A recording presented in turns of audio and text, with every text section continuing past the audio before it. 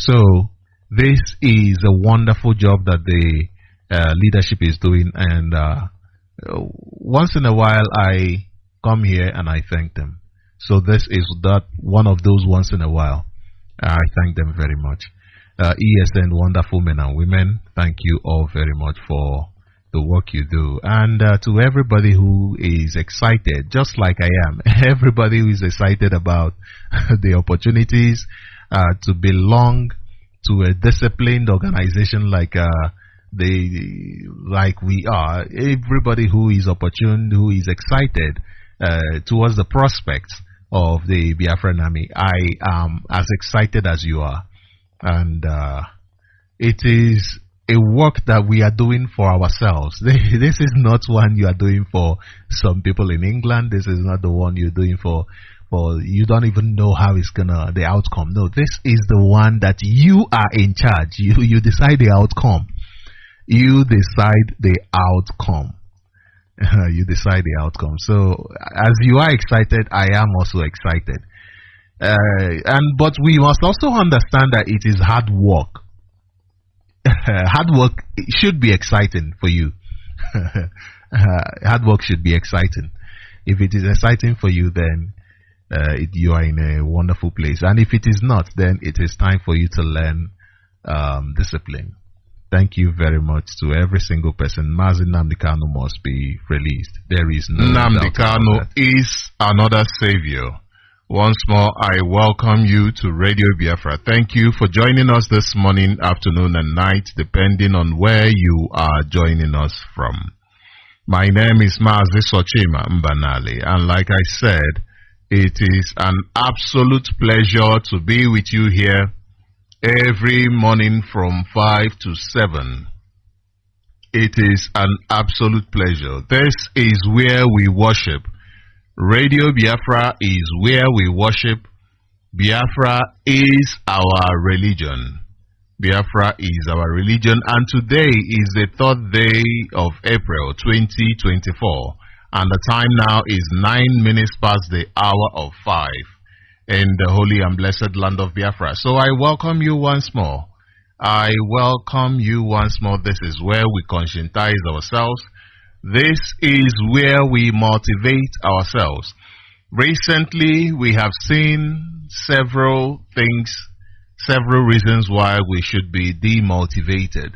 Several things happening why we should be demotivated.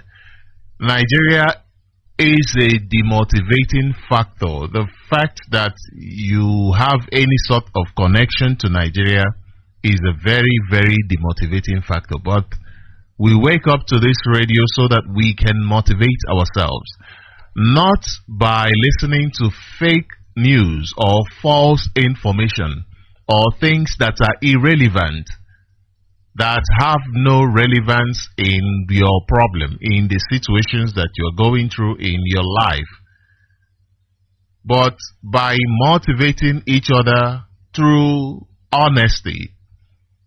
Through honesty. You cannot solve a problem when you are dishonest to the problem.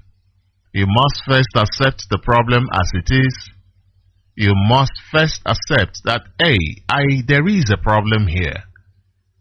But as much as there is a problem, there is also a way. As much as there is a problem, there is also a way.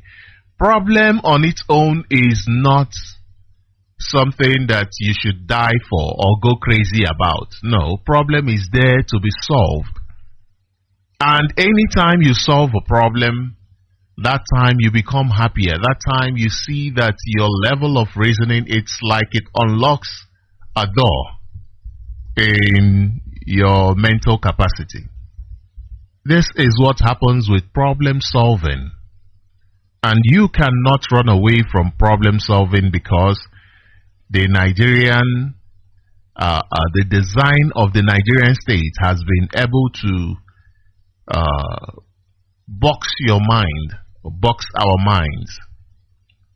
We cannot stop problem solving. We cannot run away from our problems. Rather, we face them head on. We solve our problems. We become better people. We become even happier. If you are anywhere in Biafra land, if you are listening from Biafra land, or in some parts of the zoo, all you need to do is go to your radio, your transistor radio, and go to 102.1 FM. 102.1 FM. We are also streaming live on satellite. We are also streaming live on various apps such as Radio Biafra and IPOB Community Radio. These are low data usage apps that you can download from your app store. Very easy to download. We are also on Simple Radio. If you have the app called Simple Radio, all you need to do is go and search for Radio Biafra and you'll find us on Simple Radio. We are all over the place. You can listen to us from basically almost from anywhere. Even on our website, you can listen to us via radiobiafra.co, radiobiafra.co, and ipob.org. You will be able to read the latest news about this struggle, about Biafra, and about a whole lot of things. You can also even donate. If you go to ipob.org, you'll be able to donate. Therefore, there is no reason why you cannot join us in this march to mental emancipation. There is no reason why you cannot join us. Therefore, I encourage you to share this information with everyone that you can so as to encourage them to be mentally emancipated. Do not forget to like and follow us on our various platforms on Facebook, on Twitter, on YouTube. We are everywhere. Everywhere. Facebook, yes, very restrictive. It restricts us from spreading the gospel, but that doesn't mean we must stop airing on Facebook. No, we will continue. They are the ones who get tired. They are the ones who get tired, not us. We are Biafrans, warriors, emulators. Warriors fight like Biafrans, not the other way around. Therefore, it doesn't matter what it is that you're going through. It is morning, time to rise and shine. Time to open up your eyes to the possibilities of today. Time to open up your heart as well to the possibilities of today. I also want to remind you that this program will be aired on various platforms. In case you miss this morning's broadcast, you know that it will be still aired on various platforms like BTV. We have BTV app, you know, not just on Facebook. We also have BTV, that is Biafra Television. So it will be aired on such platforms and various platforms actually, even on Twitter, Rapture Media, IPOB Rapture Media, on Twitter, even on Facebook. Biafran Times. I'm trying to remember the Facebook pages. There are lots of them that you can listen to our gospel from. And at the same time, talking about gospel, I want to ask Nigeria government to release the leader of the indigenous people of Biafra, Mazi Nnamdi Kanu. This is the man who started this gospel of mental emancipation. This is the man who committed no crime but has been in the DSS dungeon. I remember when, what's his name? The leader of this other northern leader. There is this other northern leader. I remember when Mazi Nnamdi Kanu was campaigning for his release. Despite the differences, despite him being a northerner, Mazi Nnamdi Kanu did not see that as anything different. This man could be Fulani for all I know, but he is human. He should not be subjugated. He shouldn't have to fight because he's trying to express himself. And this is the kind of, should I say, the kind of rallying together that Onyendu deserves. This is what Onyendu deserves. Onyendu does not deserve the torture that Nigeria government is torturing him. Onyendu does not deserve the abuse that the Nigerian government is subjecting him to. This is a peaceful, loving man who, despite the frustrations of the Nigeria government, despite Nigeria government doing everything they can in order to criminalize this innocent man, he has said, you know, you guys are ready to go to war for me. Make sure that Biafra is calm. Make sure that there is peace in Biafra land. This is a man, despite every, what's that word I'm trying to find? Despite all that Nigeria government has done, he has kept his cool. Because this is a man that is demanding for Nigeria to obey the democratic process that they say they embody. Mazi Nnamdi Kanu was kidnapped from Kenya on the 19th of June 2021 by the Nigeria government. He was tortured in Kenya for 8 days, after which he was extraordinarily renditioned into Nigeria. And since then, he has been held unlawfully in the DSS solitary confinement in Abuja. All of these things are happening even though the United Nations Working Group on Arbitrary Detention declared that the extraordinary rendition of Mazi Nnamdi Kanu is a violation of international human rights conventions. All of this is happening despite the ruling of their own courts that discharged and acquitted this innocent man. Yet Nigeria government has continued to ignore these rulings. Nigeria government has continued to ignore the law. They have continued to destroy the law, their own law and international law. They are continuing to say to the international community that there is a place of lawlessness in this world. They are trying to tell the international community that the United Nations is incapable of bringing a peaceful, any matter to a peaceful conclusion. This is what Nigeria government is saying to the world. This is not me saying, this is what Nigeria government is saying through their actions, through ignoring the laws that they themselves made in Nigeria, ignoring the laws that they signed up to. This is exactly what they are saying. And we are telling the world, this cannot continue. This cannot continue. This is not even the first time that the Nigeria government has tried such an act. In 2017, 14th day of September 2017, Nigeria government went to the home of Mazi Nnamdi Kanu to assassinate him. They went to his home to assassinate him. This is despite Mazi Nnamdi Kanu getting ready to appear in their own court. Few hours later, they went in to assassinate him. Thankfully, Mazi Nnamdi Kanu managed to escape. But the Nigeria government ended up killing at least 28 people in his home that day. I've been reminded several times that a lot of people was also killed on that day by the same Nigeria army.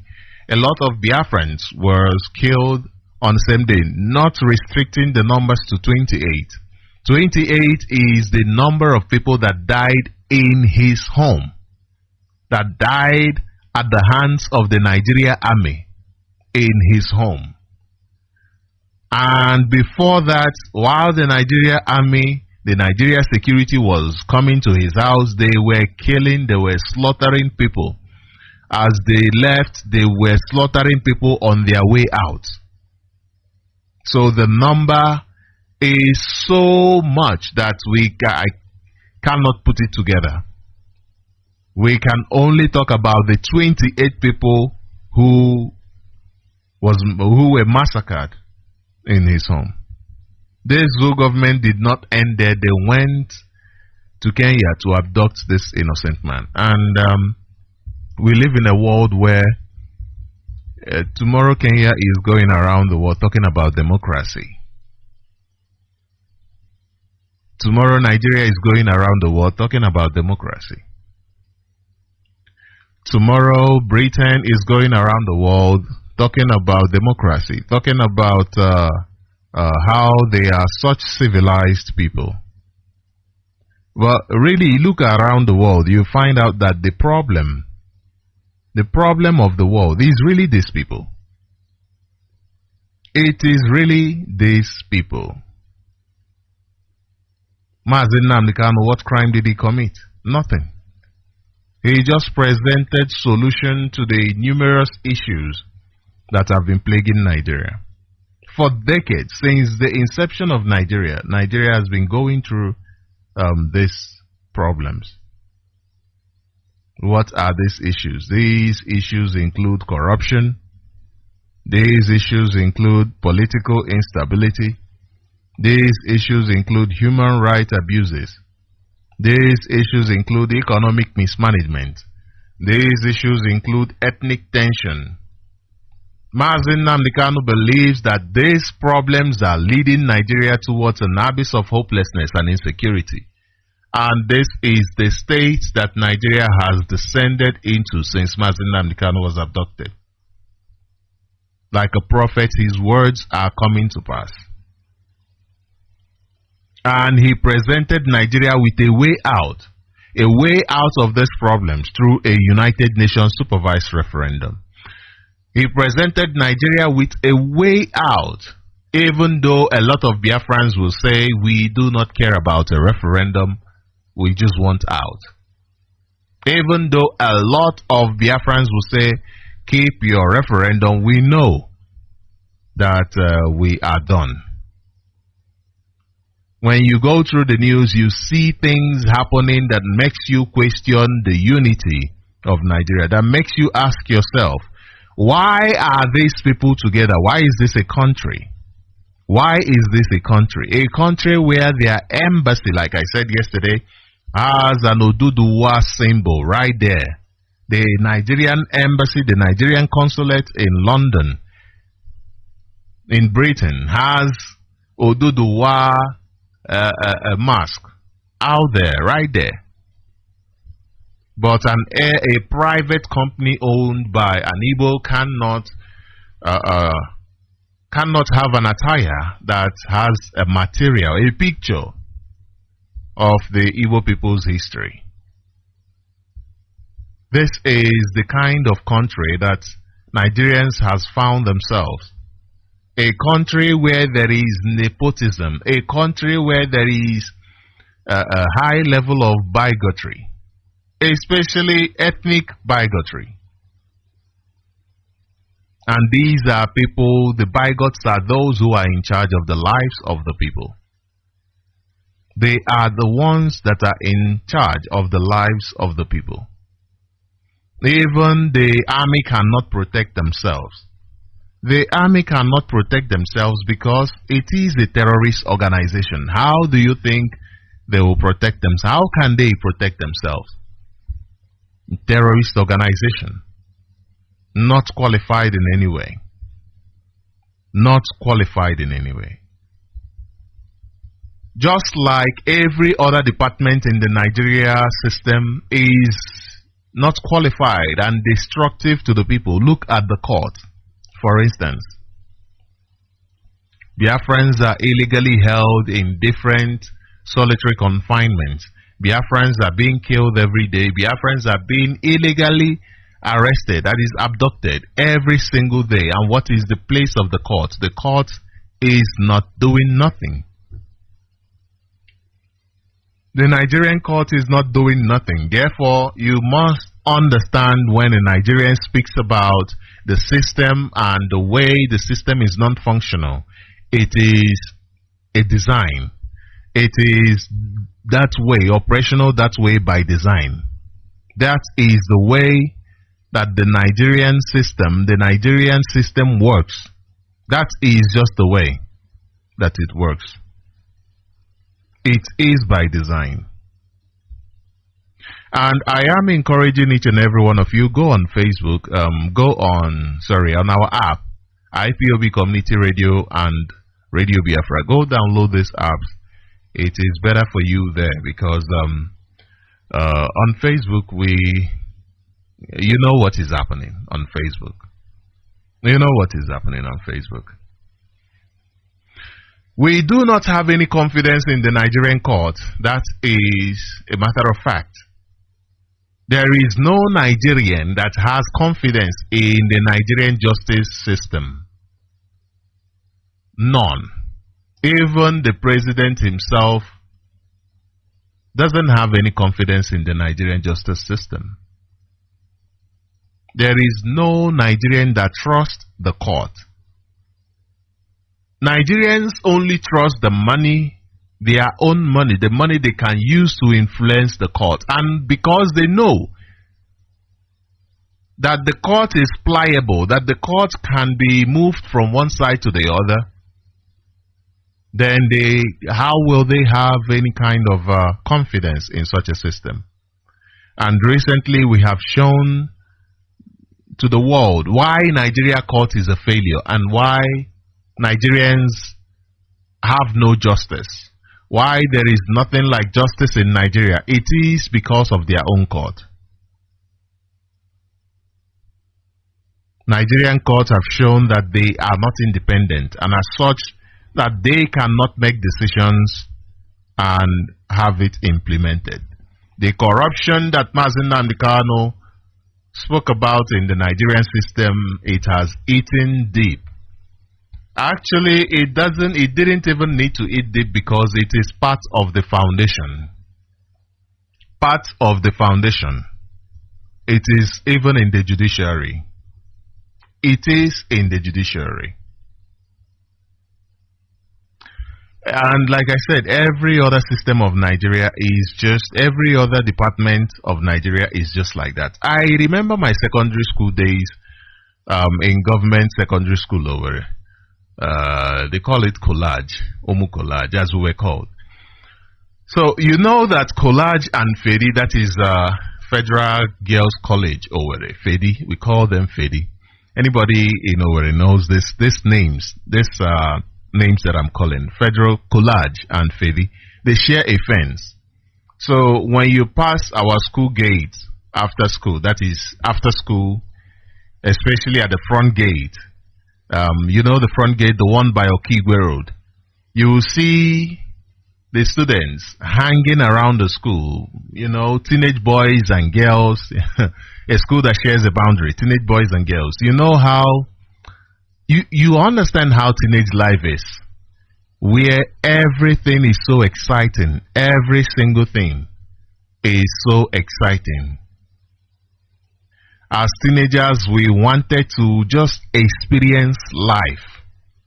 As teenagers, we want to experience life. So what do? We build relationships.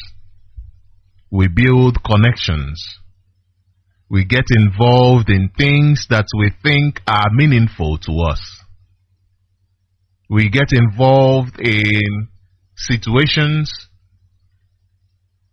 that gives us experience. We get involved in connections, both the useful connections and the connections that are not useful, both the ones that were useful then and today are not useful, but the ones that were not useful at any point in time. We build such relationships.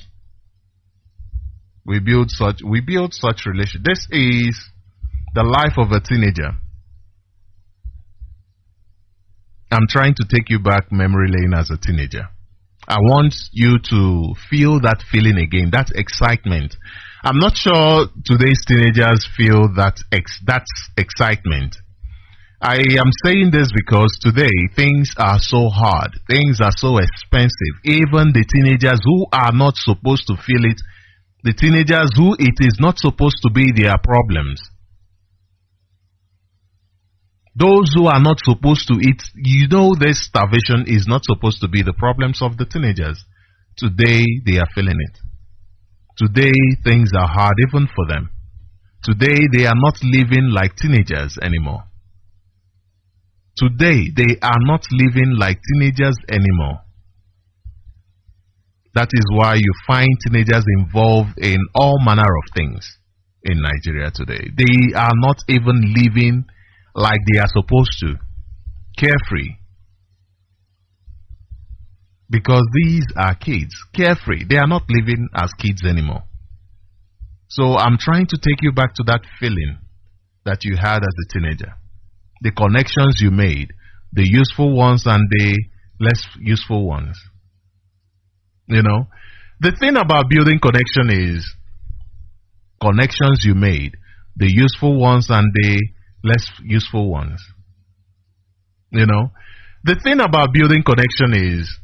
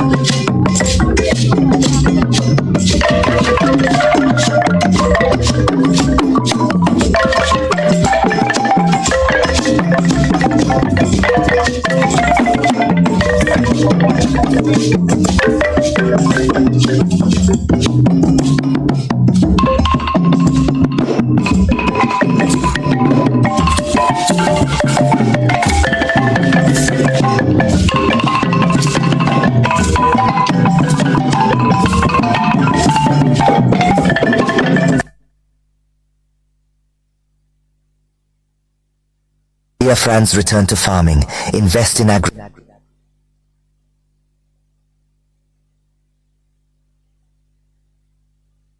Welcome to IPOB Rapture Media, IPOB Call to Action.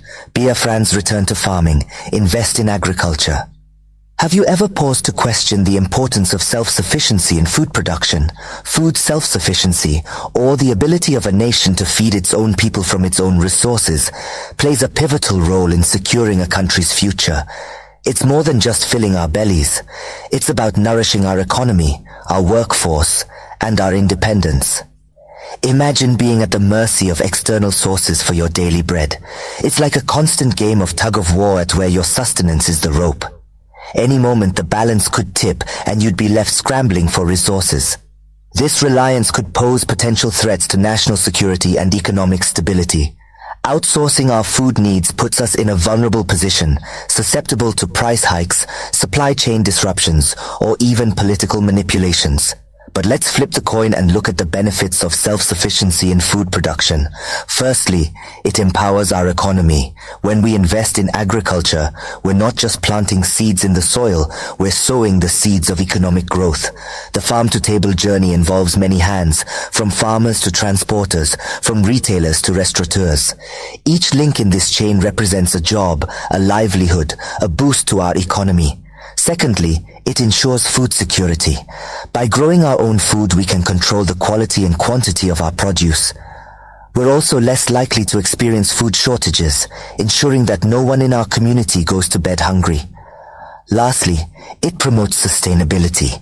Agriculture done right can be a tool for environmental conservation, preserving our land's fertility for future generations.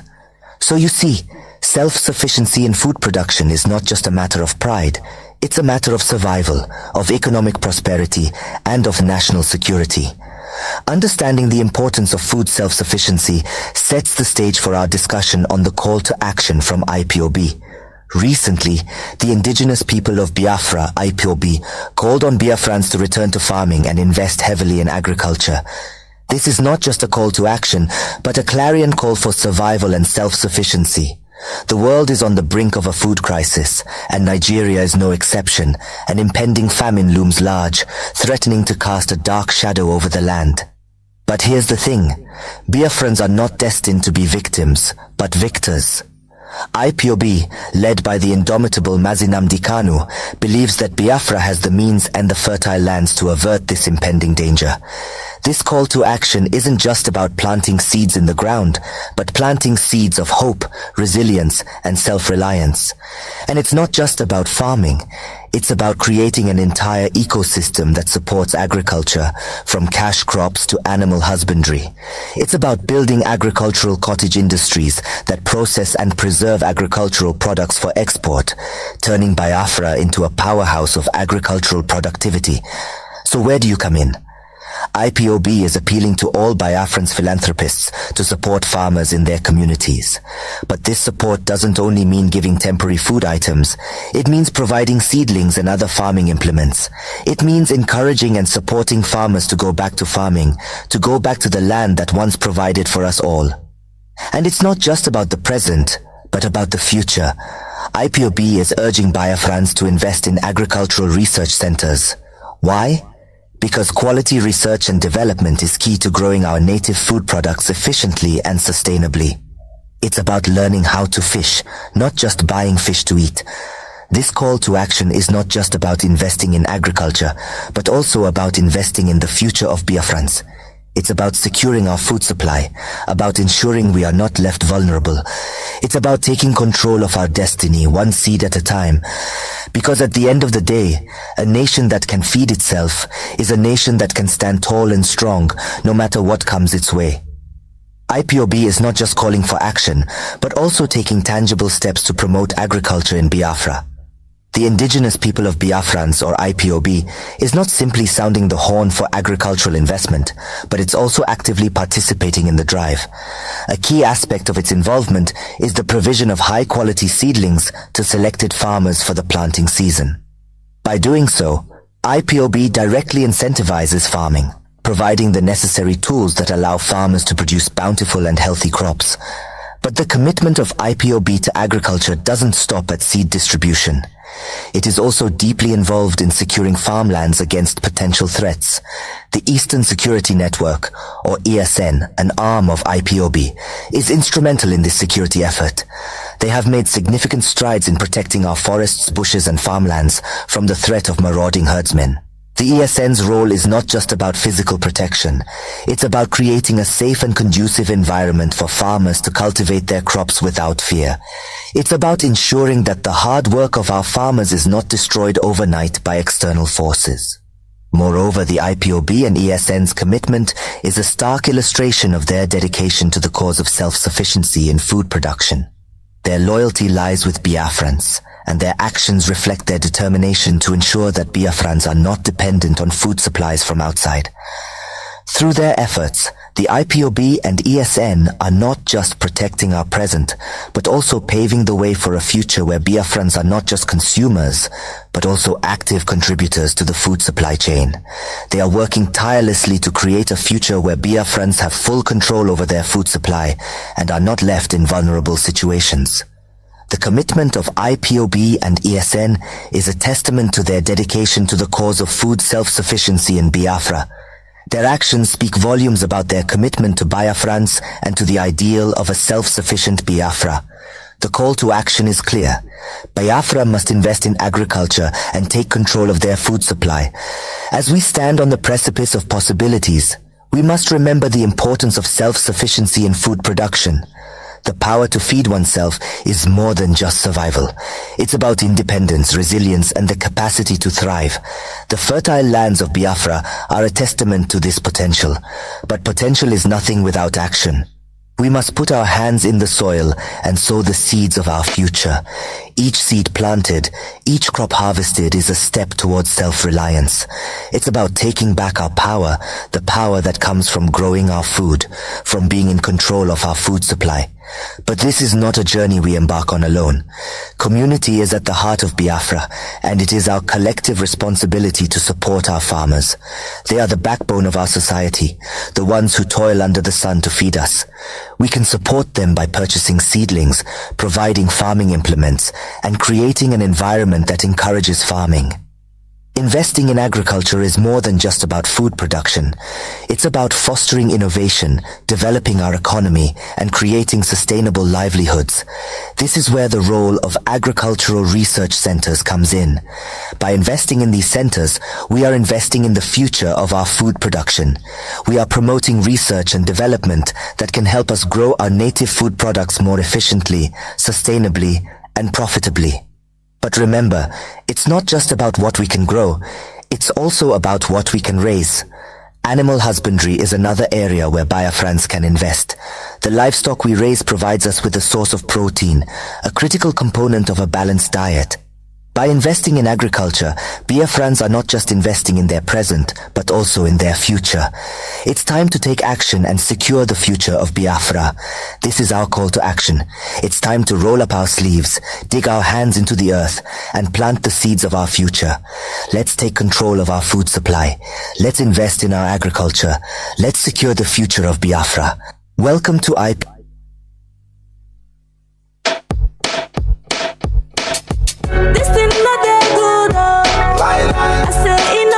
POB Rapture Media. This thing not that good, no one knows tomorrow.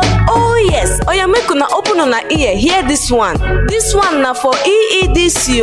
EEDC want defraud Southeast with exorbitant electricity bills with no adequate power supply. On top the matter be say they no go give prepaid meter to their customers, but them go give illegal high estimated bills. They no want know if lights day or no day. Instead of them to fix them, they go force people to pay the bills where they no use, or them go cut the lights. I wonder how communities go use contribute money, buy their own power transformer, buy electricity cables, and yet pay huge amounts of money to this Obodo Naija corrupt EEDC, but they no go gree connect or bring the lights. Even when they dismantle to repair community transformers wey spoil, they no go repair or return it to the communities. This issue don tire people o. Anambra State Governor Soludo, im don pay 100 billion naira to Emeka Ofo and EEDC. This matter dey under agreement to provide light o, 24 hours light o. But from March 2023 until now, Anambra State still dey for darkness. Emeka Ofo don frustrate other companies wey wan give us light. The koko be say EEDC na the reason why Southeast no dey develop. This thing no dey good o. I say e no good o. This thing no dey good o. No one knows tomorrow. Good morning, good afternoon, good evening, and good night, great Biafrans and lovers of freedom. This is Radio Biafra HAUSA-SERVICE coming to you through the auspices of Radio Biafra London. My name remains Mazi Chinedu from Olo province of Biafra London. We are here live and direct. Today is the 4th day of July 2024. Therefore, I welcome each and every one of you to welcome your friends and well-wishers to draw nearer to their listening devices in order to listen to the voice of revolution. This is a revolutionary radio where we preach the gospel, the real gospel of genuine freedom. Not flag independence, no. Genuine freedom. So that we'll be in charge of our destiny and become responsible. That is what this radio is calling. Therefore, you can be hearing from us on our FM in some parts of Biafra land. We know that many of those FM relay stations are down, but it will soon pick up. Please, we are fighting demons. I am telling you. Therefore, just download IPOB Community Radio. It is a very low data consuming application. Also, joining it, you can also add up by downloading Simple Radio. Inside that Simple Radio, you will search for Radio Biafra London, not vice versa. If it is not Facebook, It doesn't resemble fancy. I mean, there is nothing like it resemble aspirin. It is original. Radio Biafra London. Because many people are calling different names. But we are only Radio Biafra London. That is what you are going to search if you download Simple Radio. Also, we are live on satellite, free to air satellite. You can also go to ipob.org, www.ipob.org. You can click Radio Biafra London RBL Live and you'll be listening to my voice. You can also go to our PayPal section for making donations because it's money. Everything we are doing is all amounts to finance. Without finance, we cannot go any far. Therefore, you can donate. It doesn't matter as little as you have. IPOB is there. There is nothing too little, nothing too big. We also can accept millions of dollars if you wish, because it's not a taboo. Therefore, in as much as we can accept so little, we can also accept so big. It is all our collective effort. Therefore, once again, I welcome each and every one of you to welcome your friends and well-wishers onto this hallowed platform where we preach the gospel, as started by Mazi Nnamdi Kanu, who is in the enemy detention camp of Nigerian SSS secret police dungeon. But make no mistake about it, we must continue what we are doing because they miscalculated. They thought that rendition in Mazi Nnamdi Kanu is or will be the end of IPOB. But little did they know that Mazi Nnamdi Kanu has trained monsters and IPOB has a structure, very strict structure, central command. Therefore, in the meantime, in the interim, IPOB is being led by the DOS, and the head of the DOS is Mazi Chika Edoziem. That is how it is. We must continue making sure that Mazi Nnamdi Kanu must be released, not in the terms of our enemies, not in their terms, no, but in our own terms. Because as I put it on my Facebook timeline, any negotiation other than the Biafra restoration, focusing towards Biafra restoration or referendum, is dead on arrival. IPOB Biafra restoration can never be sold because of the interest of one person. It is impossible. People have died. That's why I used to call for us to reduce our sentiments, please, and focus on the goal. Let us continue focusing on the overall goal. It is not easy. What we are doing, it's not easy. We are not doing this thing because it is easy, no, but because it is difficult. We are doing it because it is the right thing to do. If we fail to do what we are doing, our future generations will be in a bigger mess than we think, than we are actually. That is why we must sacrifice and make sure that Biafra is restored. Nothing is going to change it. IPOB is indestructible. We must continue in making sure that the goal is reached. That is Biafra restoration. Therefore, once again, I welcome each and every one of you to welcome your friends onto this hallowed platform where we preach the gospel of liberation, the gospel of freedom, that you may know the truth and the truth shall set you free. As you are hearing the truth, it is not enough. You have to also research more in order to search and in order to know the truth. If you don't search, you will not know. That is it. Therefore, Once you know the truth, knowing, knowledge.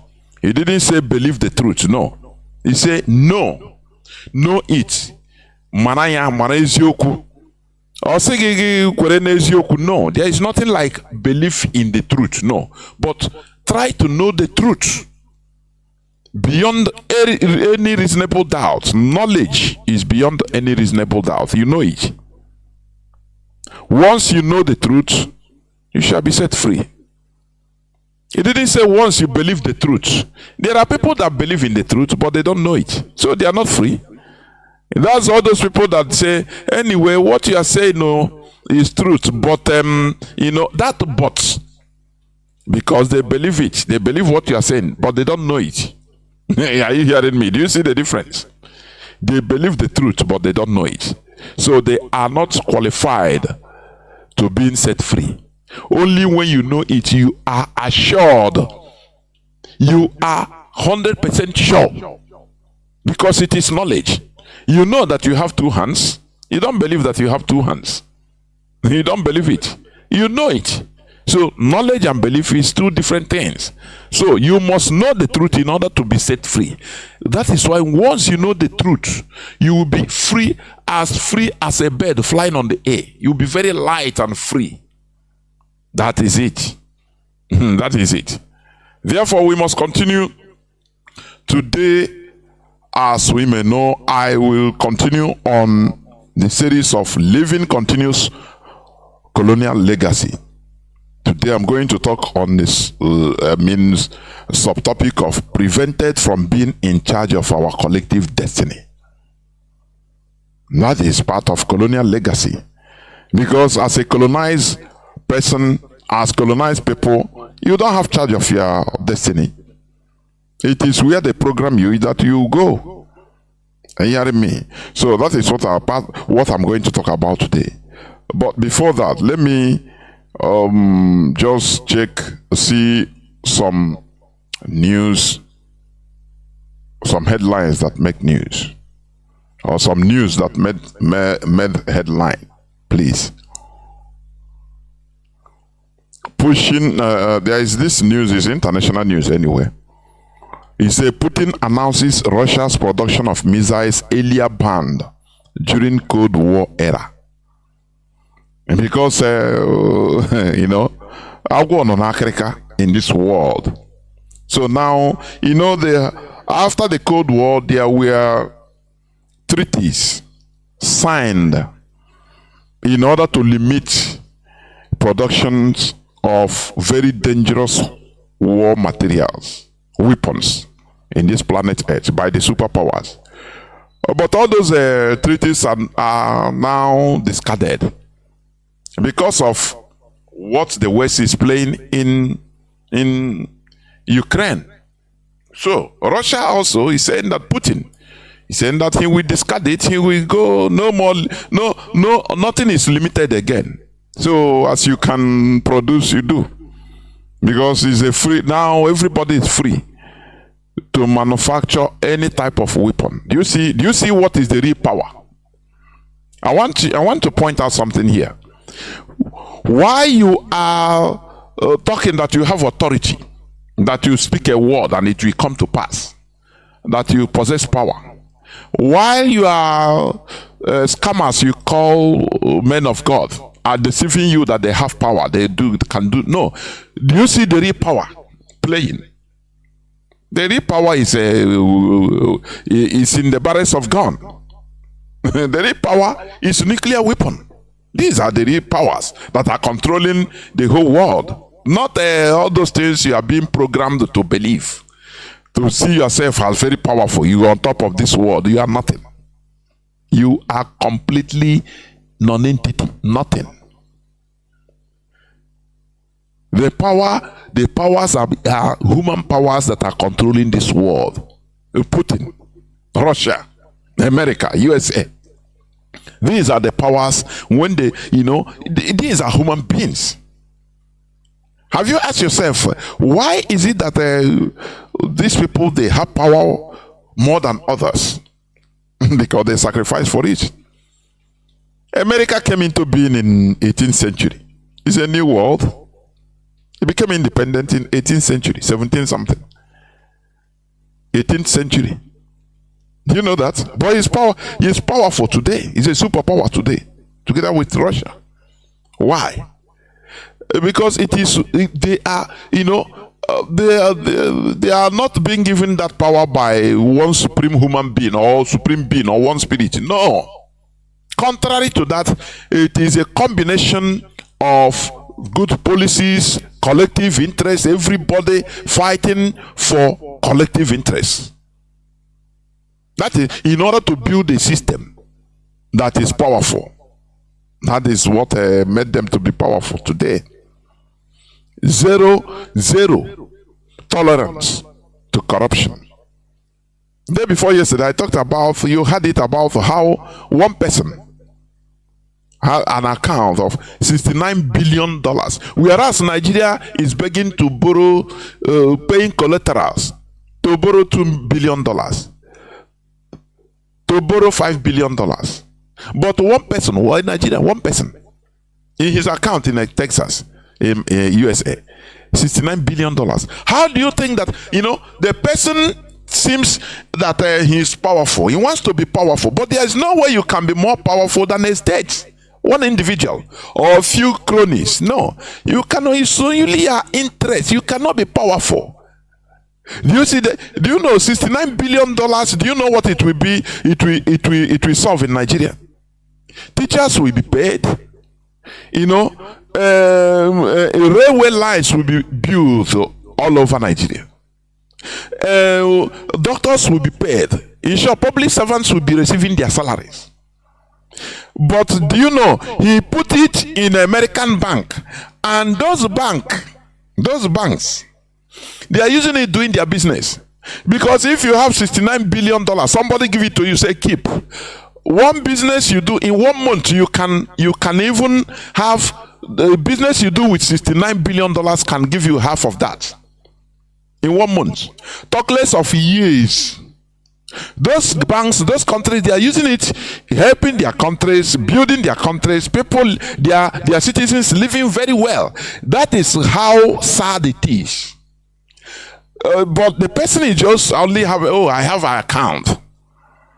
Maybe they will be giving him maybe 0.0001% of interest. Whereas the money they are making building their country is overwhelming. In 1 year, that money can generate more than 100% of that amount. Whereas in the country where the person comes from, there is no electricity, and he is happy. Do you see the reason why these people are powerful and we are not? Do you see them? That's why I'm going to talk about, being prevented from being in charge of our destiny. Everything in this world, every actions and reactions are man-made. These are when you are being programmed to believe that once you are praying you are powerful, you will no, it's just a program. You are nothing. You are just ordinary beggar praying. You are begging for your life. You are begging for food. You are begging an unseen spirit for everything. You are ordinary beggar. He put his people to work. When you read the details, he said they are now on research and development. They are manufacturing, the verge of manufacturing all those banned weapons with the hard treaties, because they cannot live themselves. So they are trying to outdo themselves. These are the real power. Ike. Nothing no buterike. What do you know? $100,000 you are nothing. These are the real powers that be. Are you hearing it? So, why are they powerful and we are not? I'm going to talk about it more in the body of my submission. Therefore, you listen. So, we are heading to a world. This world is controlled by human beings, not the spirit. This is something I want our people to understand, because we have been programmed to believe. That is what our leader have been trying right from the onset of his broadcast. He have been trying to wipe away superstition from our heads, but still it continues. The superstition continued. And you ask yourself, why?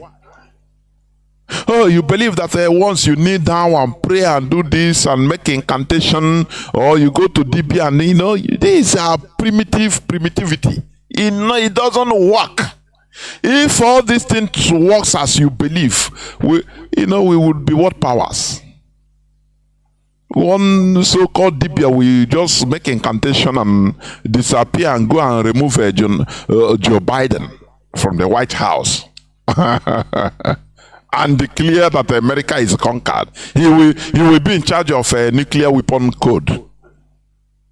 What is more powerful than that? Anything. Once you are in charge of code of American nuclear weapon, anything you talk, everybody will bow. You speak a word, everybody will bow, because you have the code. The destruction of mankind is in your hand. But when you are programmed to believe, in your corner,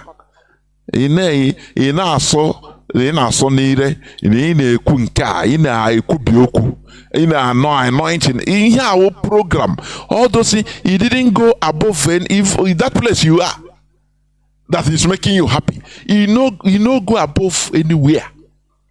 You are just making yourself happy by believing that you are powerful. You are nothing. You are nothing.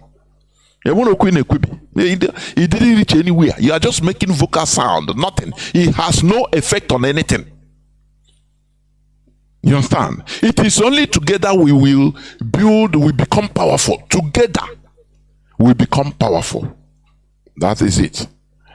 Let me go on another news headline. Let me see.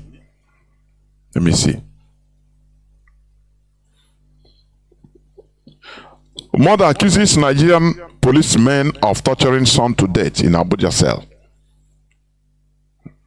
That's it. It's a Nigerian police. That's how they work. Life does not mean anything to them. The way they are being trained. Sometimes I look at this. The wickedness of Nigerians is so alarming. I am telling you. I say the wickedness is so alarming. Policemen, they are human beings. They will torture somebody to death. And he goes, no, we are nothing. Nothing will happen. Life they cannot create. A person that was born like them, suck breast like them, has mother and father like them, and continue being spent on. Do you know what it takes to bring up a baby? From 0 to 1 year to 2 years to 3 years to 5 years to 10 years, going to school, spending everything, the family suffering to bring up a child. After maybe 20 years, 22 years of age, some useless set of Homo sapiens will arrest the person and torture the person to death. And, they are happy over it. The pains the person is going through, it makes them happy until the person dies. And they will give one lie that, oh no, he died of a heart attack, and that's it. I want you to think deep. What type of mentality can do this? And the worst part of it is that the society don't rise up. You saw when Mayweather, what is the name, was being killed by a policeman in New Orleans, in America. People came out. They said, no, this is bad. Whether white or black, they don't care about the color. They say something that is bad is bad. I want you to understand how things happen. The person they killed is a black by white police. But it didn't prevent other white people to condemn it and come out and protest. They said, no, something that is bad is bad.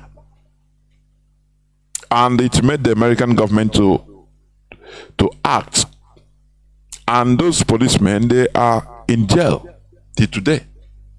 Do you see the reason why you want to go to America? Because there is justice. In Nigeria, people will check it. Whose son is it? It's an Igbo man. They give it ethnic. Then once a person is Igbo, he is guilty. I beg, kill him.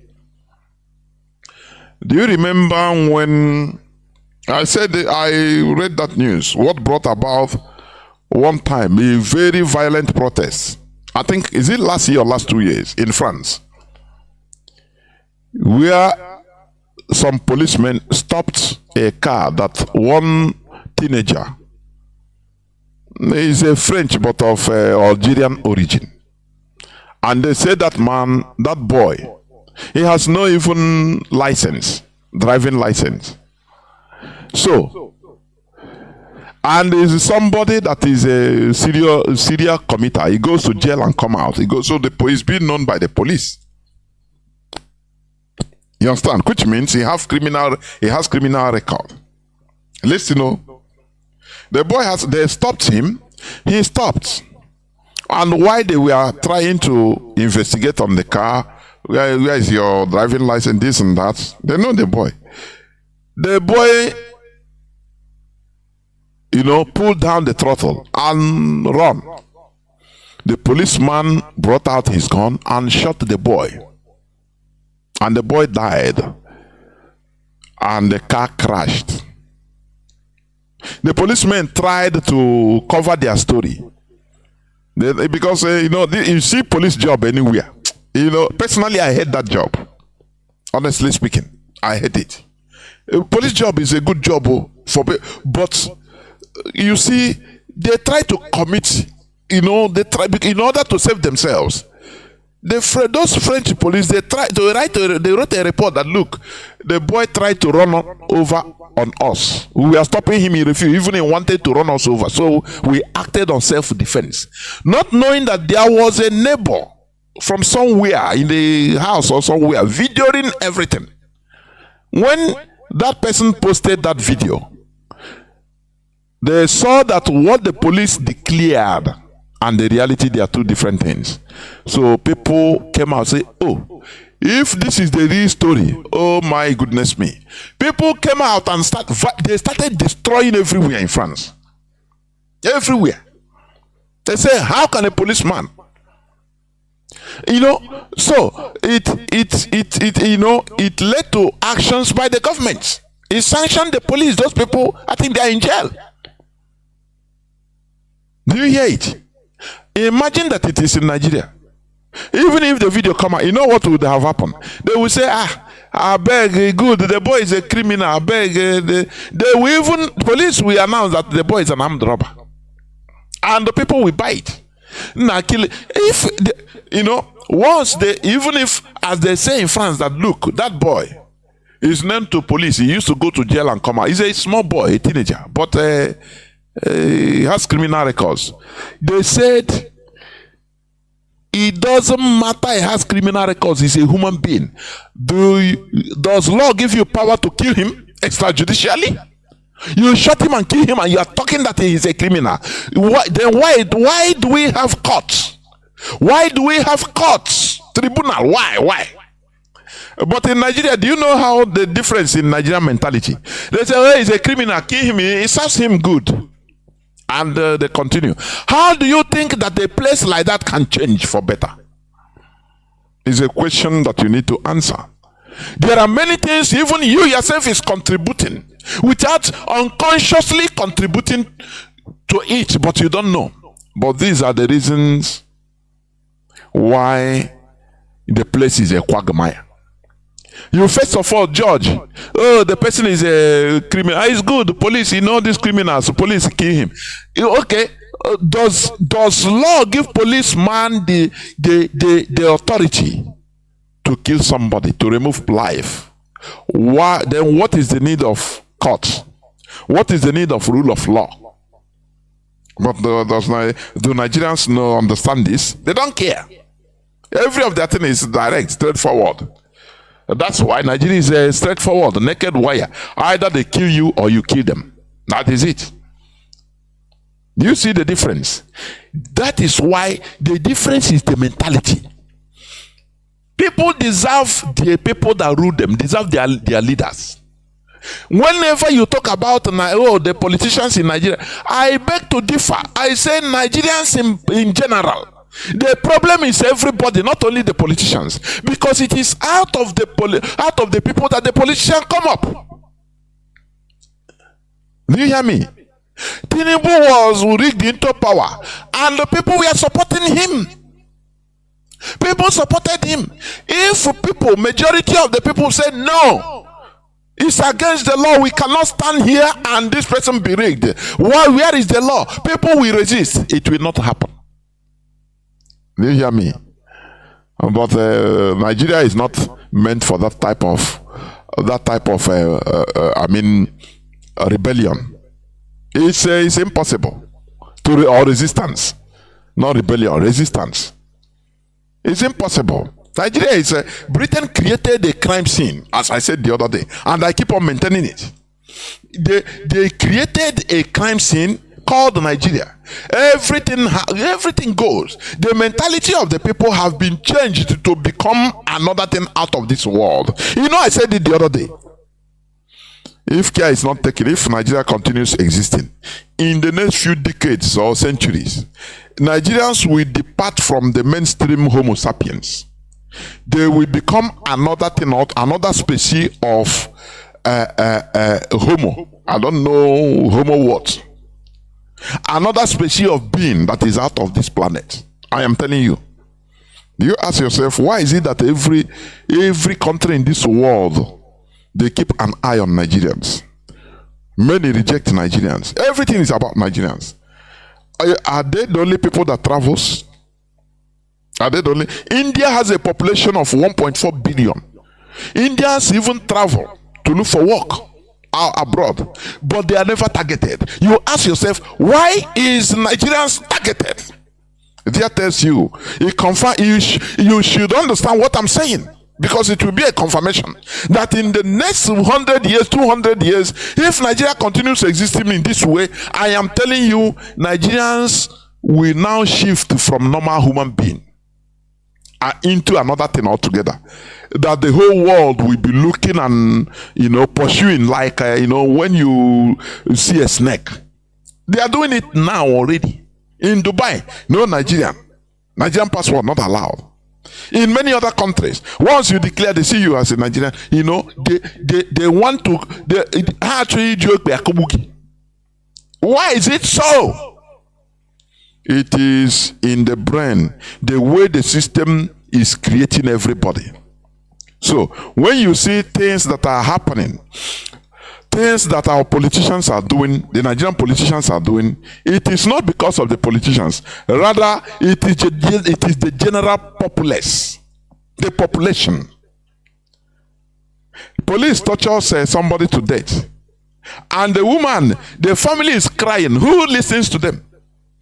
I played to you the clip of Amechi the other day. He said Nigerians are not concerned. They don't care. They don't care. Unless the thing touches them and the person starts crying. Others don't care too. So it's a place that is horrible. It's a crime scene. Who cares for this person? When Nigerians rise up, just go on the street and start telling people that, look, do you know that one woman, police torture him to death, torture the son to death, and it's not right. So let us do so. He will tell you, waiting. What do you want me to do? Me, I go look for food, I go eat. Waiting concern me, I beg, let them carry their wahala, the waka. He will not see it. There is no empathy. All that matters to him is him, and him alone. And his family. But tomorrow, the same thing that happens to another person will happen to him. And that time he will start shouting and crying, seeking for help from somebody. Do you see how they have programmed Nigerians to petition, to perish? That is why the politicians, they don't pity Nigerians, because they are in solidarity. They know the secrets of Nigerians because they are Nigerians themselves. So luckily they rose up to that extent, and they now say, okay, if you talk too much, if you want to make an impact, they will use a tribalism to inject, corrupt the mindset of people. Say, do you know who is talking? He is Igbo man. Can Igbo man talk through? They don't care about the message. They will start looking to the messenger. They will downgrade the messenger. If that one is not okay, they use religion. Oh, do you know who is talking? Yeah, a Christian man, a Christian. You see? He's not a Muslim. Oh, he's a Muslim speaking. Leave him. That's what they do. They don't put ear about the message. Now they will use the personality of the messenger in order to downgrade everything. And these are the people that will tell you that they believe in Jesus. They believe in Muhammad, in Islam. These are the people, they will tell you this. They believe in faraway so-called prophets from other races. But in their own place, they don't care about anything about themselves. Do you see the hypocrisy? This is what mentalities we want to change in Biafrans, so that we restore a viable country. I used to say it. When anything that happens to one person, it affects everybody. That is the spirit of nationalism. If something happens to one person, it happens to everybody. Everybody will feel that, acts that, it affects us. And the people will rise up. You shouldn't wait until the same thing come and happen to you before you start shouting. By that time, you might not even live to make it. Are you hearing me? You will not live to tell the story. That's why we push our people to act. Something that happens to another person, any of our comrades, it happens to us. That is why IPOB is one family. So that anything that happens to IPOBs in one country, in one unit of a country, it happens to IPOB worldwide. We will not keep quiet. That is what we are training ourselves. So that once Biafra comes, we'll be able to checkmate our governments, our various governments. Once one citizen is being maltreated, everybody will rise up from nooks and crannies of Biafra land. That is how states are being built. Viable states are being built. That is how powerful states are being built. Solidarity, togetherness, citizens. Nobody is a bloody civilian. In Biafra land, if you're a soldier, you call somebody bloody civilian, you will be prosecuted. Because these are citizens that are paying paying your salary. In Nigeria, they go bloody civilians. You don't know it's an insult to citizenship. These are citizens that, pay taxes used in paying you salary or paying your salary.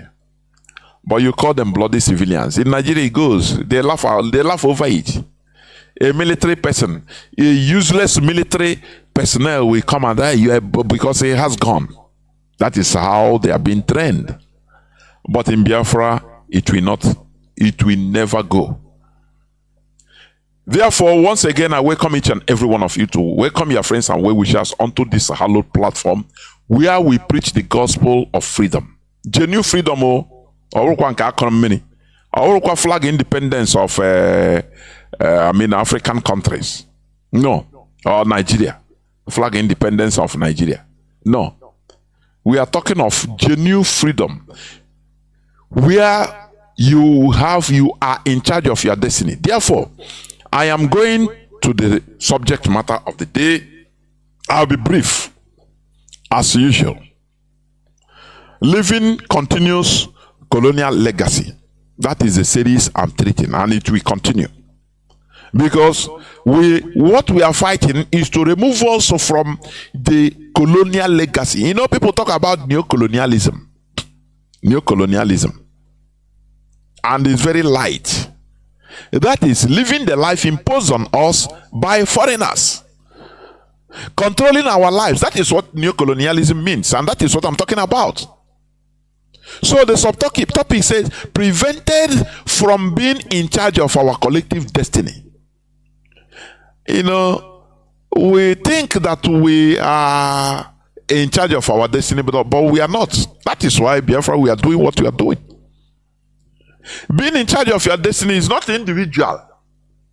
Because as I used to say, many IPOB members you are seeing, you know, whether abroad or at home, many are living well. If it is individual living, people, many of us are living well, decent lives. At least you can put food in your table without thinking. You can provide.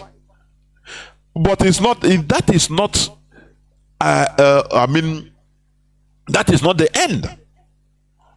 Are you hearing me? That is not the end. It doesn't make you to be in charge of your destiny. No. It is about our collectivity. First of all, destiny is the events that will necessarily happen to a particular person or thing in the future. That is destiny, what we call destiny. Something, event that will necessarily happen to a particular person or thing in the future. Are you hearing me? And this thing that will happen to a person, this destiny is being controlled by man. For your information. You know, as you are young, a young person, vibrant, a time will come when you'll be old. Maybe if you are 30 today, in the next 50 years, you'll be, if you are alive, if you are still alive, you'll be 80. You will no more be as active as you are today. So you start preparing, how am I going to spend my old age? That is, you are preparing for that time. That is destiny. It is bound to happen because you are going to get old. So you start preparing. If you didn't prepare well, you end up very bad. Do you see? I saw somebody, I was scrolling on social media. I saw somebody who was talking about, there is one musician, HAUSA, these people that sing HAUSA, the man is whether he's a beggar now or he's mad, I don't know, the way he's dressed. So the person was introducing him, and the way the man talked when he was talking, he is a person that wrote that song, he this and that. When he talked many stories, there even from the world, the way he talk, I know, this person, you are the cause of your problem. First, you are greedy. When he made money, he didn't even go to near his family. So they hate him. That's number one. These are people that when they make money, they thought that when they have little change, they thought that the whole world is, roaming around themselves, around them. That there is no other person except them. This is a problem some Igbo men are having, Igbo people in general, till today. He went and carried Kanu, one girl in Lagos that also wrecked him. But today, after he said, no, I didn't know, maybe the woman charmed me, I laugh. No, I was not acting on my brain. Maybe the woman is life from the pit of hell. And let me tell you, there is something I see in Nigerians. They don't take responsibility of anything. They don't take responsibility of their actions when it is too bad. They start calling it Ajomo. I'm not saying Ekwensu because Ekwensu is not even Ajomo. That it is Satan. Are you hearing me? So, that sense of responsibility, they don't have it. So it is Satan that did it. So you go and blame Satan. And now they are not guilty. You understand? So he said he's being charmed. He's a lie from the pit of hell. It's a barbarism. There are people, once they have small change, you can never near them to advise them. Never. They don't need your advice. They'll tell you that advice, that brain you have to give me advice, use it to go and make your own money. You know, you see the characters of some of our people are smelling, stinking, smelling. You don't even need to near them. When they start having problem now, they start blaming it. Oh, that time they charm me. No person charm you. All these things are lies from the pit of hell. It doesn't work. You are just trying to remove yourself from responsibility of your actions. Nothing more. So when the boy was talking about the cock and if for example I'm in the need of helping him, he talked this cock and bull story. I was charmed. I will tell you, go to hell. Go and meet that person that to charm you, so that you went back, you will go back to who you were. Instead of saying, look, I was stupid because of juvenile brain, I didn't know, I made mistakes. It's understandable, but to start carrying the whole thing, blaming on one thing, which means you are okay, you don't have no problem, but we should start looking for a spirit to blame it on. Do you see the stupidity of our people's mentality? Do you see that? When you do something wrong, accept. I did it. I was wrong. It is ignorance. I beg for forgiveness. And please, I did it, but I didn't know. I didn't have this brain. I was a kind of naive. That's why I did it. But many of our people know. No, it is Satan. No, it is Satan. And you see people there say, "Nah, man, he's Satan. Don't arrest him now. He's Satan." Is this how to run a country? Okay, you go and bring Satan for us to arrest. Go and bring Satan, hold him responsible. Do you see how the society is decaying?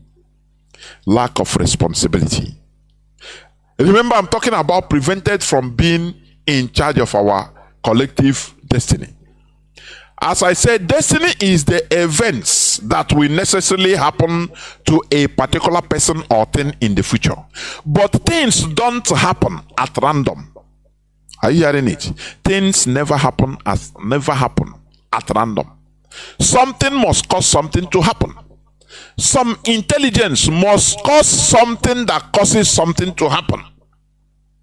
So what you are seeing today, what you are blaming on, no, is destiny now, is it? No. It is human beings that are causing it. Anywhere that things that are above human capacity, like in Japan, there are earthquakes, tsunamis all the time. Do you know why? But people are still living there. Do you know what they did? They developed technology to withstand this. They build houses on springs. They build high-level houses on springs. Are you hearing me? So that there might be earthquake. They know that earthquake happens, but it will not affect the building. You see the building shaking, going around, shaking. It will not touch it. Do you see how they didn't say no? Nature is bigger, so let us abdicate to nature. Let us surrender to nature. As normal black person could say. Now we cannot. There is nothing that human being cannot control or repair. It's impossible. There is nothing. Are you hearing me? You know, let me tell you, knowledge is infinite. The technologies we are seeing now is a tip of iceberg for the future. I don't know whether you understand what I'm saying. Do you know, for example, 2,000 years ago, if you tell somebody at that time that there will be a chunk of metals and plastics and all whatnot, as heavy as thousands of tons, flying on air. If you tell somebody that human being will construct this, they will bring you out and stone you to death and say that you have spoken anathema. That it can never happen. Are you hearing what I'm saying? After all, Galileo, he saw that the earth was spherical in nature.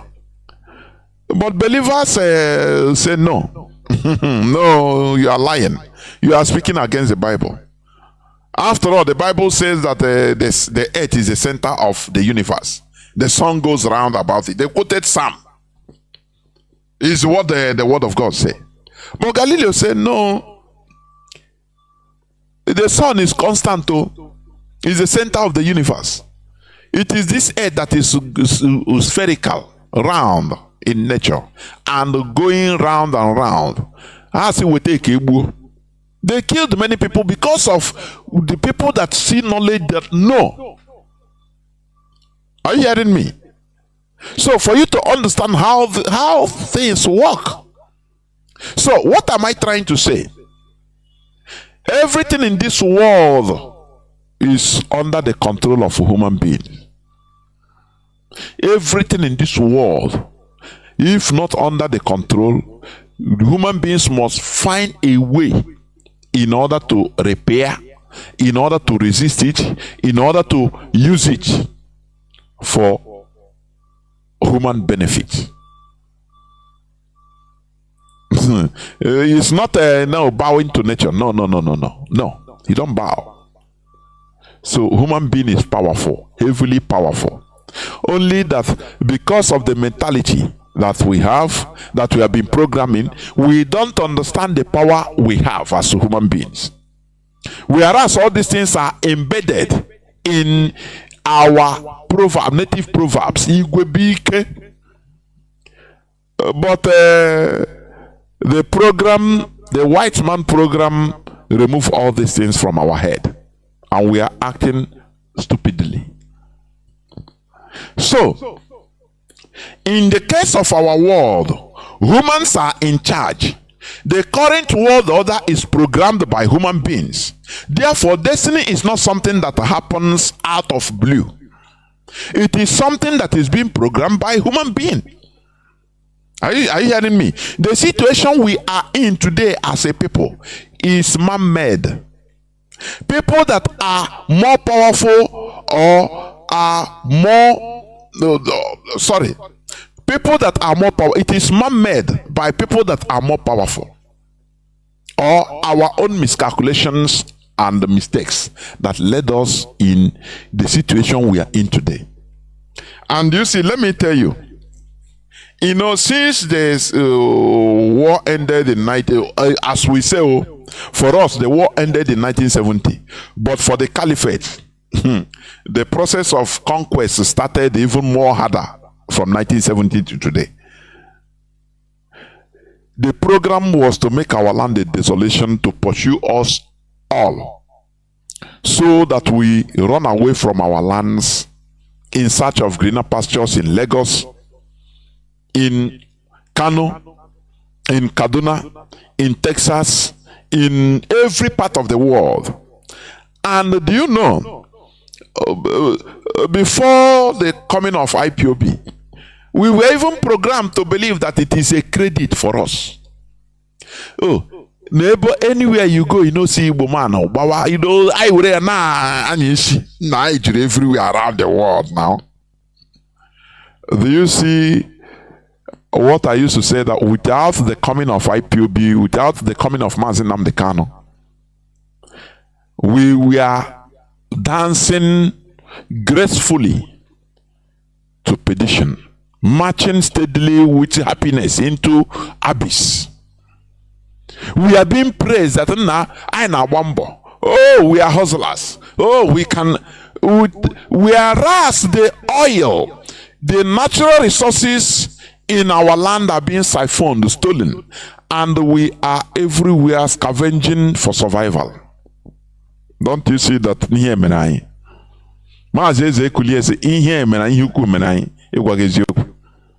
We were stupid. Not only that, but they remove our brain. They promoted stupidity in our brains, in our mentalities. IPOB now came and started reversing that evil they did, scattering us everywhere. IPOB now turned it into assets, into benefit, advantage to us. And that is why we are powerful today.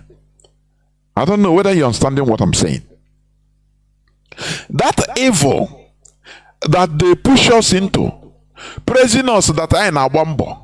Nnamdi Igbo, hey, if you build in Lagos, they scatter it. One government will come and use one policy and scatter, render many millions of Igbo people back to poverty they came from. And they will praise us, say, why are you crying? Can government do anything for you? I beg, you are Igbos now, you know how to hustle.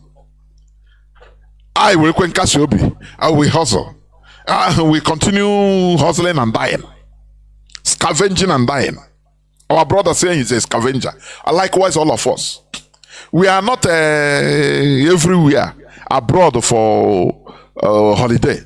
No. We are there for seeking for survival.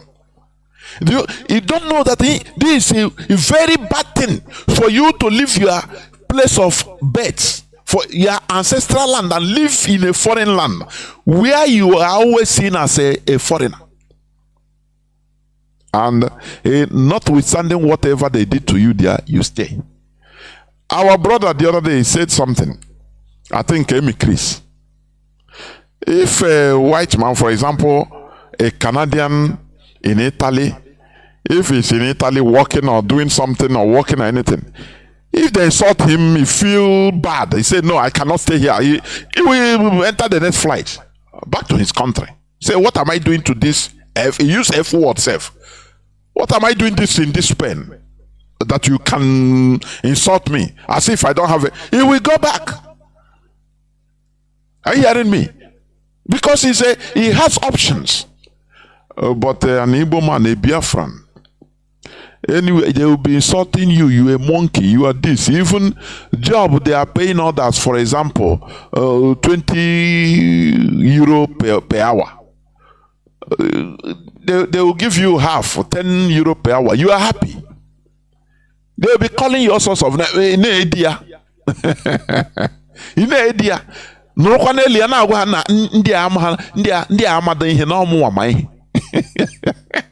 Do you see how stupid we are? That we have no other option. Why even as you are there self, you are scavenging, you are begging anyhow you can even get their paper. At least to escape the hell you came from. Anything, at least, because at least there is electricity, number one.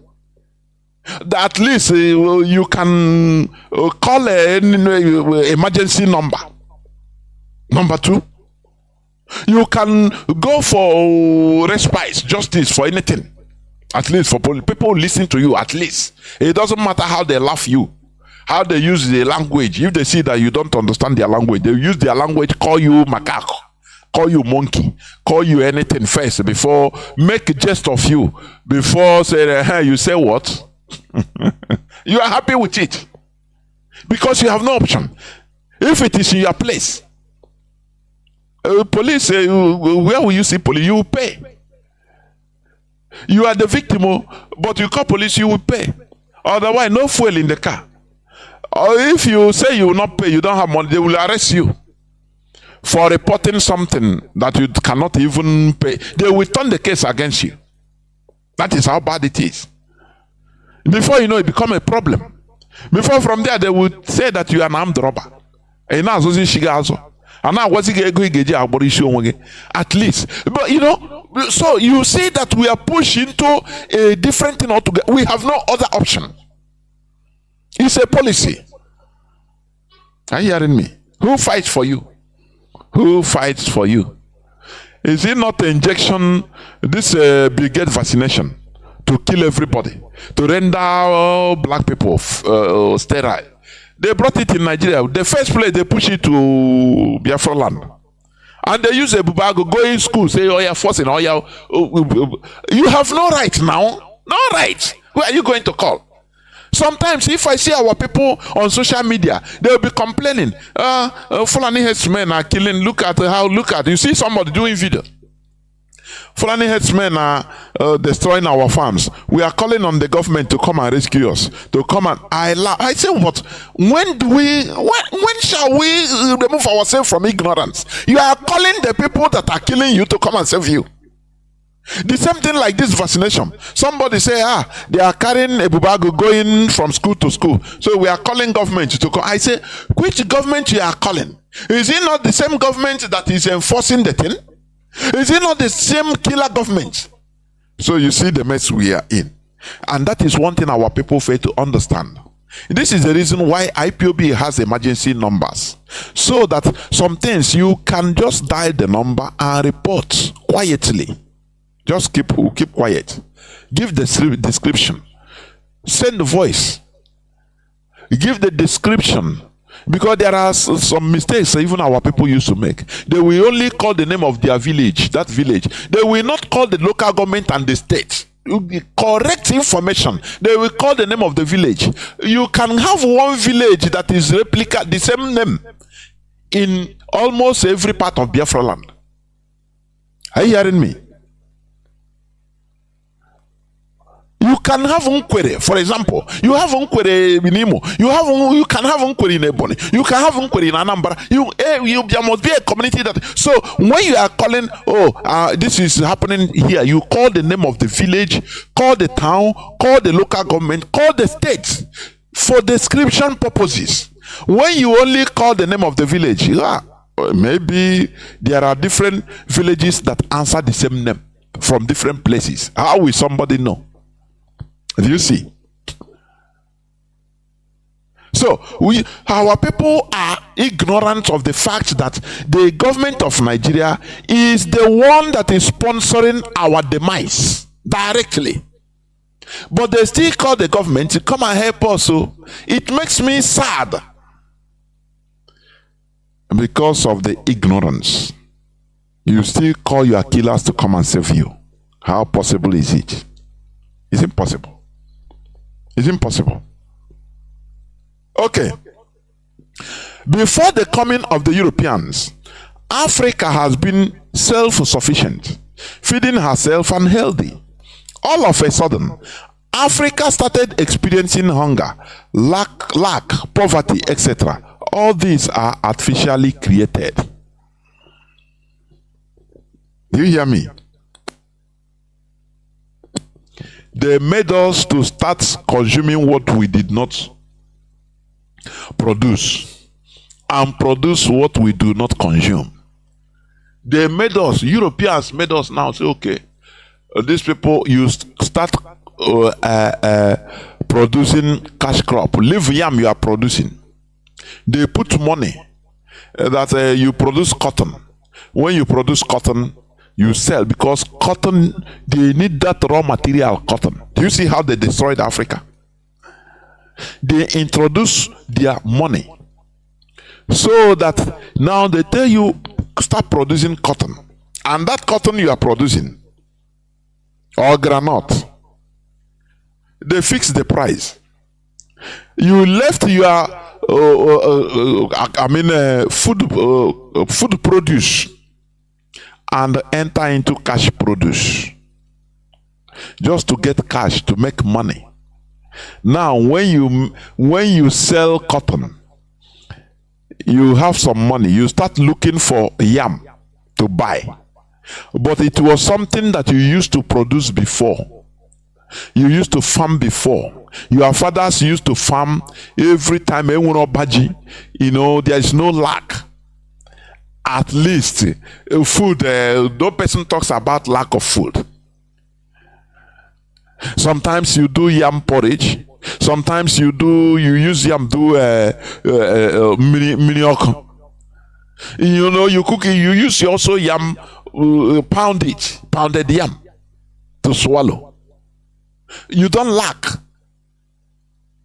But when they came, they said, no, stop producing yam, we cannot give you food, because it is not to their advantage. Do you see their trick? They tell you, start producing, you make more money on cotton, export it, I will give you money. And you discard the things you are producing to eat. Once you eat finish, you can sell others. Food will full everywhere. No person lacks. No person is hungry. But now, a whole people will now live producing what they eat, food crops. They start producing cash crops. That cash crop is selling to get paper cash. And you sell that paper cash and you get that money. You start looking for the yam to buy. And that yam then, it becomes lethal because many people are no more cultivating it. Do you see? It's simple logic. Very simple logic. And the hunger start entering. Hunger start entering. They put lack in Africa. Instead of Africans to say, no, let us be producing what we are producing, little by little. Extra, we can also join other things. No, the Europeans made that policy in order to bring hunger to Africa. They structure everything for their advantage. This is man-made, artificial, so that you not be in charge of your destiny. After now, they push you into calling one spirit that to come and help you. No spirit helps. We are in charge of this world, and we should be in charge of our destiny. I've been saying this. Before, we used to say, cry, United Nations, come on. Why I'm touching all these things, for people to understand that we are making progress, even mentally. At daily time, you hear people calling on Radio Biafra, hey, we unite. To the extent even, many times, people call, of which I had it. Oh, United Nations, Britain. You say we should be Christians. We are Christians, so. You say we should be wearing. You made us will be wearing ties in 40 degrees Celsius heat. We carry Bible like you. Now, why do you hate us? But today, do you hear this type of things again? Oh, United Nations, come and help us. America, you see, come on. You are calling the people that fashioned the world order that put you in a suffering position. You are calling them to come and help you. This world is a fight. You have to fight in order to rescue yourself and be in charge of our collective destiny. I'm not talking about individual. Because destiny is something man-made. We should be as human beings. We are created with brain. Are you hearing me? We are created with brains. And our brains are made to reason out, to churn out, to reason out something productive for us to act in order to change our destiny or to change our environment. That is the way human beings are created. Do you hear me? But now, other more knowledgeable human beings came and forced us in order to be in a situation that is not meant for us to be. But we are all human beings.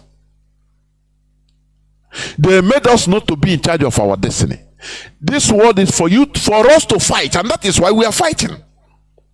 That is why IPOB is fighting for us to be in charge of our destiny.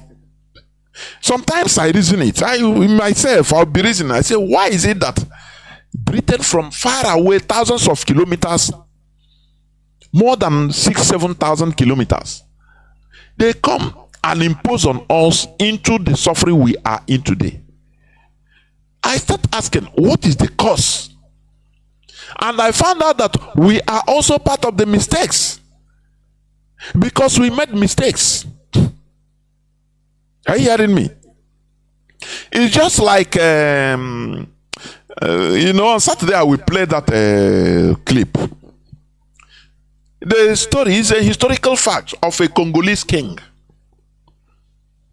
A Congolese king that I think in the 17th century, when the Europeans came, he admired what they brought and how they behave, and he now changed.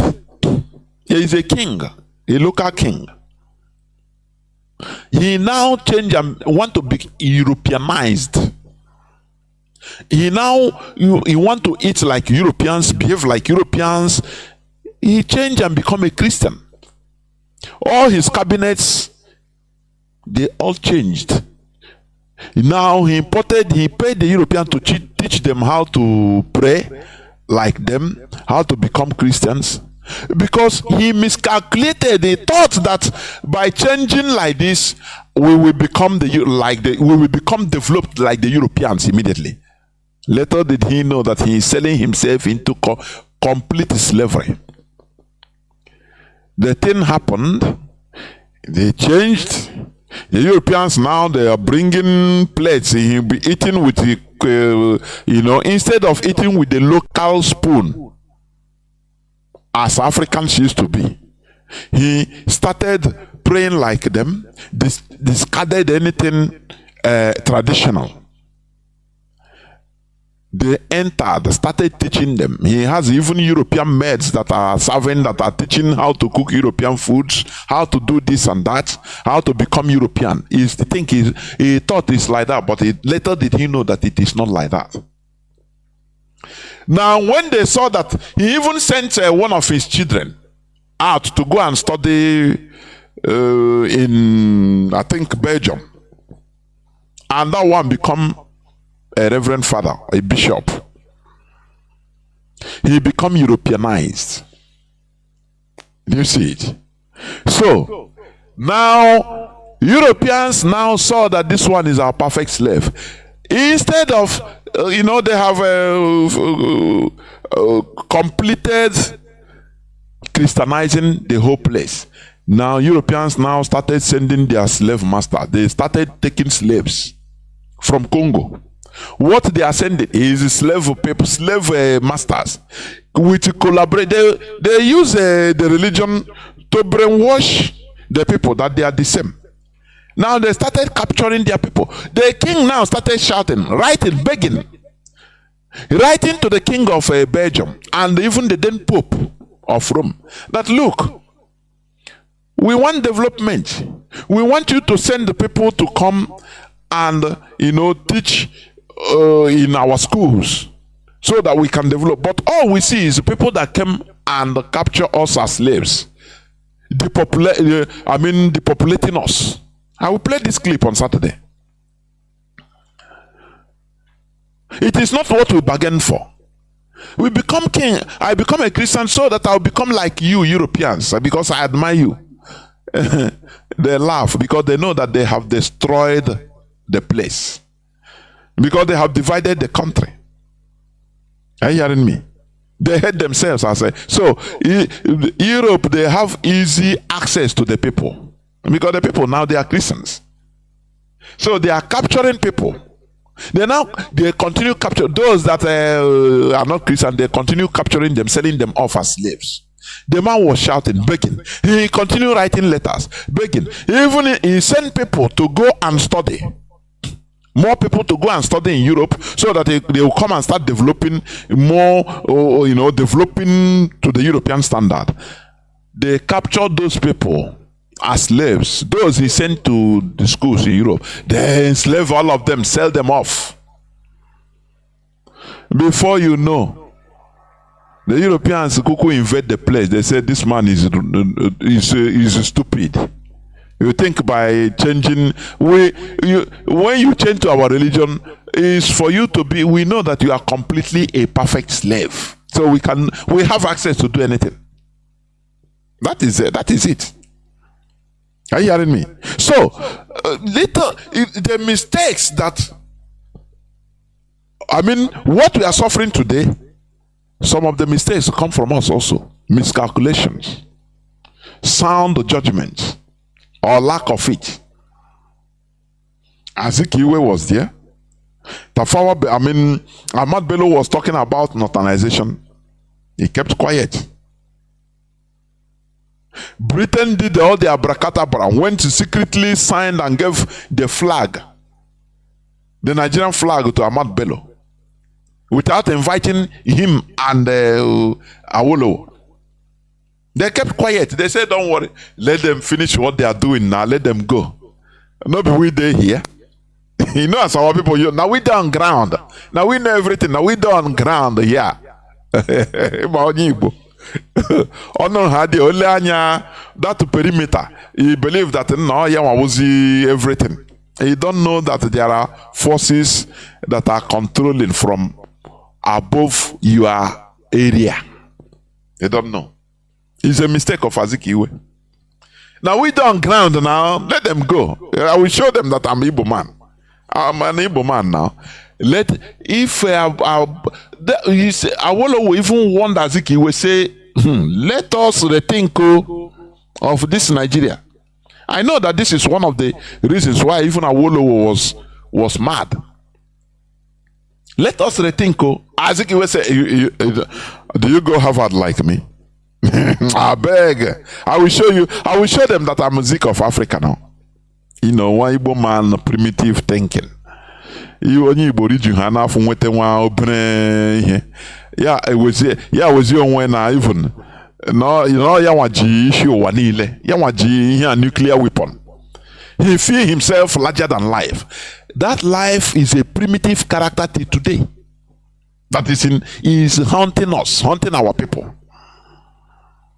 When you want small change, one way that okay, Joe Biden. Hey, okay, he na say you for or challenge which here. Igbo man. He don't go down one reason, say okay, these people, this man is talking about modernization. He say he don't know also. Our cultures are not the same. Our food are not the same. We don't have the same religion. We don't have the same values. So why should we be one?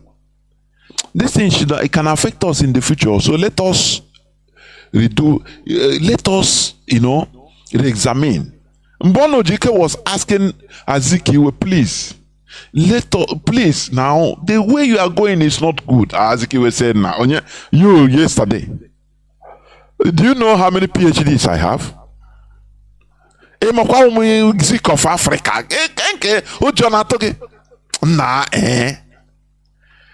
A character of Igbo man. Our character, original character. If you are saved from this, it affects all of us. But lucky you if you escape, or if you are redeemed by common sense. Lucky you.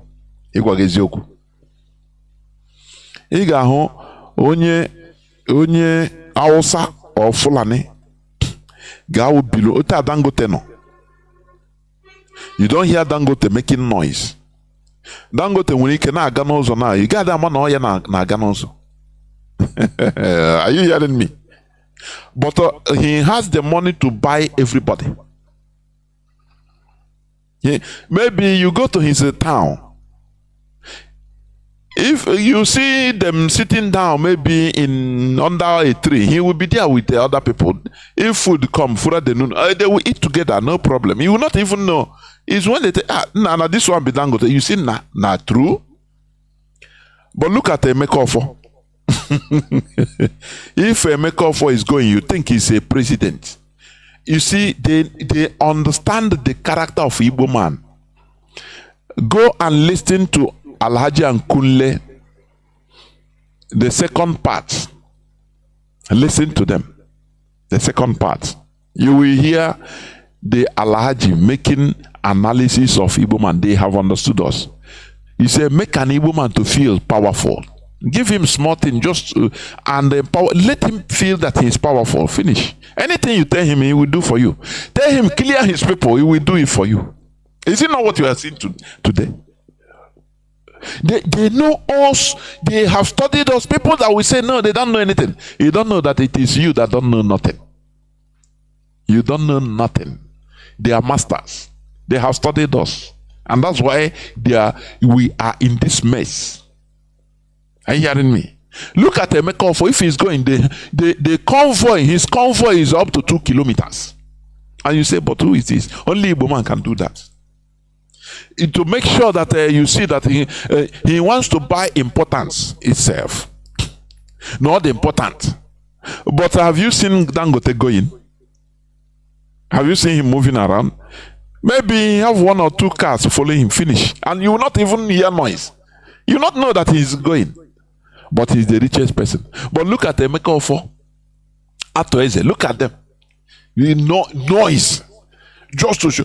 It is something that is given to them because of the way they behave, the mentality. So the Fulani gave them that opportunity. So you make sense of that you are above everybody. Deceive your people. The same way as Ikiwe deceive the Igbo people. Now how is Zika? Hey, you kwa na kozika. I am more that even Zika no na African Ibiana is not even known like that in Africa. The same way Julius Nyerere and Kenneth Kaunda them were known. Zeke was not known in Africa like that. Do you know that? But you know, see, yeah, we take him like another demigod. No, Zeke so no. It's deception. And where a woman can deceive is only his people. Do you see that? It's a bad mentality. Very, very bad bastard mentality. Emeka Ofo, if he's going, he wants you to believe that hey, no, soldiers, so they follow. You don't know that they follow, they know what they are doing. They are laughing. They say, show you any person that talk, shoot him. They say Emeka Ofo, he kills people almost every day. If you feel like shooting, if you come and maybe feel like removing your life, he shoot you and you die. People will come and remove you. They make you, they can create a woman to be another animal, a very brutal monster. Once you give him that power, forget it. Don't you see who opposes them? He will come, I will bomb here, I will bomb there, I will bomb here. Tell her I wanted to bomb that place, but I saw that children were schooling there. So I'm warning you, remove your eye. If I come there another time, I'll bomb everywhere. They make you feel larger than life. They empower you, they push you because they know it is your character. It is your type of behavior. So he has the power to bomb his people.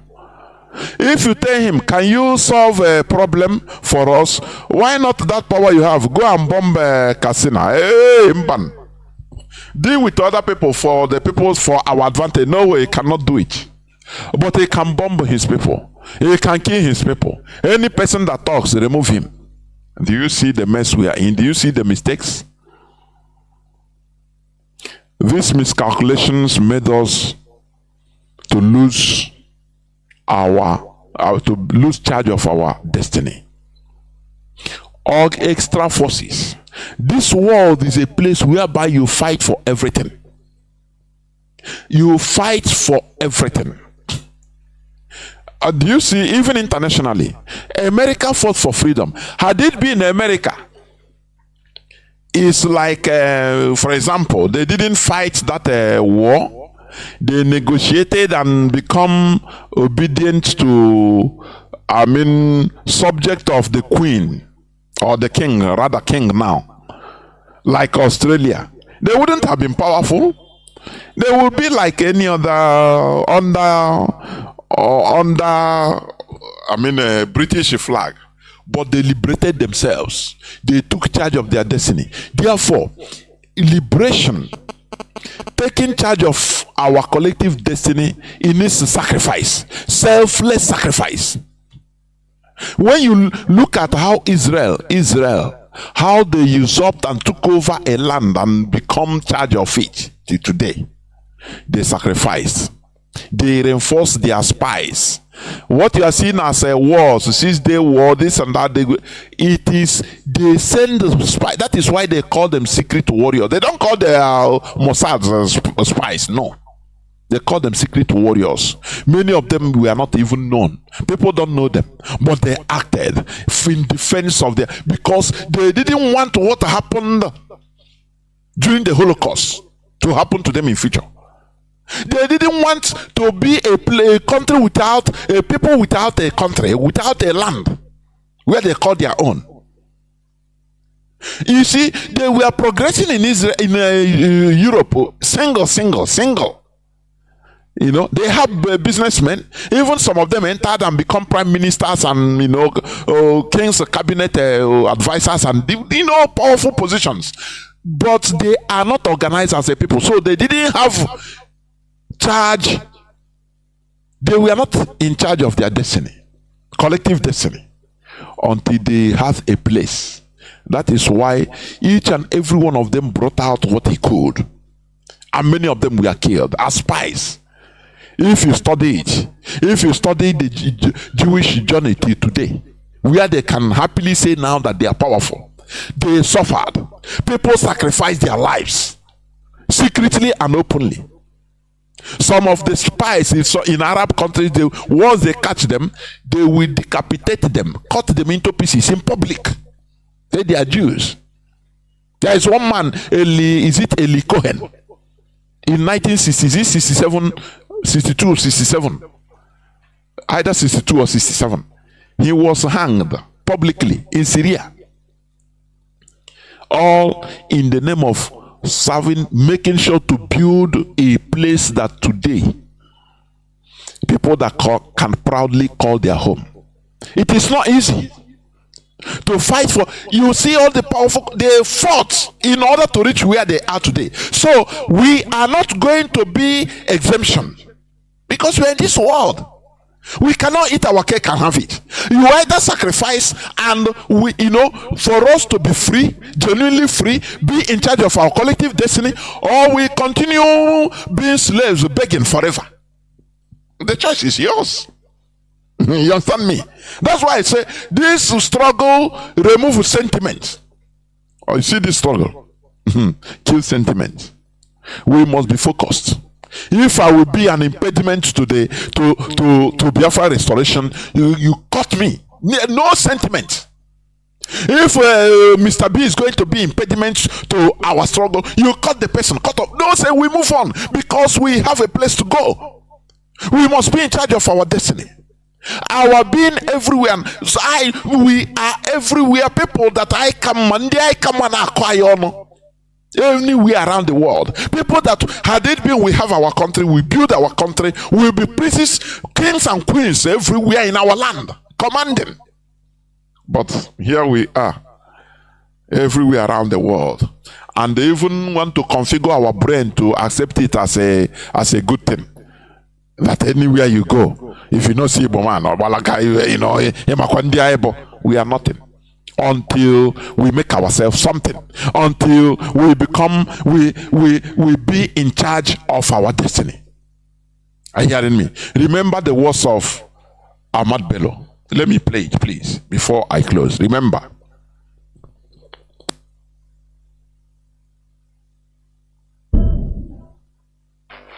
This new nation called Nigeria shall be an extension of the estate of our great father, Usman Dan Fodio. We must ruthlessly prevent a change of government. We must use the people of the Middle Belt as willing tools, and the people of South as conquered territory, and never let them rule over us.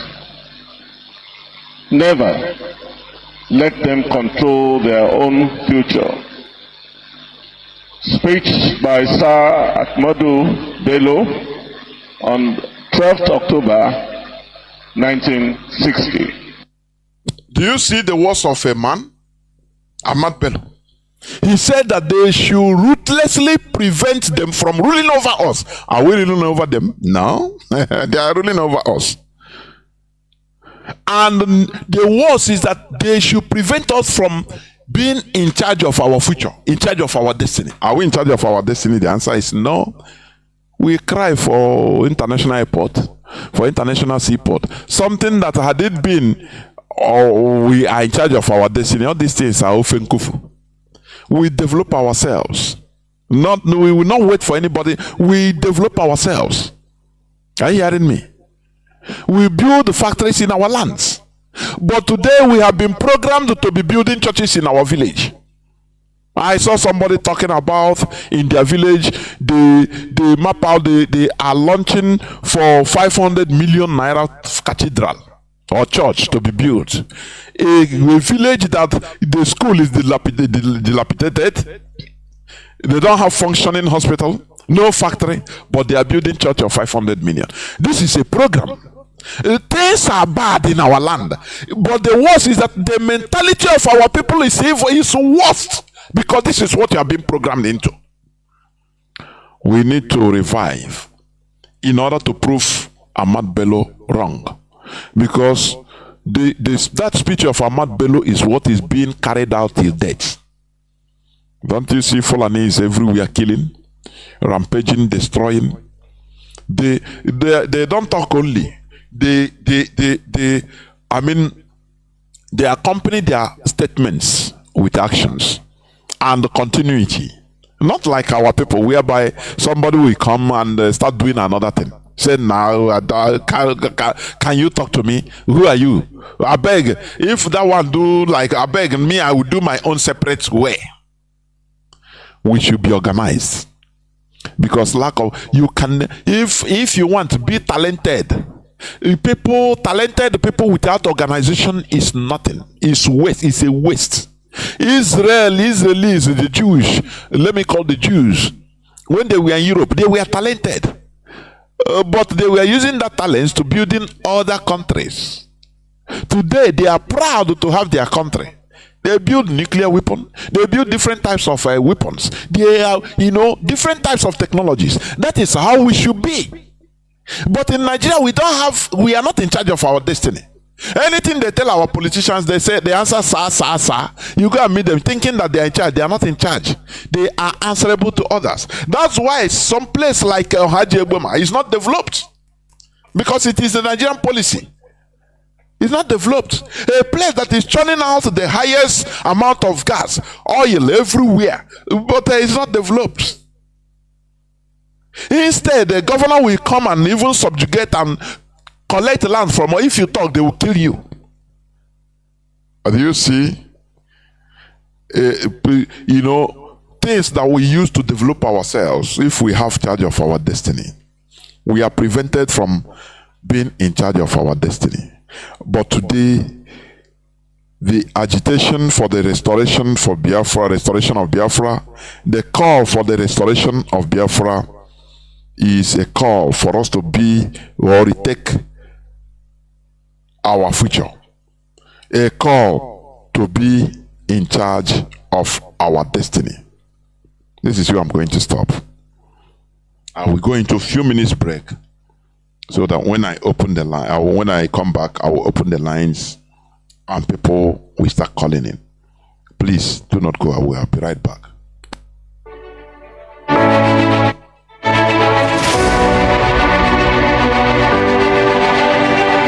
GMO Foods, unveiling the landscape and debates beyond the laboratory.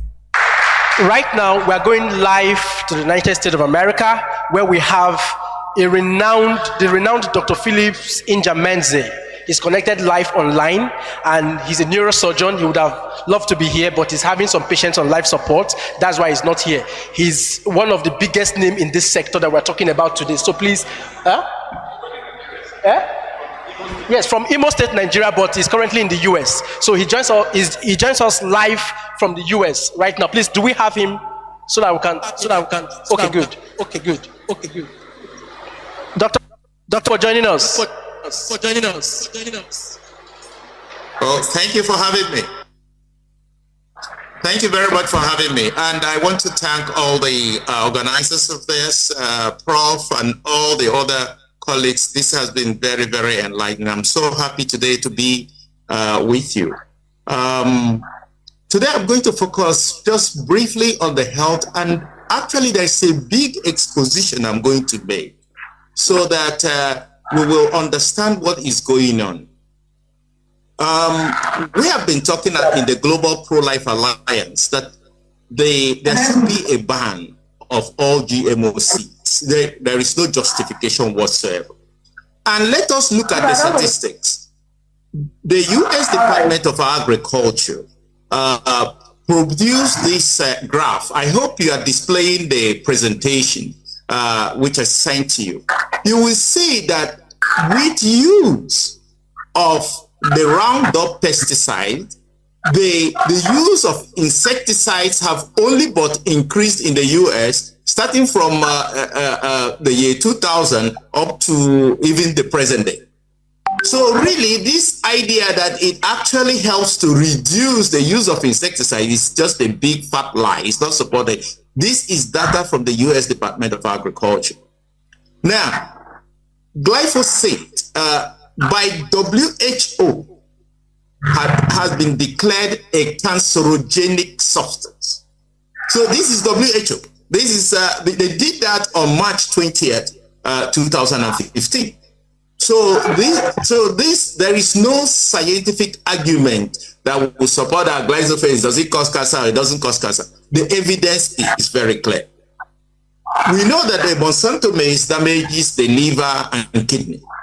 And the work by Seralini, which has actually exposed this whole mechanism on how this happens in very acute experiments, and this evidence has been reviewed and found to be correct.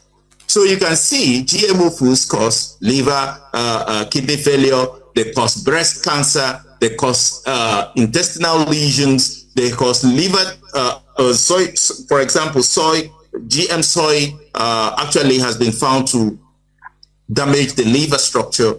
Then it can cause prematurity, even in animals. You can see, I don't know whether you have seen it, you will see a rat that is fed on normal foods, and then a very small rat of the same age that is fed on GMOs. So, and it can shrink the testes. It has been proven beyond reasonable doubt that those rats fed on GMO will have a shrunk testes. And it can cause leukemia. All the blood cancers have been shown by colleagues in Australia that this is the effect of it. Now, what they do is that they tell a lot of lies. You will see this work sponsored by Bill and Melinda Gates Foundation. It's called the yellow cassava. And the yellow cassava, they said, contains protein, that they have actually worked in the gene that will contain protein. That's why it justifies the use of GMO yellow cassava. It was a falsified work. You see, this is the scientific retraction showing that there is no protein in the so-called yellow cassava. Now, the same thing they made about the golden rice. Oh, the golden rice contains vitamin A. It will solve Africa's dietary deficit in vitamin A. That's not true. One piece of carrot contains more 40 times one bag of golden rice in vitamin A content. And spinach contains 100 times more vitamin A than a bag of... Welcome back. This is Radio Biafra HAUSA-SERVICE coming to you through Radio Biafra London. My name remains Mazi, Jonathan Chinedu from Amulu province of Biafra London. We are here live and direct. Today is the 4th day of July 2024. Therefore, our lines are now open. Our direct line, as usual, is +1 213 328 6224. I repeat, +1 213 328 6224. Our WhatsApp and Signal line is +61 405 142 547. I repeat, +61 405 142 547. Call us and give us your view on the issue treated, because this is how we do it. We learn from each other.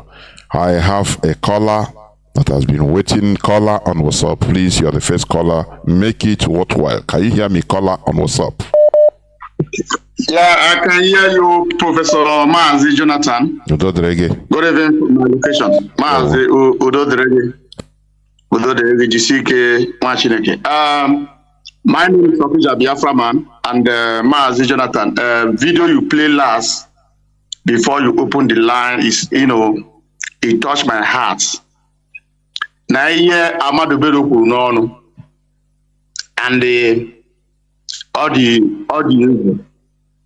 and on which message the program is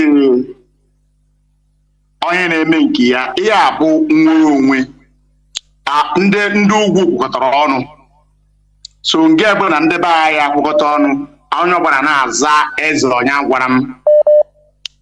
agwara m ihe bidi play na ọtọchịrị mewe nsị mba na mma akpọ ka ndị be anyị teta n'ụra ka anyị kwuru n'ofu onu na-asị na anyụkọ mamịrị ọnụ ọgbọ ụfụfụ na gburugburu bụ ugwu eze ka anyị kwuru n'ofu onu onye nji kpọọ Maazị Jonathan jisie ike na vidiyo play ọ tọchịrị m onye o tọchịrị ndewo nwa Chineke. That is all the situation I know is the situation we are, is the reality facing us. They say this, that is the situation we are. We need to be revealing it because they said something and they are doing it. And we felt as if nothing is happening, that we are okay. No, we are not. Because what they said they will do, they did it and they continue doing it. And we are watching it. And we'll see doing as if doing nothing, if not IPOB. Oh, sisi kasi aga-ebutu ya echi ya kwuru na-eche. You understand? At least we have to act like human beings. IPOB have returned us back to humanity. That we saw what is planned against us, and we continue answering in Nigeria. You are nothing. It is for us to do something, join hands together for us to do something to rescue ourselves, to fight, and take back our destiny that have been deprived from us. That is what we are doing. Caller on direct line. Mazi, can you hear me? Welcome to the program. Hello? Yeah, Mazi, go on, please. Hi. Yeah. Mazi Chinedu, thank you very much. Yeah. I enjoy my address because sometimes some people get emotional and sentimental, but that is the bane of our problem. The bane of our problem is idolizing anything that has to do with the West. Anything that has to do with Ndiocha, especially when you grow up n'obodo Igbo or nwere PhD. Ana-ajaya. Oyikeji Jemba, hi, Igbo, Igbo nwere mmadụ. And I'll call her name again. I'm calling Ngozi Okonjo-Iweala. I know she's an idol to so many people. Nothing can touch her. Same thing with people like, say, Chimamanda and Ngozi Adichie. We should stop Mazi, sorry. Can I say something here? There's something you say. I want to touch something. Just 1 second. I don't know whether or as you are paying. I think you don't mind. Mm-hmm. Yeah. So what I'm just like what you said now. You know, one of the main catastrophe committed by the black race, and even we in particular, is dismissing the knowledge of indigenous people that didn't go to Western education. I will elaborate this in a day, make it a teaching. We only value people that have PhD that go on now I ask, just let us cool down. Because Charis that is doing well today, producing, employing people, he didn't have university degree, but he have common sense. Until it's after. Now, in order to say that innocent, the same thing. So you see that these people that most of us or most people that goes to a Western school have a PhD, have different high level this thing. It's just for Western administrators, nothing more. Not that they bring common sense to our collective living. It's just to administer Western program to us. I am telling you. We don't value people that have common sense, that can, that can have impact even from our villages. Go to local areas, that time, that, but you feel that they can do something. You see that they know what's up. But I now go, oh, you don't have a master's in political science. You see that most of these things in more just to administer the people, direct channel the people to be Western slaves. Is what is worrying us, or part of what is worrying us. Mazi, go on, please. Yeah, because I will go on the matter. Don't have woman have because here POB now. I only president, but there's no real. My hand is meant by real because when yes, me have a fellow from Princeton University, so I need IPOB. Yeah, I don't want those people because those have colonized minds. Those have color, and when Biafra comes, we don't want anybody whose mind is not decolonized to participate in anything, governance or security or intelligence. No, these people are agents. They are black bodies, but inside they are white people who are our enemies.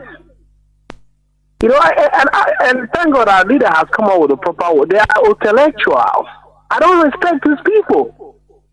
PhD, fellow, researcher, and the only intellectual so far, I'm not respect to Dr. This man named Nnamdi. That is a real intellectual. Yeah. Now, that is a real intellectual because he's using his knowledge to serve his people.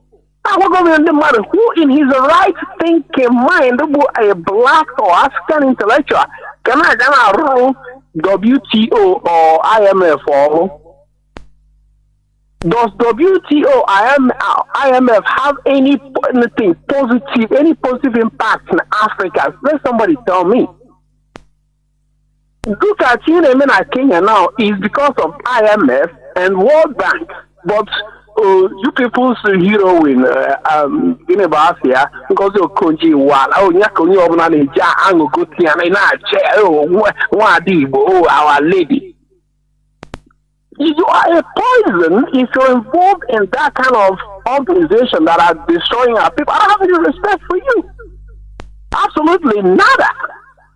You are my enemy. And that's why some people have said, like Malcolm X, you don't let your enemies to educate your children. You don't let your enemies to feed you. You don't let an outsider into your personal affairs, like in the riverine area.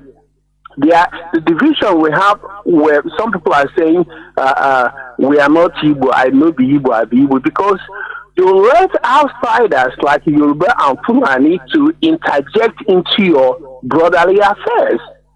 No matter whether you think it's going to favor you or not, ultimately it's not going to favor you. It might favor you temporarily, but that outsider is coming to destroy you anyway. So, we in IPOB and Radio Biafra, we should choose our heroes. The Westerners cannot choose for us. Okay, Gini Kinho Chimamanda Ngozi Degoro Chinua Achebe Debero. Yes, when Chinua Achebe Dindo, these people never wanted to recognize him. They only recognize somebody how they would destroy feminism and women rights and all this nonsense. One in if she's allowed. So we don't let our enemies nobody propagated on the Western media should be allowed to speak for us. We choose our spokespeople, we choose our own heroes. Thank you very much. There were. And to add to what I said, you see this genuine revolution that is being brought, that is going on in parts of Sahel, like in Burkina Faso, Ibrahim Traore. Do you think that if he attended the Sandust in England, he was being trained in America, do you think that he can do what he's doing? If he have a heavy university degrees as a general, maybe, do you think he can rise up in order to defend his people like this? Even onye na amaro say University of Yale. Yeah, say your mother here nako. That is it. We disqualify common sense to degree holders. Let me tell you, degree holders are meant, they fought for, so many of them fought for only flag independence, just to administer their territory. Is administration of their territory. That is the only thing they know. They are not radical enough because they have been mellowed down by their training, by their university. They say, no, when it case you cannot do it like this. You have to, so you see that if you go to this too much in your PhD and this and that, in the way you start behaving like them. If people are yelling, you will start saying, no, we cannot get it like this. But any person that can lead to this revolution to challenge the status quo must be Onyara. Onyara. Only can but ya potayana na. Oh, what is look at Traore. The only place he went, I think he was in Morocco for training for few time, anti-aircraft training. Only in Morocco. Finish. He didn't attend the Sandals as general. He's not a general. He's a small boy, born 1988.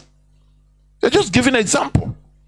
So you see, the European education has made us, in order to overlook the real talents we have in our land.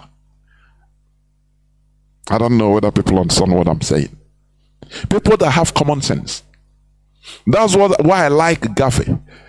This man that wrote how Europeans underdeveloped Africa. Any African country he goes, he don't normally go to talk to only heavy university professors. No, he go to the grassroots, to the villagers, the farmers. He go to villages and pick and start talking people that have common sense. He don't care about they don't go to school or Western school. That is not his problem. What matters to him is the knowledge he extracts from them. That is a very huge mistake. And we neglected talents everywhere in our land. Caller on, let me see. Caller on WhatsApp. You have been here for 11 minutes plus. Can you hear me? Please go on. Yeah, Mazi ndewo. Udo drege. Because we know the opinion na that. Mazi na neko. Go on. Ndewo Mazi, do chika bia madege. Number one, Kambuzo. Young boy chiko kabia for missing the good spell, the good spell today, because according to you, one I saw the good spell and I'm not here. Some words I why now no. I don't know how to touch the meaning. Man I will master Ben one day master miss asna if you miss mass, that's the highest sacrifice or the highest prayer for missing of the mass. Keta kan hota. Him and by another him, he hota a different thing. The highest as na the then I say the highest prayer or the highest sacrifice will attend the mass. So Chukwuka Babidemo maybe for him is the good spell that. So I try me contribute can happen or do if you look but not from the beginning, because always some people have happen manner they did not follow from the beginning. So I try me contribute. When I enjoy equity that I mentioned, sometimes for a very long time now, we group online now initial broadcast. Before tomorrow morning, they put the broadcast. Even our DOS, China, one. So for a very long time now, for almost 6 months, and I waited the broadcast after the program. Because bank and they say send a share some of the friends, some who lovers of freedom, but and I have a chance to so the program. So sometimes I won't send their at their own willing time they listen to the gospel, to the good spell. So my mom, I know we focus that particular come not there. So some can they wait to only add them eba who much the broadcast every morning. So I'm waiting every morning. So as far in Kegoa, and some other broadcasters, and engage our DUS, even in kitchen as well, I didn't make it here, apart from Kenya. So I don't know if there is any other group, because all of them are this kind of program. Even it's so home, because we hear me mention him.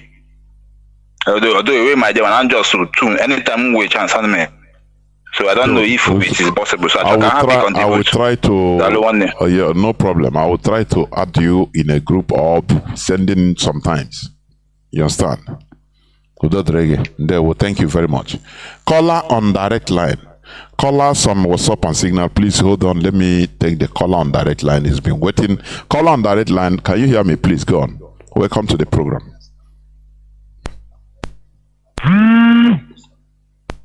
Caller on direct line. Caller on direct line. And I know him negu. I'm Jonathan. There. Hello. Yeah, Mazi, go on. Gani who? Okay. My name is Emmanuel. Thank you once again, Matt Jonathan, as always. I greet my leader, our leader, Mazi Nnamdi Kanu, the man who set up this platform to expose so many things. I greet you once again. Yes, I want to start from the clip of Ahmad Bello. This evening. This clip has been playing on Radio Biafra for many years now.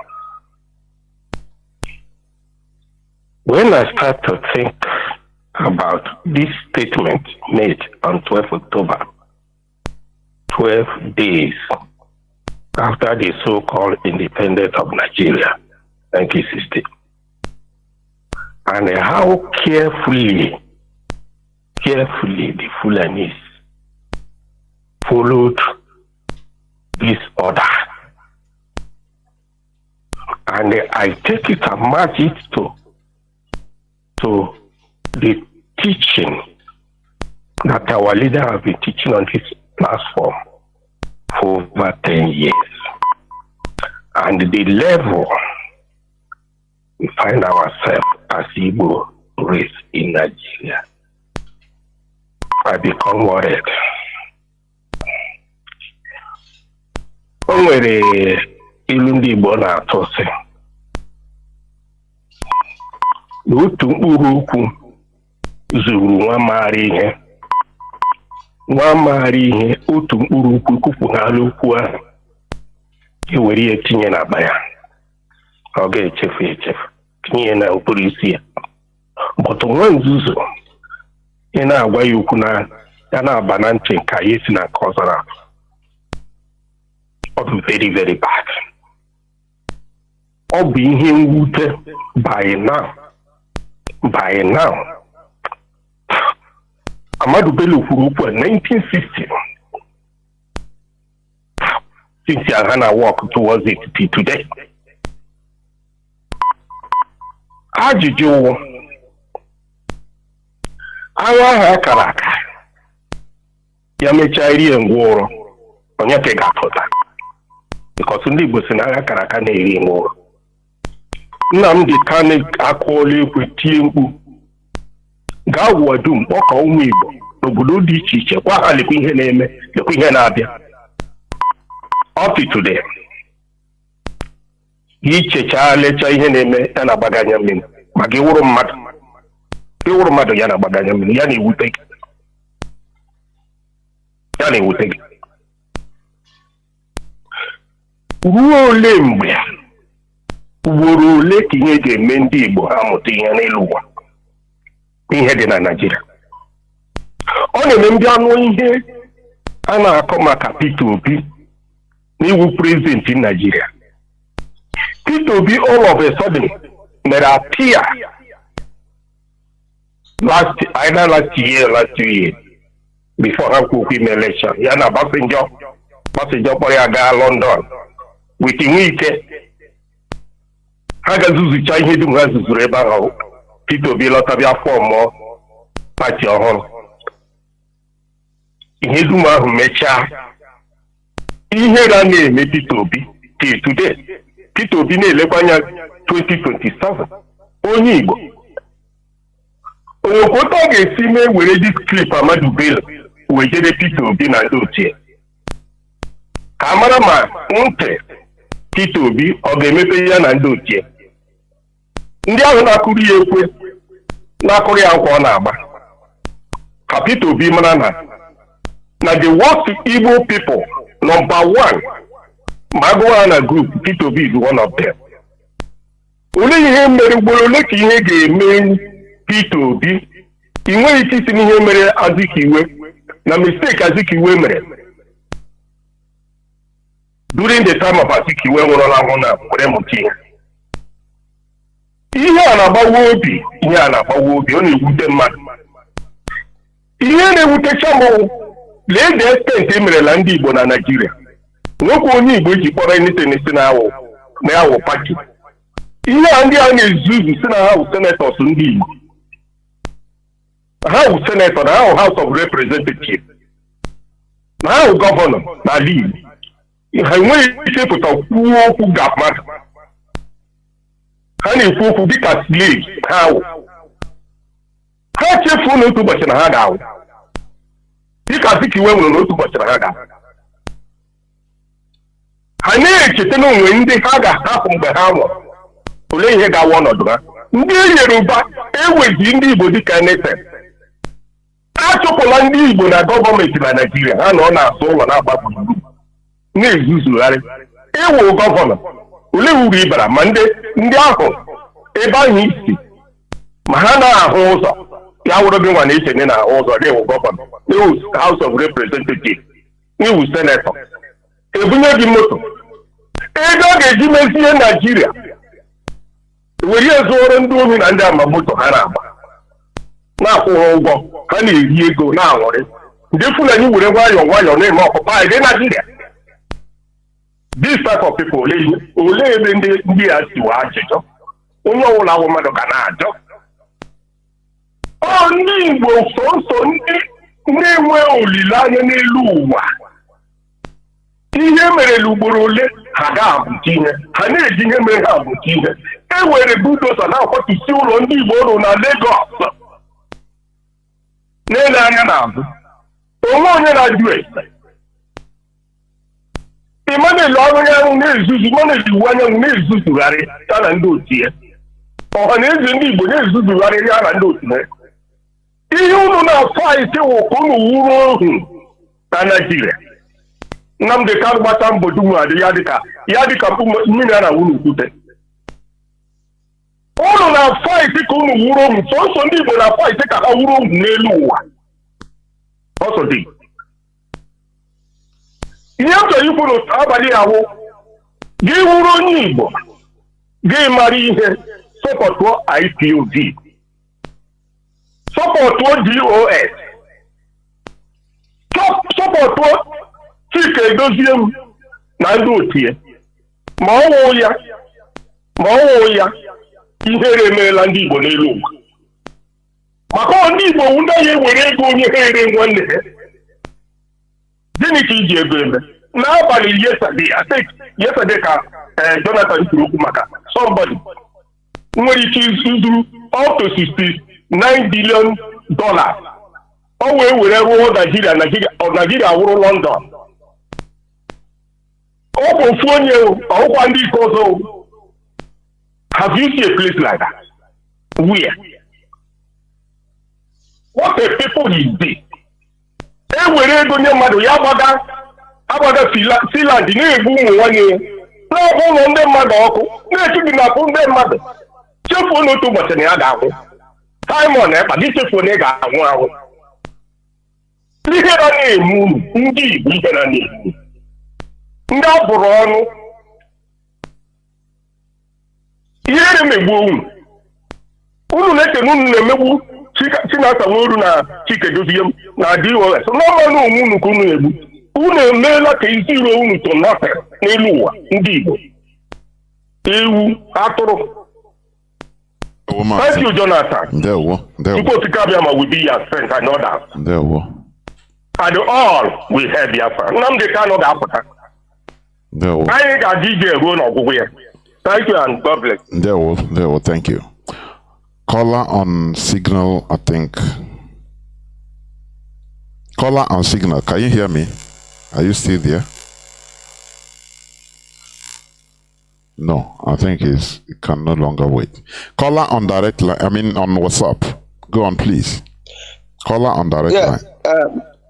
Mazi Chinedu, good evening, sir. There, Mazi. And there was because I so much appreciate you and all the viewers and our leader. My brother, what I want to contribute. Our people say, I'm from Abo. Our people say, oh no, Bakoko or Bofefe. That means if mat close gather together, it can blow whistle. Now make us, we all will try to agitate to gather us together to be one love. But Mazi Chinedu, don't wait. I will me before. I don't call this thing before. Where one of our brothers debunked it. In terms of like me now, I'm from Delta State, from Abo, side of Igbo, Biafra. So what me already noticed every time. If it can possible, let us try to educate our people. Let us try to make our people to understand. Say, when you see Igbo man, take it as your brother. Igbo man, when you see Igbo man, take it as a brother. No, not they describe your brother as a other person.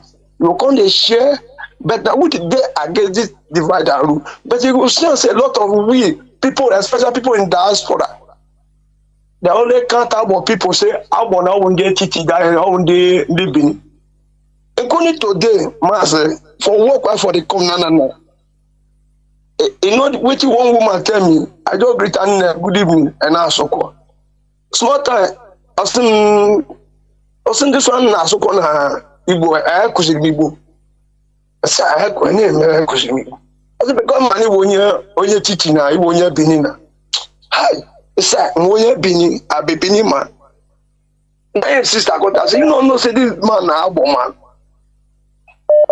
So he come tell me say sorry, say he can't use our Igbo dialect. Now was the one that I say onya on the etiti. Don't imagine. Okay now. I'm gonna for example now say I not be Igbo. I will not be Igbo. I tell here.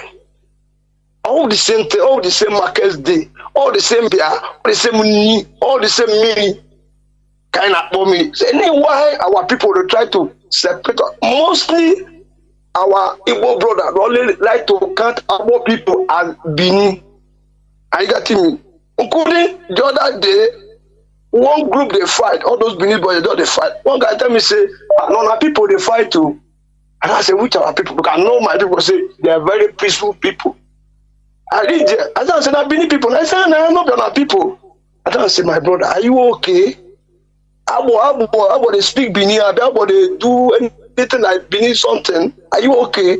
So if you don't want to, most of them will tell you say whether you want make a whether as a then as a man, whether as a make it come as Igbo man. I don't say my brother, he come Igbo man, he come Igbo man. What will be my benefit by the way? But what thing I believe say I believe in Biafra. I want to end the matter. Because I believe in Biafra. I don't know this way. Mazi, you are right. Let me say something here. Yeah. You know, yes, many of us have been saying only one side. This one, these people they will say I am Bendel Igbo. I am not Igbo. I am Abo. I'm not Igbo. It's only one-sided. But what you are saying, you are completely right. Because our people, you know, I used to say it here. We are clannish. We are a clannish set of human beings. And it is this education from Radio Biafra that we minimize the brain damage that has been done to us. In as much as we are blaming our people for saying, oh, I am not Igbo, I'm from Rivers, I'm a Rivers man, I'm Ikwere, I'm not Igbo. Also, we blame ourselves for counting them out to say you are not Igbo, you are Abo, you are Bini. Yeah, what you're saying, I have seen it. You see somebody.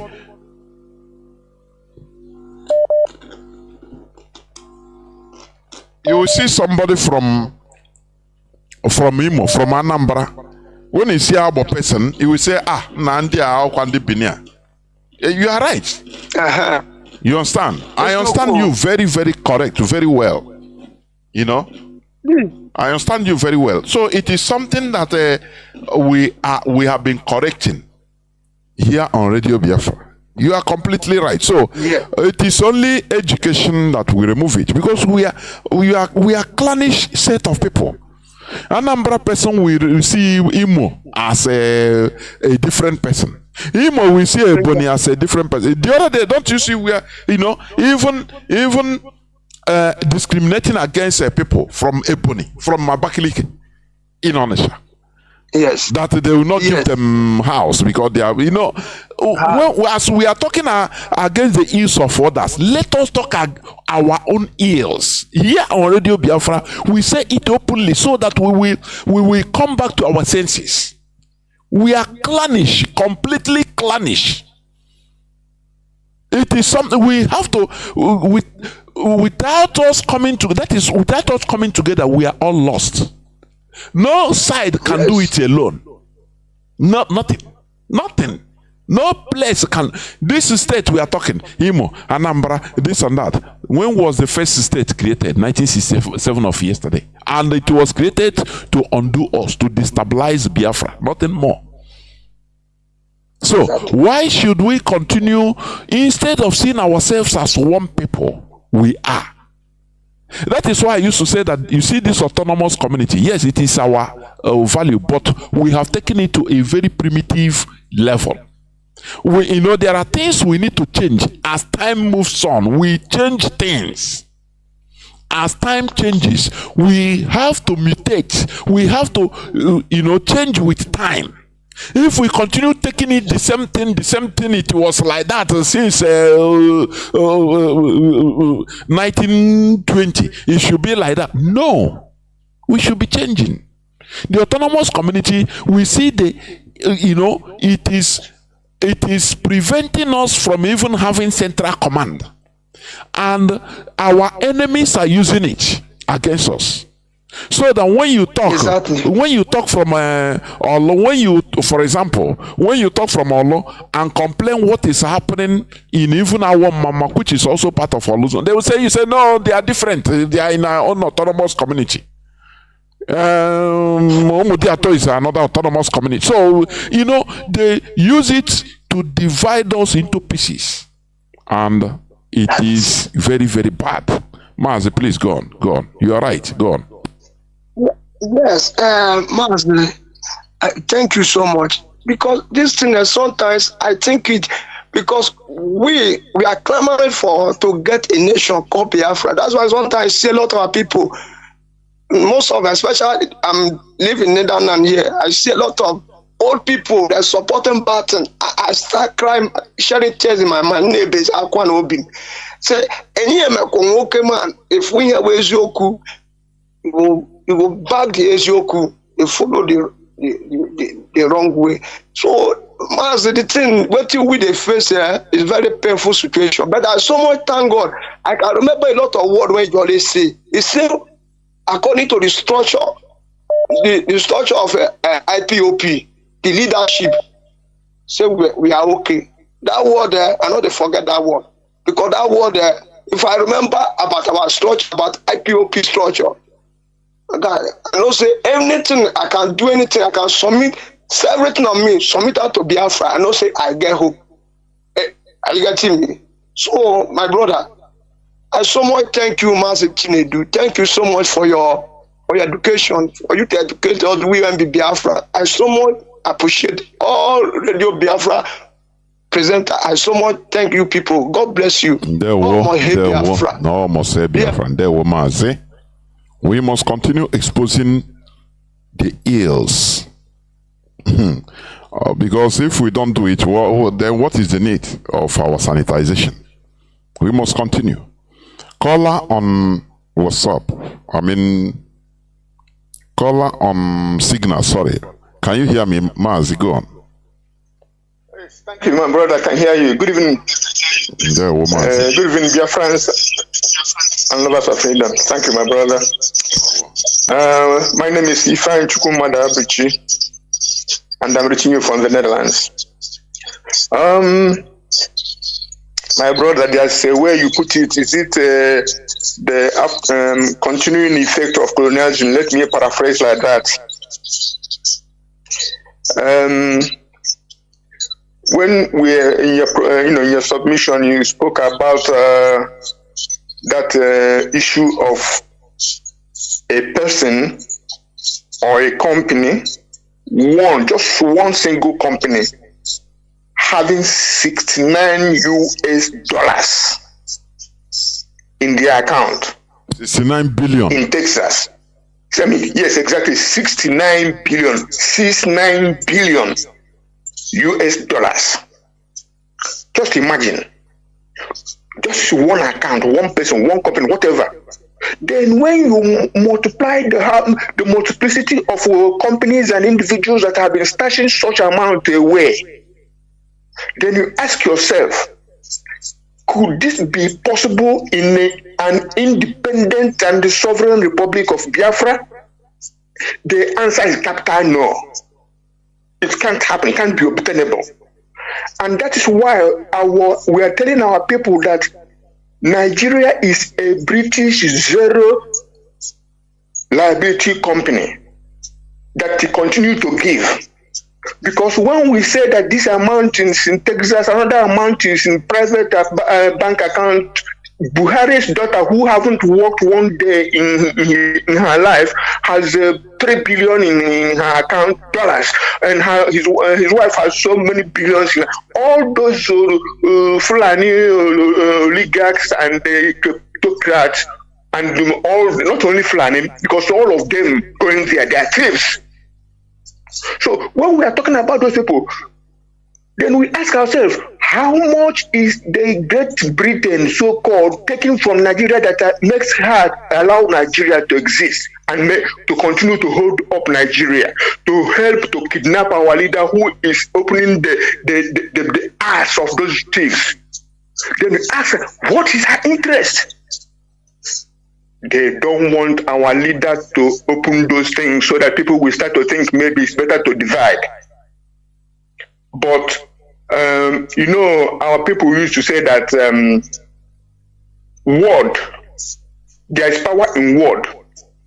And when word goes out, you cannot take it back. It's like hairstyle. When you mistyle hair, you cannot say, okay, let me. It's not like a local tattoo we do. When we draw something on our body, if we don't like, we can wash it off. No. Once the word has gone out, from Chukwuokike Abiyama, from a knowledgeable and a very, very empathetic, even prophetic human being that says, this thing is not working, this thing can never work, and this is the reason and the reason and the reason that this thing cannot work, being Nigeria. The value system of Nigeria is so antithetical to each other that it can never work. As I am a Biafra and an Igbo man, I'm Arnat for a Fulani man, I'm unbeliever for a Fulani man, and I'm infidel for them. Which means I'm even less than their cow. A single cow is more important and more valuable to them than myself, than us, the Biafrans. So the colonial power, that's why I'm laying the emphasis now. Because otherwise, why haven't Britain said they release my citizen, Mazi and Kanu? Oh, the only thing they can do is to grab Ike Ekweremadu, lock her up. I'm not defending Ike Ekweremadu, God forbid. But is he the worst criminal in the damnable zoological republic called Nigeria? Is he? but it's increasing in the UK. While the mega thieves are going there, coming out, banking their money. There's one bank called NatWest Bank in that place. That's where some of the known thieves are banking their money. On other big, even multinational banks, that's why they are banking their money. But you and me, any normal, person from Nigeria, the indigenous people of Nigeria, or anybody from Nigeria traveling, if you have more than $10,000 or pounds entering United Kingdom or United States, you must account for it. But billions are being stashed in their banks. Now, go figure. Just tell me the logic behind this. And when I was growing up, at a point, people can buy new cars for 2,500 naira, 3,000 naira, 5,000 naira, depending on the capacity of the car or the make, the brand. But who devalued naira to make it so worthless that it must be from a good house to go and buy a new car? Who devalued naira so much so that no ordinary person in Nigeria can buy a refrigerator, new refrigerator?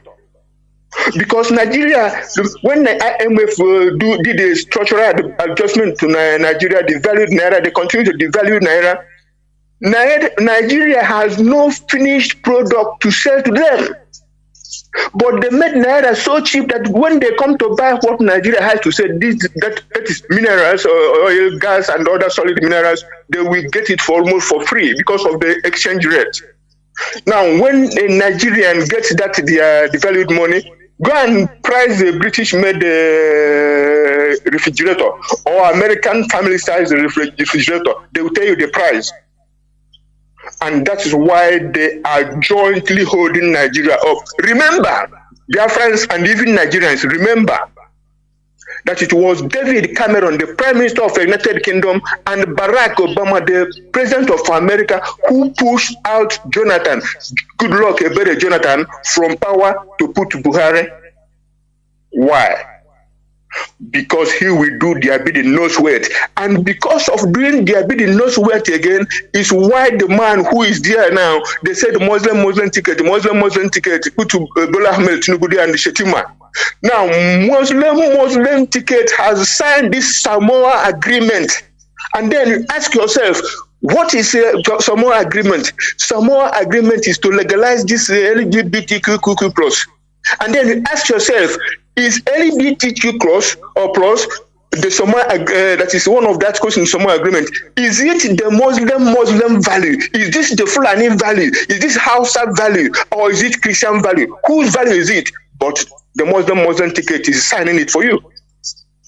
But why I'm saying all this is that only independent and sovereign Republic of Biafra will make us make laws or reject any imposition from outside, and then chase any of us who want to put us in bondage. That Nigeria is in bondage. Nigeria have sold some of them.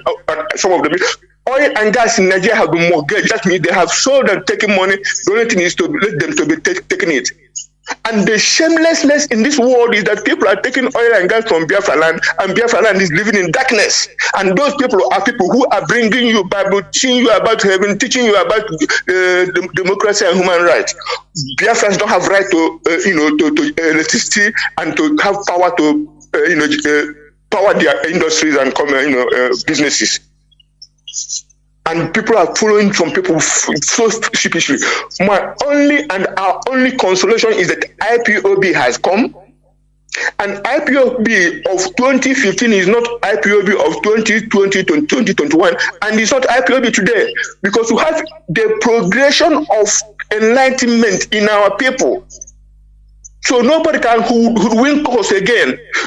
Tell us anything about how they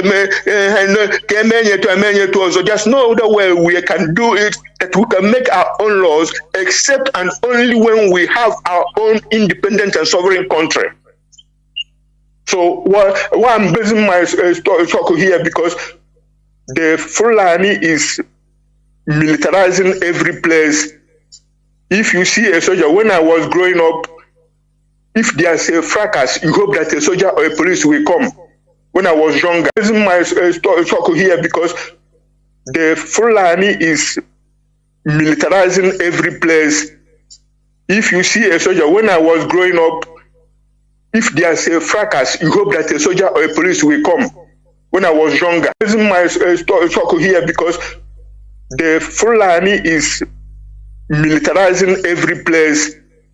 If you see a soldier, when I was growing up, if there's a fracas, you hope that a soldier or a police will come. When I was younger.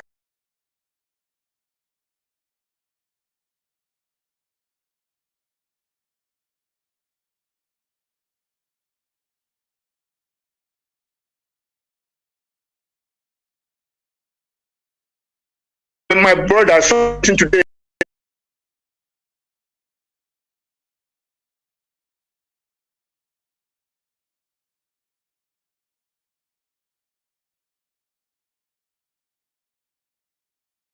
In Benue and the west of people were slaughtered in their farm and they packed it like a cassava stick in the paper. It has been happening since 2015 to date. Nothing is being done. And these people are telling us is that the country must stay in. Britain is telling us that country we must stay in. The diversity is our strength. What kind of strength? Strength to die? My brothers, let me not take all the time, but what I want to tell all of us is that this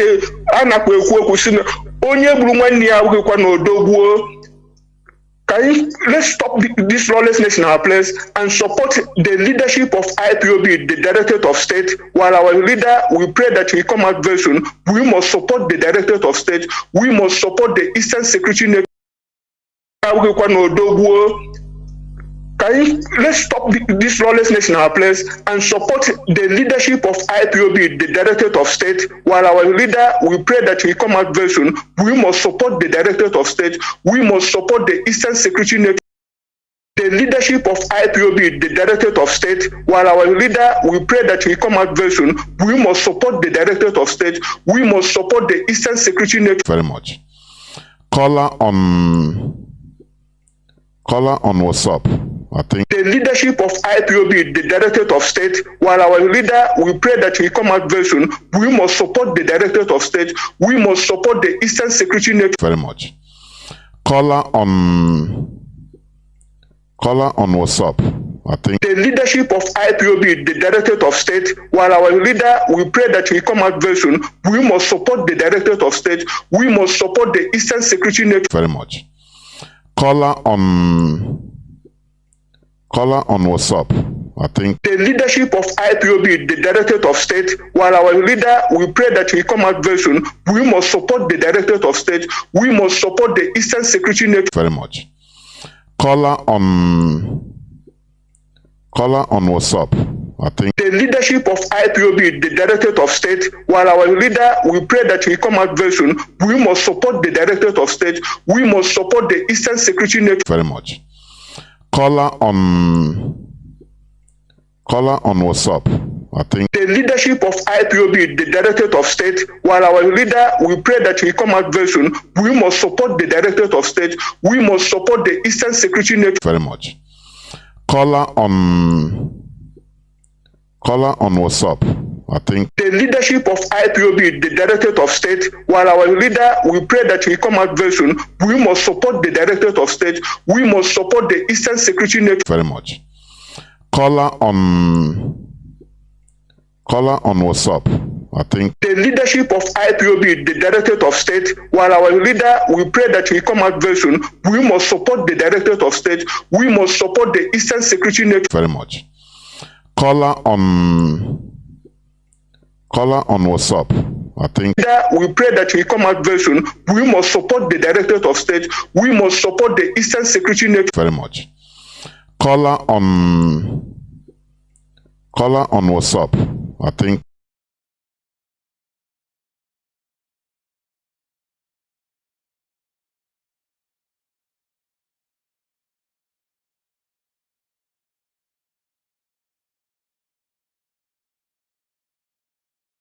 ignorant people, the ignorant ones. You know, so that is the thing. Exactly. So I will not blame them for example, if that is what even we are fighting, let the northern part of Nigeria have their own country. They are the first. We should remember that the North are the first people that rejected the being part of Nigeria in the history of Nigeria. Exactly. You know, Tafawa Balewa, Ahmad Bello said they shouldn't be part of Nigeria. That's why they delayed independence, because they want to do things on their own. That rejected the being part of Nigeria in the history of Nigeria. Exactly. You know, Tafawa Balewa, Ahmad Bello said they shouldn't be part of Nigeria. That's why they delayed independence, because they want to do things on their own. That rejected the being part of Nigeria in the history of Nigeria. Exactly. You know, Tafawa Balewa, Ahmad Bello said they shouldn't be part of Nigeria. That's why they delayed independence, because they want to do things on their own.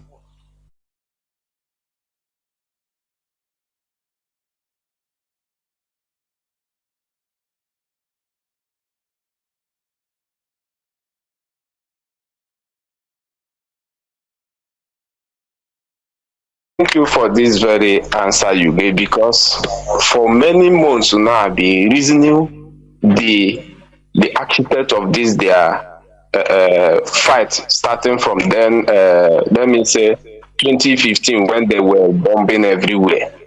So now I begin to realize that we are even the mumus. They are very wise people and they're foreseeing ahead and begin to fight. It's just that maybe the direction in which they take their own agitation is not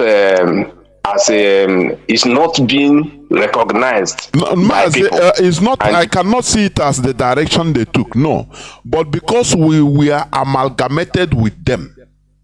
Had it been they are a separate country fighting Britain, fighting Western education, we will on themselves. We will not affect us. We will say okay. We will even applaud them. You understand? Yes, that is the thing. So, that is the thing. Mazi, to be honest, I reading it, I realized that we are the people are behind the world. To be honest, despite that, most of the times we come and begin to say these people don't know what they are doing. Then, you know, you always say on this radio that we learn from every angle. I've sat down and questioned myself the actions of these people, and I realized that they are fighting for their self-defense and the defense of their culture and their value, which is what we are now preaching now to educate our people. So that is that way. Another one that I want to also contribute is this GMO.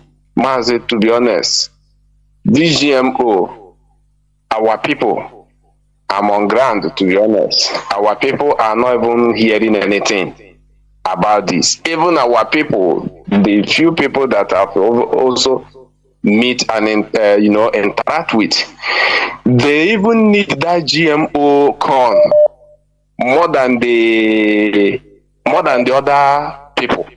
They say other ethnics. Natural seedling, yeah. Because our people need shortcut. As in, I begin to see it as that anything that comes, our people, as long as it's something that we make our people to see a shortcut way, they will embrace it immediately. And to be honest, the thing, there's this agro stores I try to meet with. So I share this knowledge with them, send them the video. Did you know that West African Weekly News, that is where when the GMO was launched. So I went to that news and copy all this and begin to share it on their WhatsApp. Do you know most of them went that place? They said that this GMO was developed in Ahmadu Bello University, Zaria. They now went there and just pick up that picture and told me that it's not Bigate, that this thing was developed in Nigeria, and Nigeria is making a development of agro to, as a Mazi, I saw this thing. I say, how do we help our people on this? To be honest. So, what be very, very disheartened, if you are trying to correct somebody who do not know, that person will try to use his own, can I say, uninformed sentiment to overshadow you, telling you that these things, can't you praise Nigeria for developing a corn that can have almost 7 this thing bunches, and I don't know how we can be able to start this. So I want to use this opportunity to plead to our people. Nobody can do this campaign for us, because even I read in the news a kind of article that this thing, even China has confirmed this GMO as a cancerous conceit. And most of the product coming to this very zoological republic is from China. Cheese balls we are giving to our children is corn they used to make it, and a lot of products which China embraced it according to that article I read, and they use it to, multiply their growth to produce more things to send down to the final consumers, who are the Nigerians when it comes to Africa. So I don't know, Mazi, we are seriously in danger, to be honest. Very big danger. And now our people are embracing that GMO because they want shortcut, whereby they plant it tomorrow. They will use only one seed to make up to 100 bunches. I don't know how we can control it, but I'm pleading to all comrades on this very platform. It is our duty to continue to educate our people. Send it on WhatsApp and share it on Facebook, and also tag people to know with that Dr. Njaman's video clip of exposition is very, very necessary. So, Mazi, I think I will stop here. Yeah, thank you so much for giving me the opportunity. And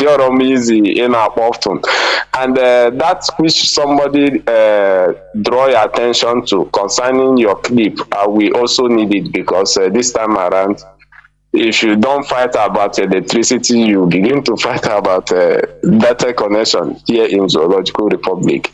So I will also be glad if that clip, I'll be getting it. Thank you, Mazi. Thank you very much. Take care. This way I'm going to switch off the phones, please. The issue is this. Our people lack information, and they don't care to seek for knowledge. They don't care to look for information. As our brother said, what is going on the social media is even different from what is on the ground. How many of our people have data to even go to the internet? How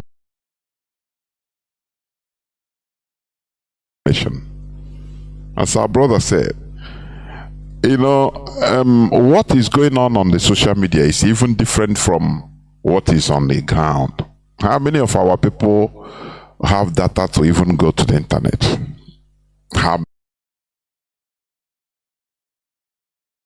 media is even different from what is on the ground. How many of our people have data to even go to the internet? How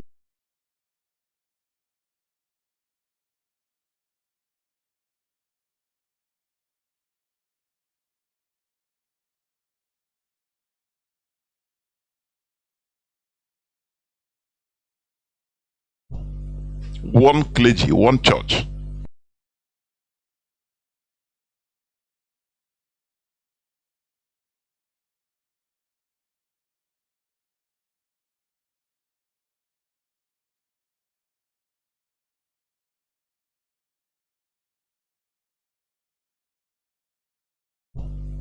One clergy, one church.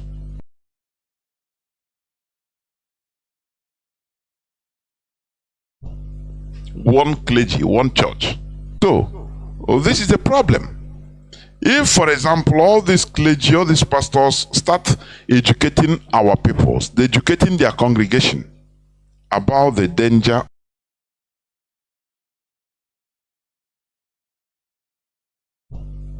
one clergy, one church. So, this is a problem. If, for example, all these clergy, all these pastors start educating our peoples, educating their congregation about the danger. For example, all these clergy, all these pastors start educating our peoples, educating their congregation about the danger.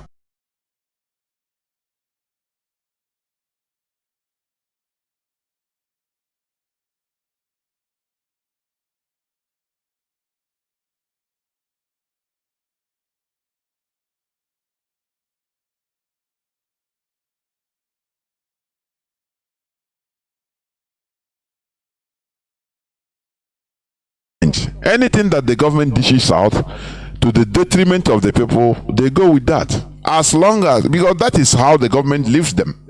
As long as they are also squeezing the people dry, getting money from them for their own private interests.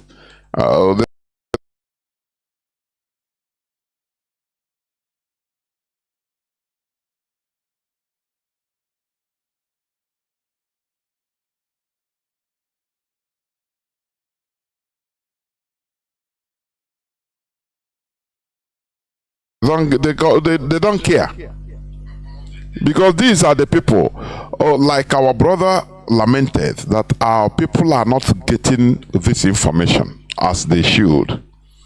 Their mentality is still fundamentally flawed.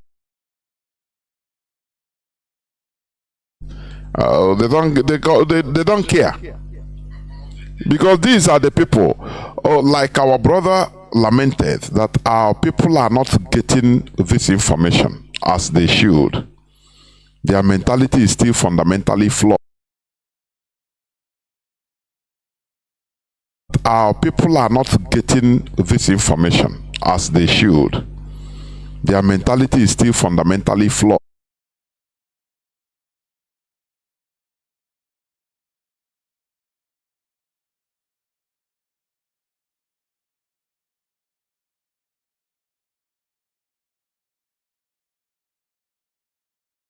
Far mentally in our cause or your cause. So you sometimes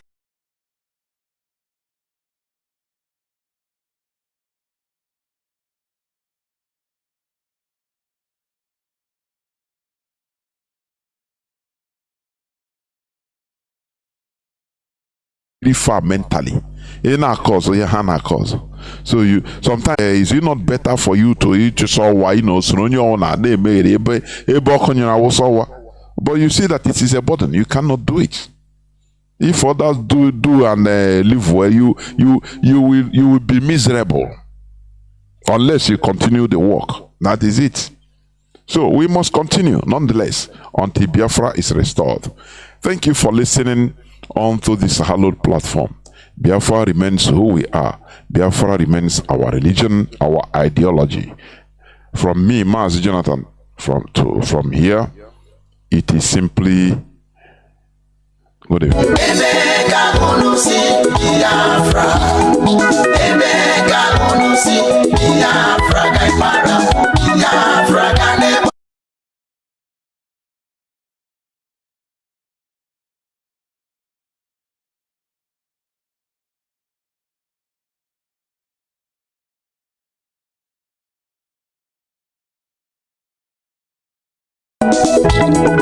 Chukwu okike bịama onye anyị nọ n'aka bịa mere anyị ihe mara mma. Ugbu a bụ oge anyị ji ala n'ala nna m. Biafra bụ ala ọma, ala Chukwu gọziri, ala mmanụ ahụ, ala Chukwu gọziri, the rising sun. Mgbe mbuka kwuru okwu esi n'oji ihe nwatakịrị, o were aka ya elu aka fụwa ya ụfụ wetuo ya, maka na ọnọdụ ga-adịrọ n'igwe mma.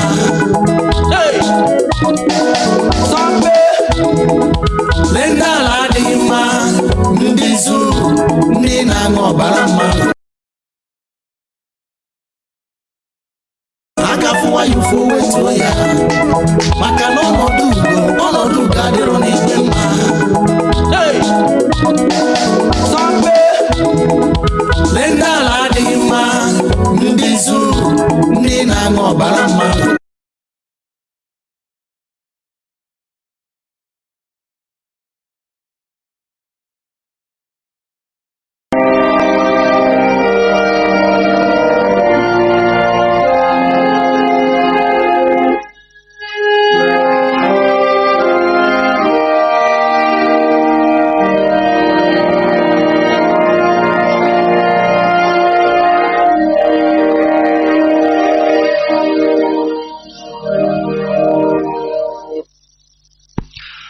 Good morning, good afternoon, good evening, and good night, great Biafrans and lovers of freedom. This is Radio Biafra HAUSA-SERVICE coming to you through Radio Biafra London. My name remains Mazi Jonathan Chinedu from Alo province of Biafra land. We are here live and direct. Today is the 3rd day of December 2023. Tata Bobo Chiorie. Therefore, without taking any time, the long-awaited time has come. I will hand over the platform to the head of the Directorate of States of the Indigenous People of Biafra, Mazi Odeziem, in order to address Biafrans and lovers of freedom that are listening from all over the world. Mazi, you are welcome. The platform is yours.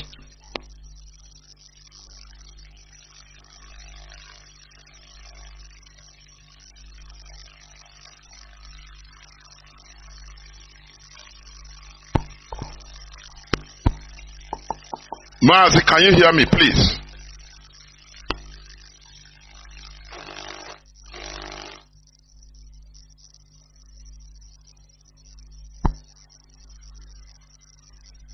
Mazi Chikeduziem, can you hear me, please?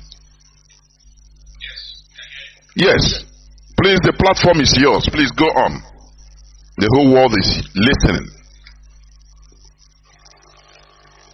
Thank you, Mazi Jonathan.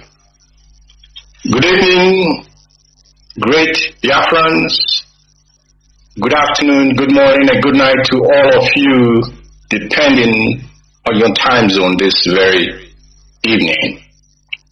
And good evening as well to the friends and the supporters of the indigenous people of Biafra worldwide. My name is Mazi Chikeduziem, and I come from Ihe-Oma. Ihe-Oma is in all the province of Biafra land. By the grace of Chukwu Kikabiyama from Ihe-Nine, I serve the indigenous people of Biafra as the head of Directorate of State. I know that it has been a while that I address the Biafran people. It is a strategic plan by the leadership, and it is the reason is bringing, as we had hoped, the positive results that we envisaged. But tonight, it is very imperative and very important that I address the Biafran people and, of course, address the world community. But before I go on, let me, from the deepest part of my heart, commend this great, wonderful family, the IPOB Worldwide family. I want to commend you exceedingly because you have shown that the freedom of the people of Biafra is a project that we cannot retreat or surrender from. You have exhibited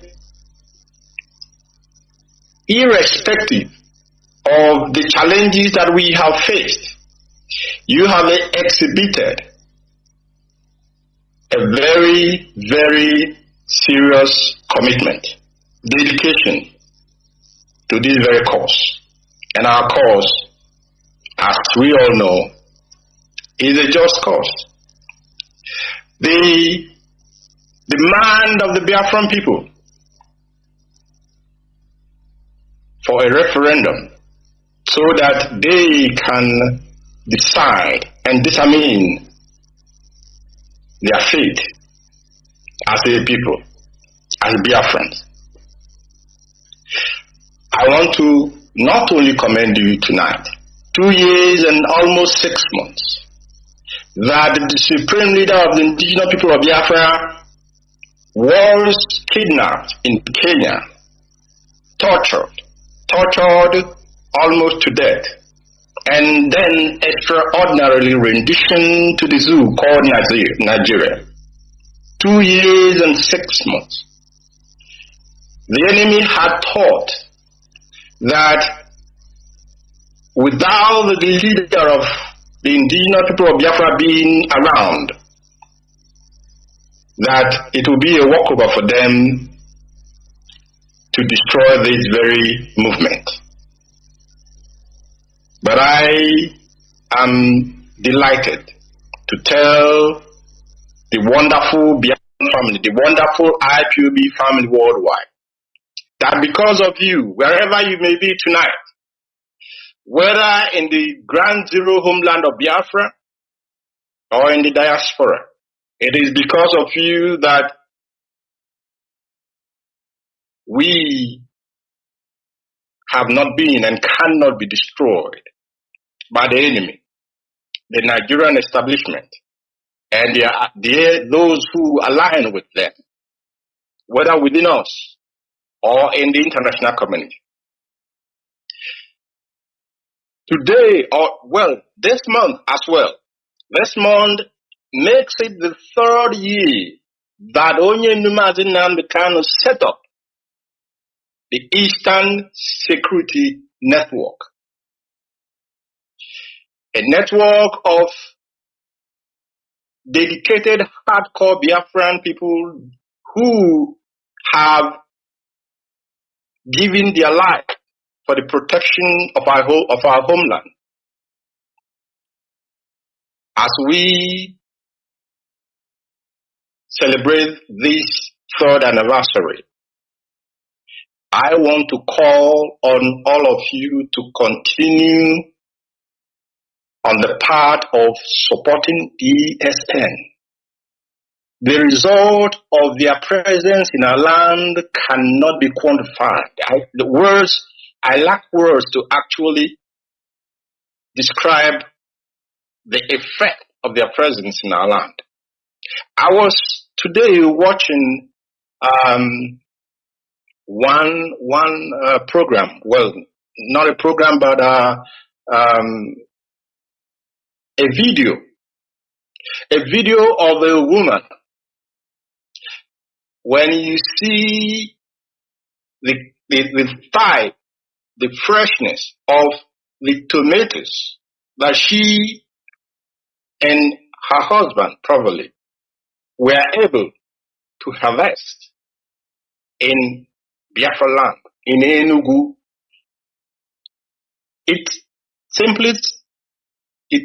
that very video simply makes a lie the narrative that Biafra land cannot produce and Biafran people cannot produce what they can eat. If you can remember, Biafrans, in one of my last address to the Biafran people, I stressed on the need for us to go back to the land. Go back to the land, that is, go back to farming. Because our land is a blessed land.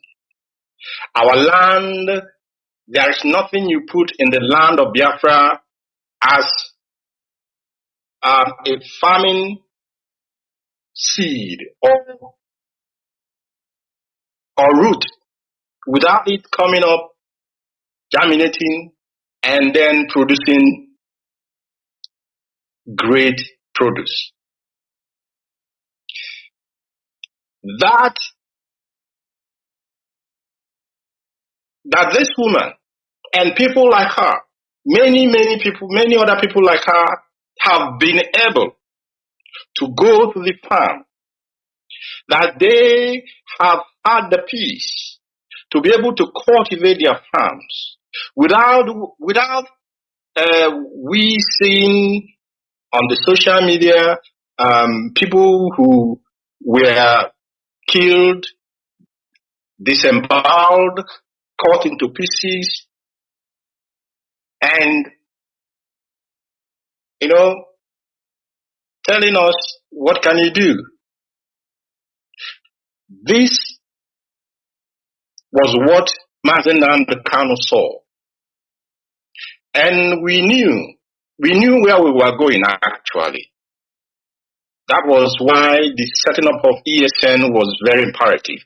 ESN, for those who do not know, was set up to safeguard the land, the farmland, the forests of Biafrans or Biafra land against marauding terrorist herdsmen. That is why ESN was set up. And they have done an exceedingly good work at that job that they were given to do in Biafra land.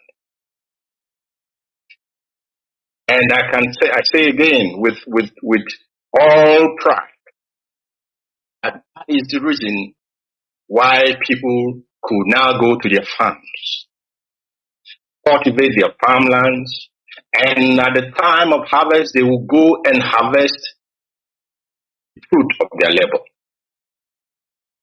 Taking this into account, I am calling on all of you tonight, Biafrans, the sympathizers to the Biafran cause, the supporters and friends of Biafra, that for our own existence, so that the Biafran people, we do not depend on what is imported from another part of the zoo down to our land.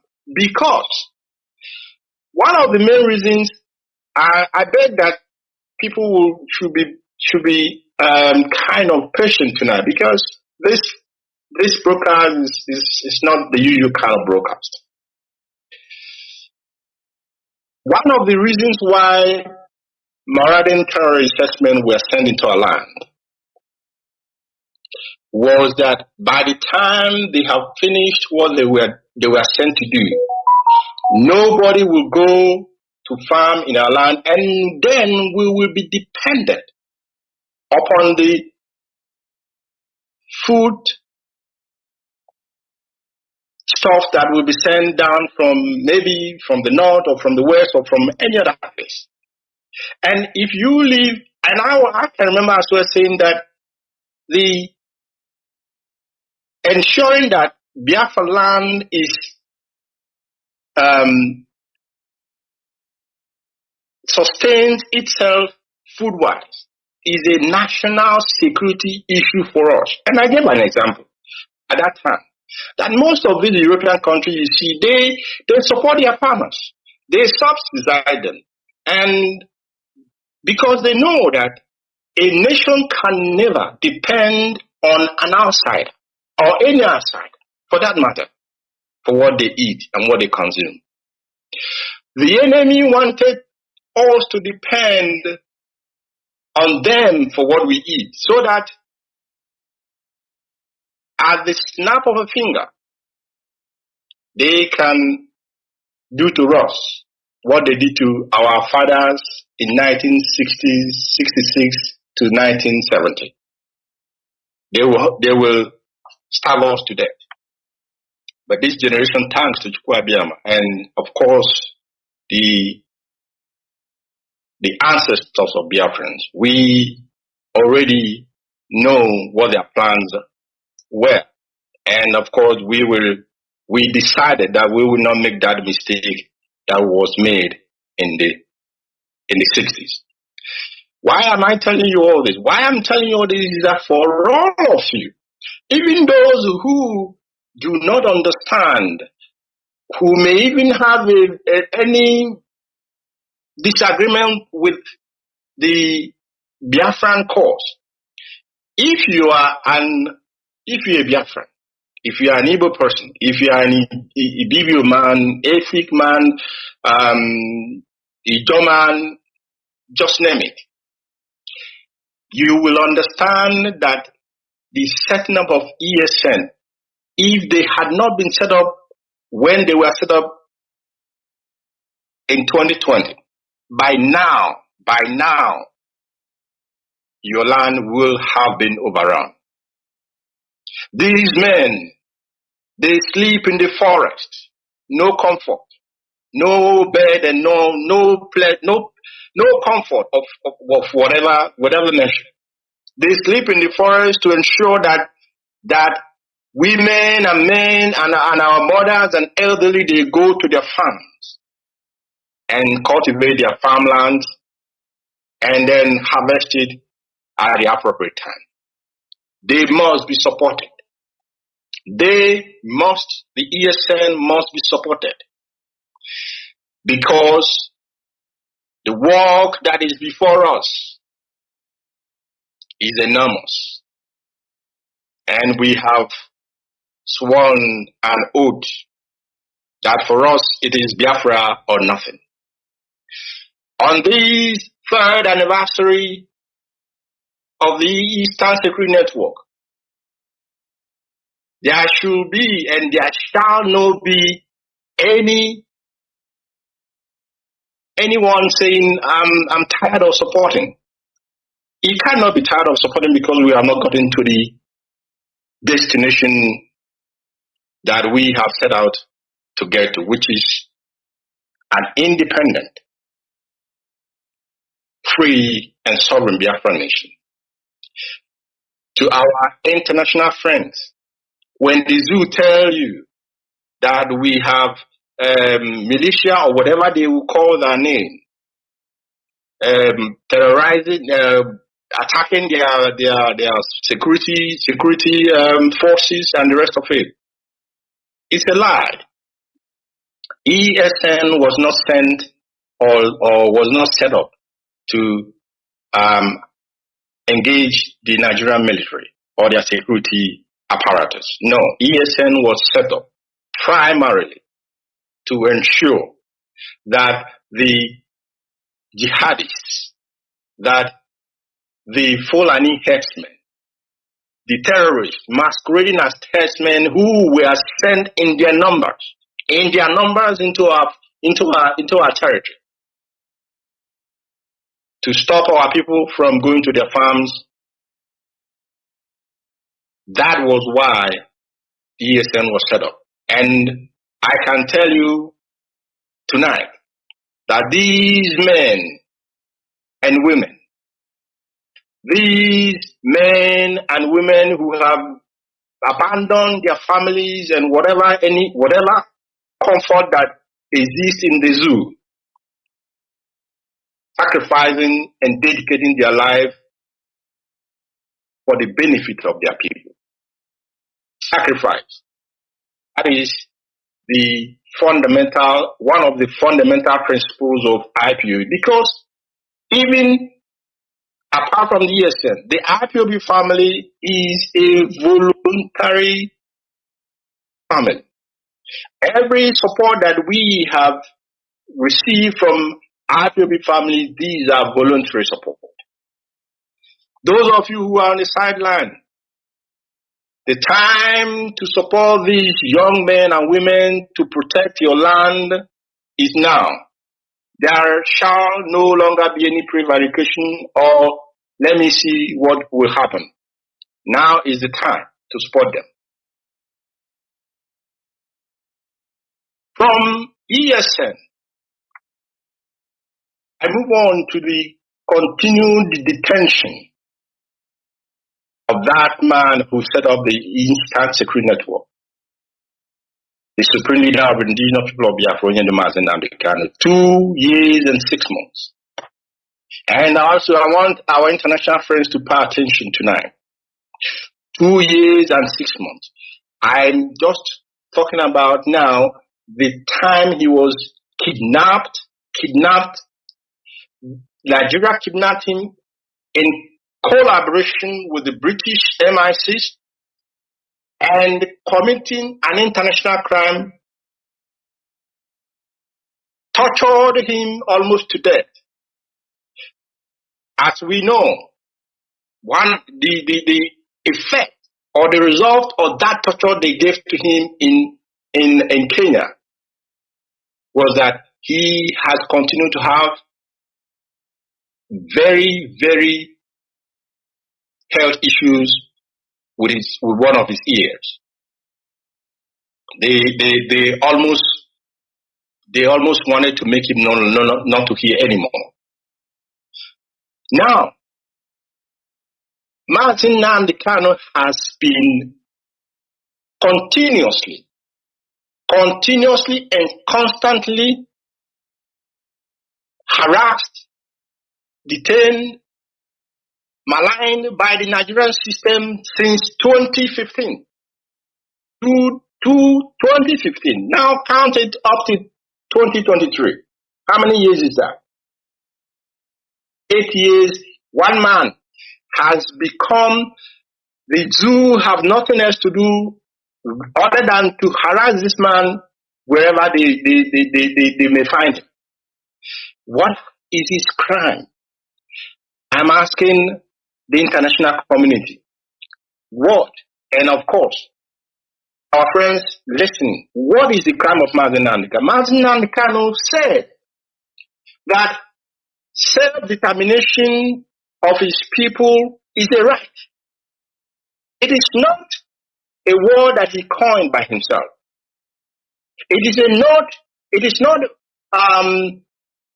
something that he formulated by himself. This is an internationally accepted, recognized, and enshrined, guaranteed right to indigenous people of Biafra. Is the indigenous people of Biafra, I'm asking this question now, maybe it's rhetorical, but I'm asking it. People must listen. Is the indigenous people of Biafra, or are they different from what the UN and AU charters dealing on the rights of the indigenous people of Biafra? Are the indigenous people of Biafra not envisaged to be entitled to those rights? Are we different? That for these long, notwithstanding the genocide that was committed on our people, 1966 to 1970, going back the program that were part of it, notwithstanding this horrendous, barbaric, inhuman act that our people suffered at the hand of Nigeria, the international community, they have remained unconcerned. I am laying a foundation for what is to come, so that tomorrow nobody will say they did not know. And please, Mazi Jonathan, this broadcast, after tonight, it must be circulated so that those who did not have the opportunity to listen, they will be availed of the same message. Because 2024 will be a different ball game. It will be a completely different ball game. Since the international community has left us to our own fate, since we have written, we have taught, we've visited many of these organizations, our case will always be pushed under the table. And cases that do not measure in horrific nature to what happened to us will be magnified. They have left us to our fate. So the background I'm laying tonight is that 2024 maybe will be different. Very, very different. So that nobody will say, IPOB, you have come again, or you have started again, or where is this all coming from? It is all coming from the time when our people were criminally merged with other nations and called a trading post for the British. And from trading posts, they now give you whatever they call a paper independence. And still, they are in charge of your land. You have no independence as in true word of the word independence. There is nothing like independence in the zone. Now, Mazi Nnamdi Kanu has been in detention for the past 2.5 years. Irrespective of the fact, the courts have set this man free. The appeal court of the zoo had said this man has no case to answer. He was discharged and acquitted. Acquitted. In law, that means he had no case to answer. But the Nigerian government, no, they are not happy with that. They continue to incarcerate this man. They continue to torture him physically and psychologically and mentally. They continued, and the world kept quiet. The British government, whose official citizenship Mazi Nnamdi Kanu has. Well, of course, it's not as if we're expecting much, but I want to make a little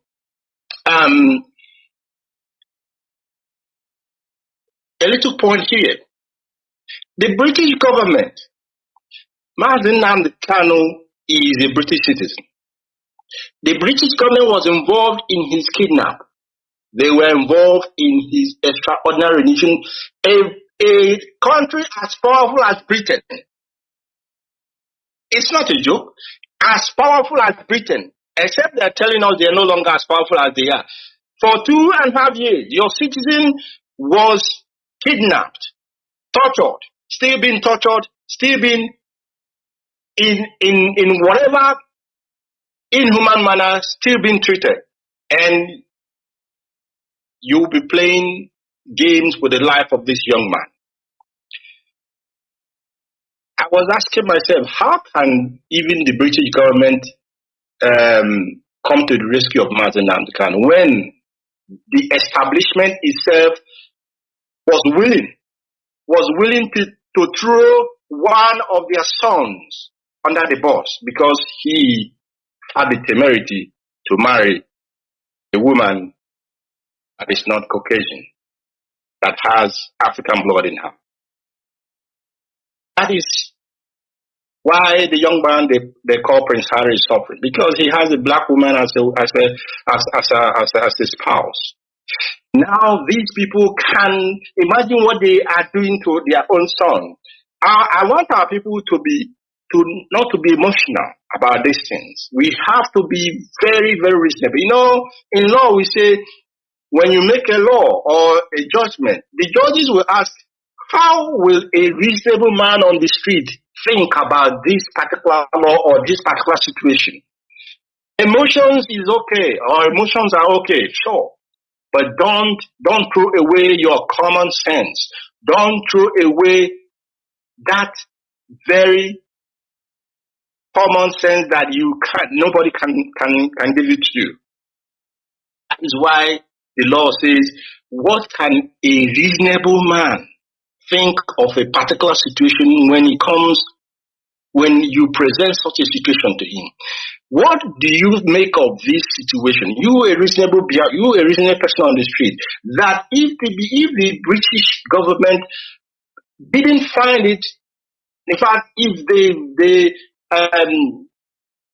thought it necessary to throw their own prince under the bus for this very reason.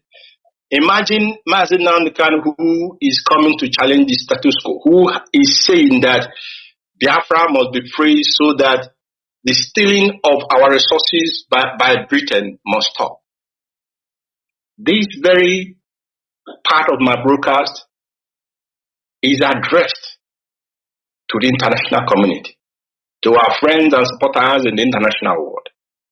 And when they hear tomorrow that we have closed all channels of communication with Nigeria, no more negotiation and every other thing that comes with it, they must not ask us, why are we doing this? We have for the past 50 years been requesting for an opportunity for the Biafran people as human beings that we are. We are not less human beings than any other person, whether Caucasian or Asian or white or black or green or red. The Biafran people, we have the same right as every other person. The British people, I was reading the other day, the new president of Argentina, when he was making part of his campaign, election campaign, he made the return of Falkland Island to the Argentines as part of his agenda. The British came up and said that the Falkland people have right to self-determination. Are you guys listening? Falkland, they have a right to self-determination, and that by that right of self-determination, they have done a referendum to remain outside of Argentina. What about the Biafran people? Do we not have that right of self-determination? And that was why I was asking the question, whether what was envisaged by the United Nations Charter on the rights of the indigenous people, whether it did not envisage that the Biafran people will also have the same equal right. But let's assume that the United Nations Charter does not envisage that Biafran people will exercise such right. What about the African Union? African Union that also has the right, the charter dealing with the rights of indigenous people. African Union I'm talking about now, no longer the United Nations, African Union that covers the whole of Africa. Are they also telling us that we as Biafrans, even though we're African, we are not entitled to the rights that is contained in that charter for the rights of the indigenous people? This has been our case for the past 12, 13 years. I'm talking about IPOB now. But for the past 50 years, this has been our case. We have peacefully, we have presented this matter in any manner that people can peaceably present a matter. But we have been told to go to hell. We have been told to go to hell. Biafrans, the question is, are you willing to go to hell? Now, put the incarceration of Mazi Nnamdi Kanu on one side. And now look at what is going on in Lagos State. In Lagos State,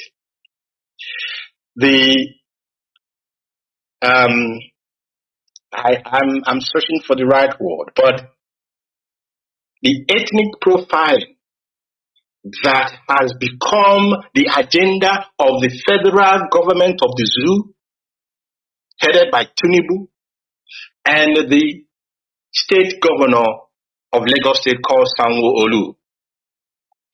The ethnic profiling. If you go and look at the destruction of the properties that they are carrying out in Lagos State, you will see you wouldn't. It's not. These places are not. What do they call it again? It's not like Morocco where you have slums. These are not slums. These are houses, mansions that many of them can never ever dream of ever building in their life. These mansions are not even 20 years mansions. These are very, very new mansions that young Igbos, young Biafrans have toiled day and night, made the money in their businesses, and built a home for themselves.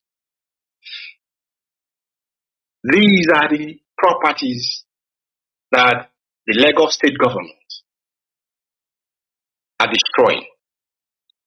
The wife of Chinedu, I can't remember the year, but I think the video is still online, where she was jubilating. A woman, my goodness me, she was actually saying that they will take over the property of the property of the Igbos. You want to take over a property that you did not build. You want to take over a property of somebody that is not related to you, is not connected to you, but you just want to take it over. What kind of wickedness is that? What kind of inhumanity is that? What kind of envy and jealousy is that? Again, the government of Lagos State will tell you these houses were built without the proper documentation. Okay, for argument's sake, let's even assume they were built without the proper documentation. What about the markets? The markets of these Igbo people, the markets that they are maybe 90% in 90% in Mayhai, the Germans will say. I'm looking for the English word. They are 90% more than any other person. They have the majority. These markets, they have destroyed them and re-destroyed them and set many of them ablaze. Many have been set ablaze, and these young men, these Igbo people, will still, go back, clean up the burnt, the debris, clean up the debris and rebuild.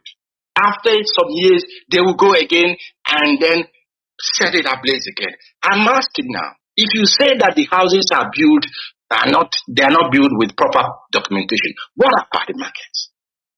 Why do you want to destroy? And it is not only that there are no other markets that has majority of other nations in Lagos State. The Hausas, they have the Hausa market where they bring their produce from the north.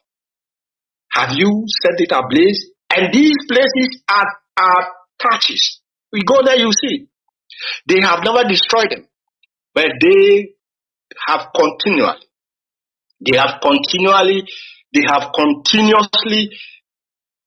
embarked upon this hatred. And when people talk, they will say, how did they describe it? Hate speech. What? How can you describe hate speech when you are deliberately ethnic profiling a nation of people and destroying their properties, their way of life, their means of livelihood? What else can be more hateful than this very act? I'm telling the Yoruba people,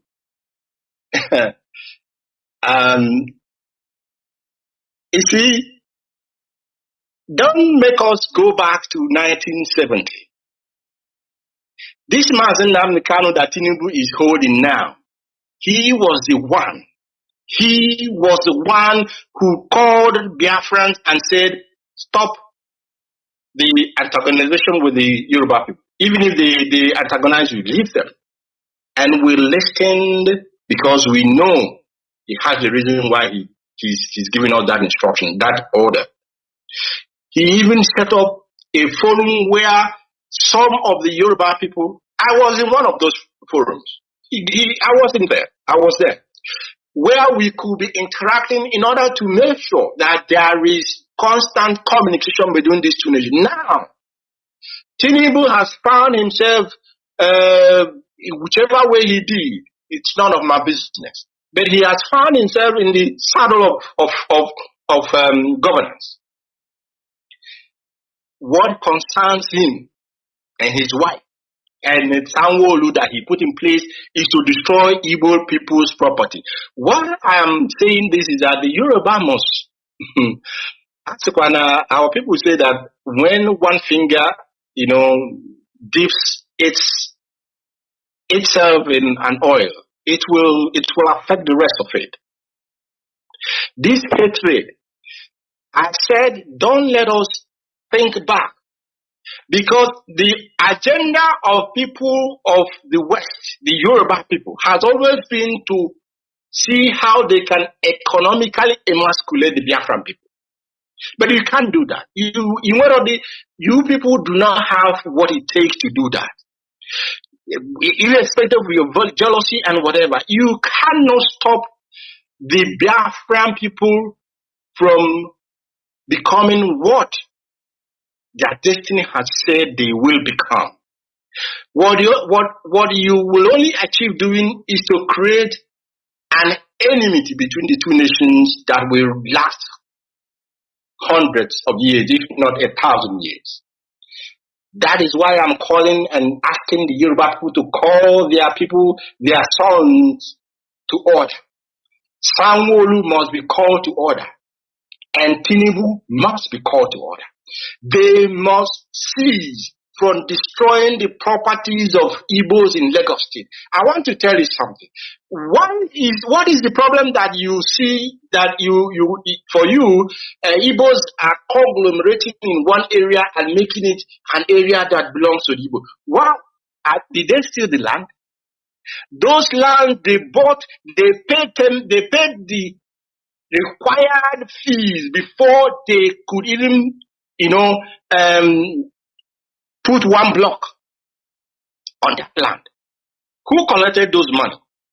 Apart from the money that the community that have the land will collect. The Lagos state government collected part of these monies for whatever they could, because they have so many agencies. Once you want to build a house, they will call and tell you, do you have permission? If you say you don't have permission, then you must get the permission. So why I'm saying this is that the Igbos that have land in Lagos State, they have the proper permission, they have the proper document, the government is aware that this land is about to has been bought, is about to be constructed upon, is about to be developed. But no, they want to eat their cake and have, they will collect the money from the Igbo people. Let them construct their house. After constructing these mansions, these beautiful houses, you have no humanity in you. You carry one useless baka, or what they call bulldozer. One bulldozer. Something that somebody suffered for years. In a twinkling of an eye, you go down and you bring it down. And you call yourself a government. You will pat yourself on the back that you have done well. The Yoruba must listen tonight. The destruction of Igbo property must cease, must stop in Lagos State. What they are doing, when they finish in Lagos, the other cities and other states will take a cue from them, and then it will be the story repeating itself. I am so touched, but I don't want to be angry, because anger is a negative energy. It will becloud our sense of reason. But I am touched when I see these houses, how they are being destroyed. They do not only destroy the houses that these people have built, they go to where they make the money, where they suffer day and night. In the morning, those of us who spend some time in Lagos before we left those places, that area. you see these young men, 5 a.m. they have woken up, 5 in the morning, 6 in the morning they have woken up, they are going to their shops. They will be there until evening, toiling. And when they have finished all this toil, and then they will come and, try to build a house to have some rest of mind, you will be envious of that toil that they have put into building that house. And you go and use one bucket, one bulldozer and destroy it. I ask myself again, where is the humanity of these people that call themselves, this man that calls himself Sanwo-Olu and Chinedu? Where is your humanity?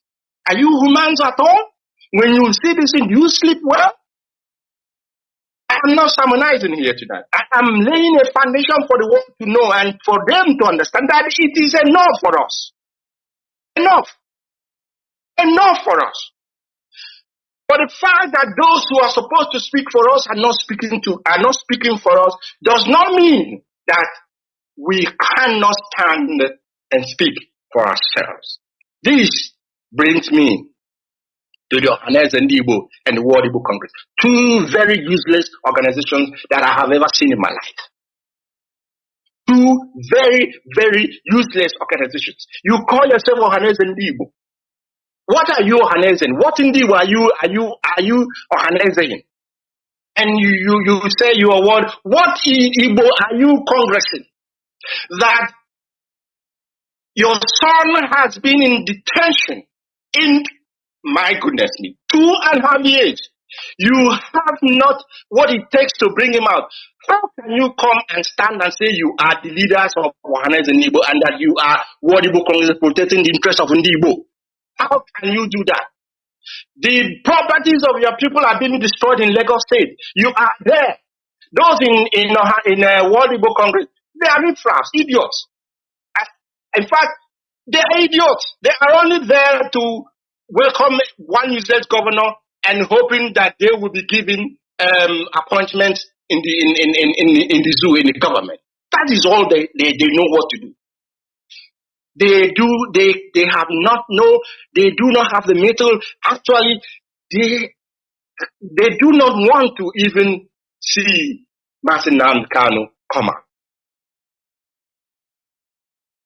I cry for the Igbo nation. I cry for the Igbo nation that no one can stand anymore. Ohanaeze-Ndigbo is a bunch of men that do not know they do not know the history that brought Ohanaeze-Ndigbo to be. I'll tell them tonight. They do not know. They do not know because the present one, Emmanuel Iwanyang, is the person hobnobbing with the vampire in Imo State. Who appointed Iwanyang as Ohanaeze-Ndigbo president? Hopeless those of them are. The Supreme Court administrator in Imo State. The murderer. The person who was given the contract to come and kill his people. He's the one who appointed Emmanuel Iwanyang to be Ohanaeze president. And that is why they have no interest in Mazi Nnamdi Kanu coming out, because the vampire, the bloodsucker that is inside the council house have no interest. He have no interest in Mazi Nnamdi Kanu coming out.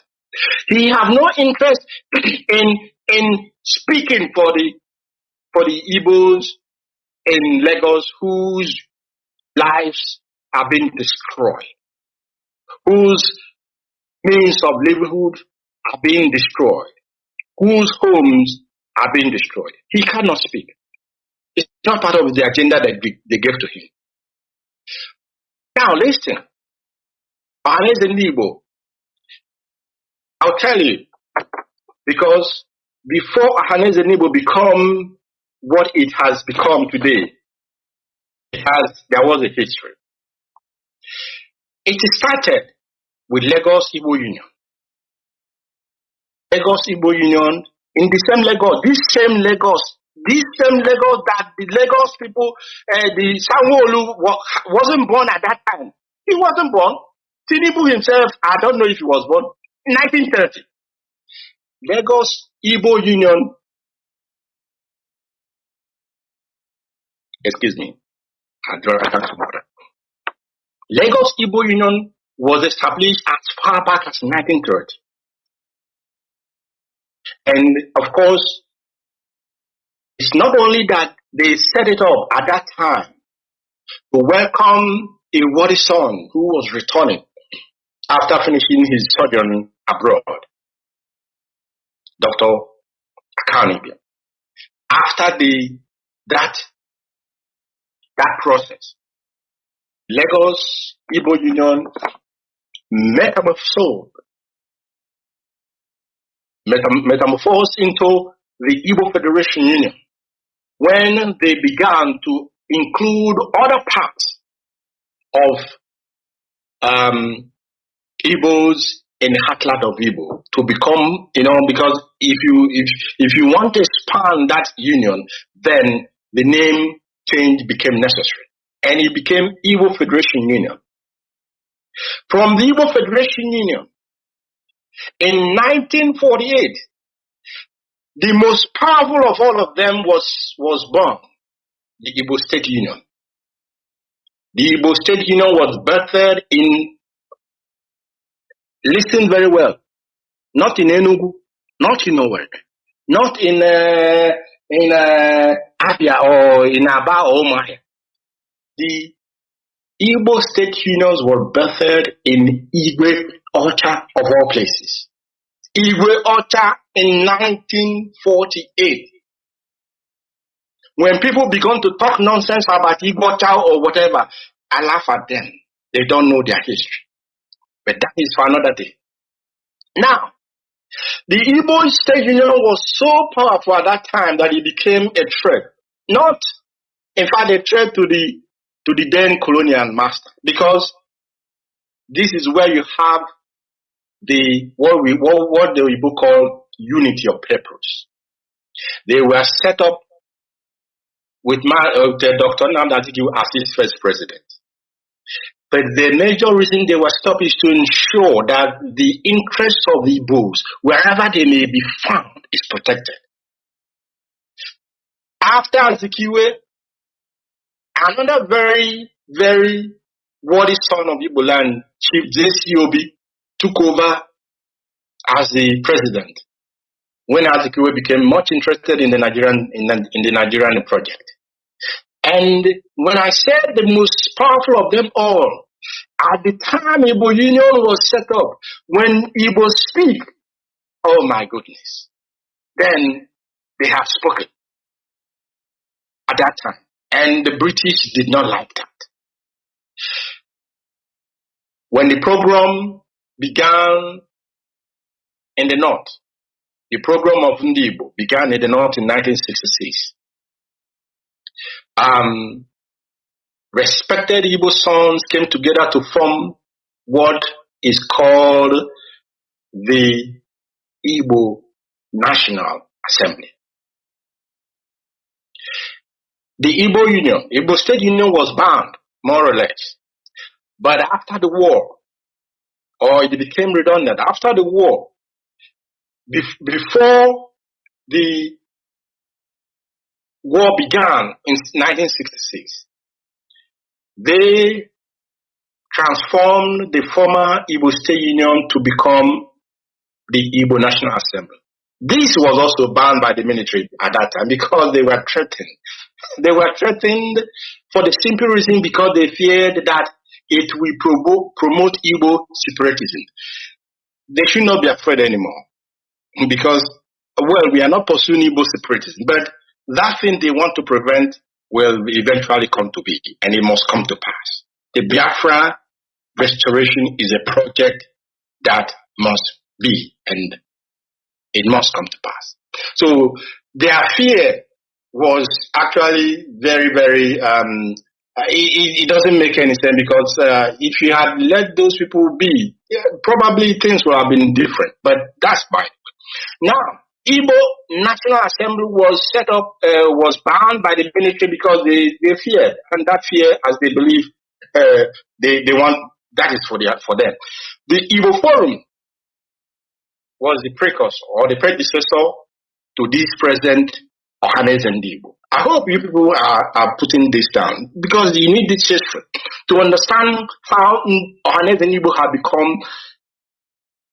become, in fact, useless, more than useless.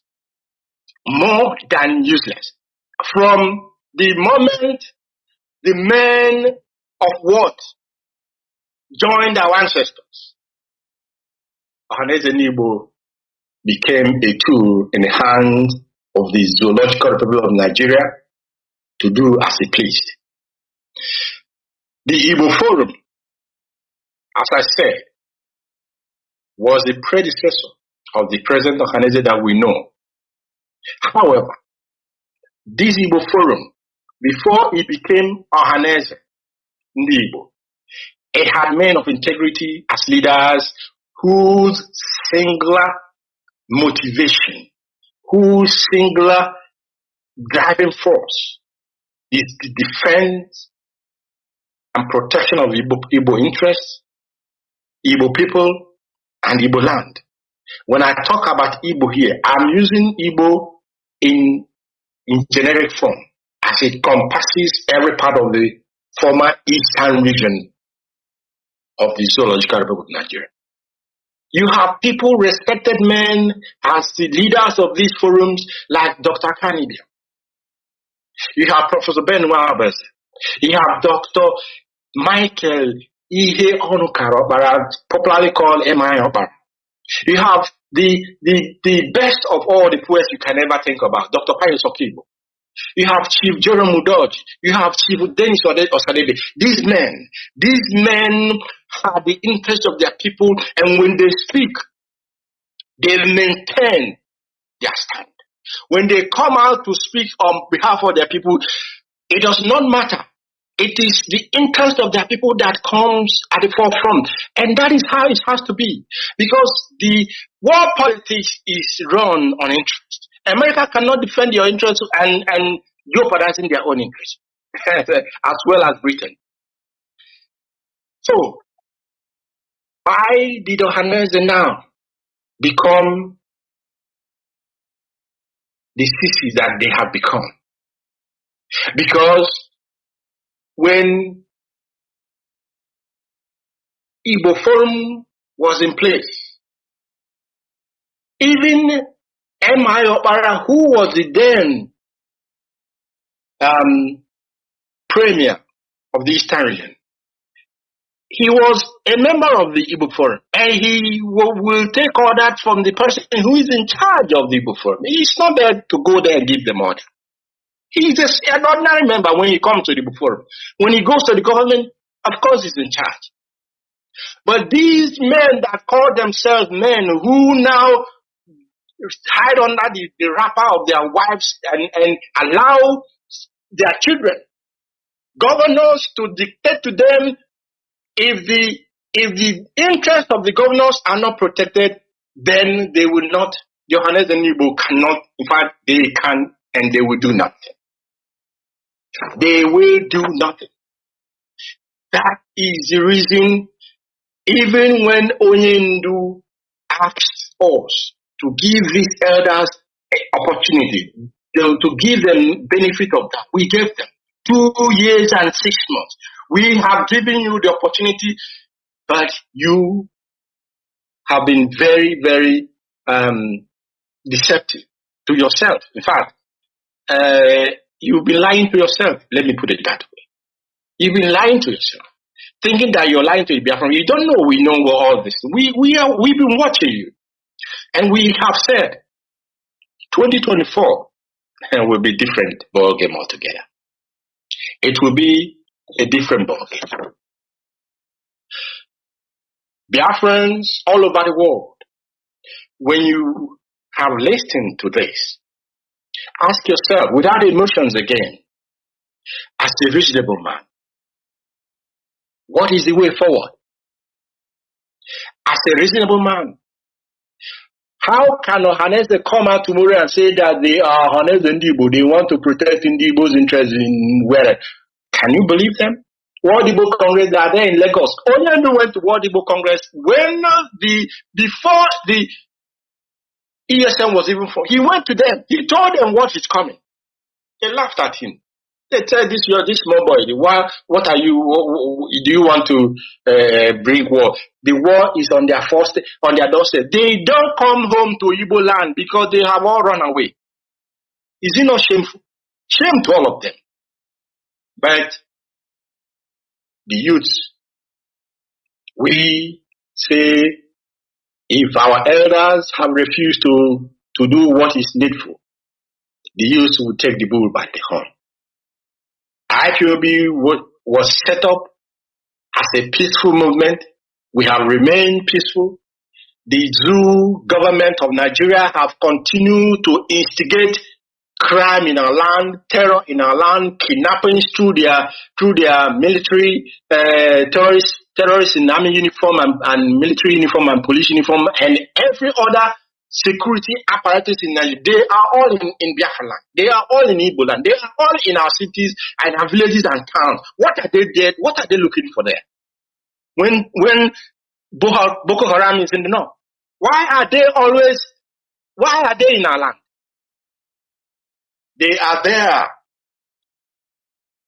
with the hope that they will finish up what their forebears started. Those who were part of the massacre of Biafrans, of the genocide against Biafrans, two of them are still remaining. Sanjo and what is his name again? Gowan. They played a major role in this. Obasanjo's hand is rippling in the blood of Biafrans. Gowan's hand is dripping in blood of, and I don't know the Amaram plan. Sorry if I move into Igbo. I don't know the plan Chukwuka has for them, but my prayer is that they will live 1-2 more years and see what this generation will do to the zoo. 1-2 more years, they should live and see what we will do to them. And to those who call themselves our elders, that are the worst set of elders that one can ever wish for himself. These people, I don't know. I ask this question: what is the way forward? And IPOB do not do anything without having a plan of the way forward. First of all, this is December. Our people will be moving in their numbers down to our villages and towns and cities in Biafra land. And you will notice, those in Biafra land noticed, the international community, listen again, friends and supporters of Biafra, please pay attention. The military, the police, the custom, the EFCC, what do you call them? Those who are at the borders, immigration and the rest of them, they all have roadblocks in Biafra land. You'll be asking yourself, well, is that a joke? It's not a joke. This is the truth. Go maybe a kilometer apart. If you don't see the army, you see the police. If you don't see the police, you see the road safety. If you don't see the road safety, you see EFCC. If you don't see the road EFCC, you see the immigration and the national defense. What do they call it? Then the civil defense and the rest of it. You see all 1 kilometer apart. What are they doing there? Extortion of the highest order. Inter-Society wrote a report sometime last year. These people are extorting on a regular basis, on a daily basis, billions of dollars. I'm not talking about naira. Naira is a worthless toilet paper. Toilet paper that we buy here is even more has more worth than naira. These people extort billions of dollars from our people, those who are genuinely going about their normal business. The transporters, you will, oh my goodness. In one road, if you are traveling from Onitsha to Owerri, and you will see that you will be paying your toll gate to these separate roadblocks that these two have set up there. Are you telling me that the Army Chief of Staff does not know that his boys are on the road, harassing our people, extorting our people? Are you telling me that the Inspector General of Police does not know that his people are on the road in Biafra land, extorting and harassing and killing our people? Are you telling me that the other security agencies do not know? If they do not know that these people are there, then they are illegal. If they are illegal, we will deal with them as illegal roadblocks.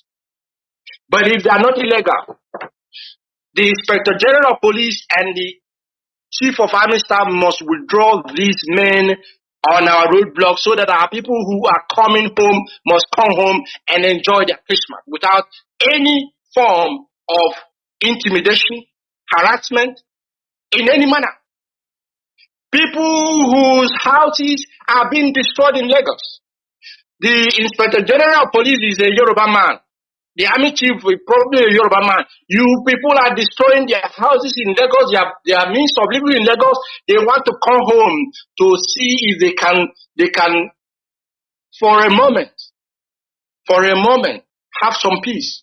And you will extort them from Lagos until they enter their father's compound.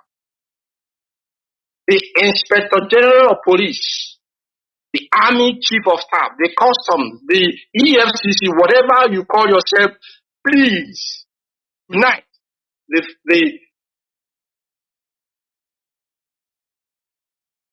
3rd of December 2023. If you're not listening to this very program, people should send it to you.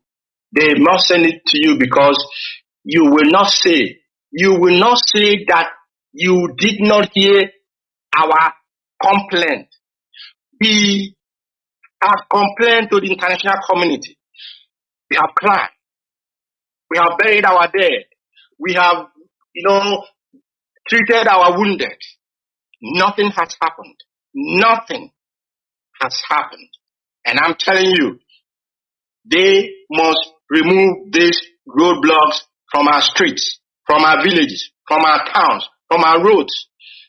If they do not, we IPOB will not be held responsible when our ancestors rise up and take steps. I am warning them now. In fact, I'm giving them expo. They must remove them so that our people must come home and do some soul searching and ask themselves a very hard question. Furthermore,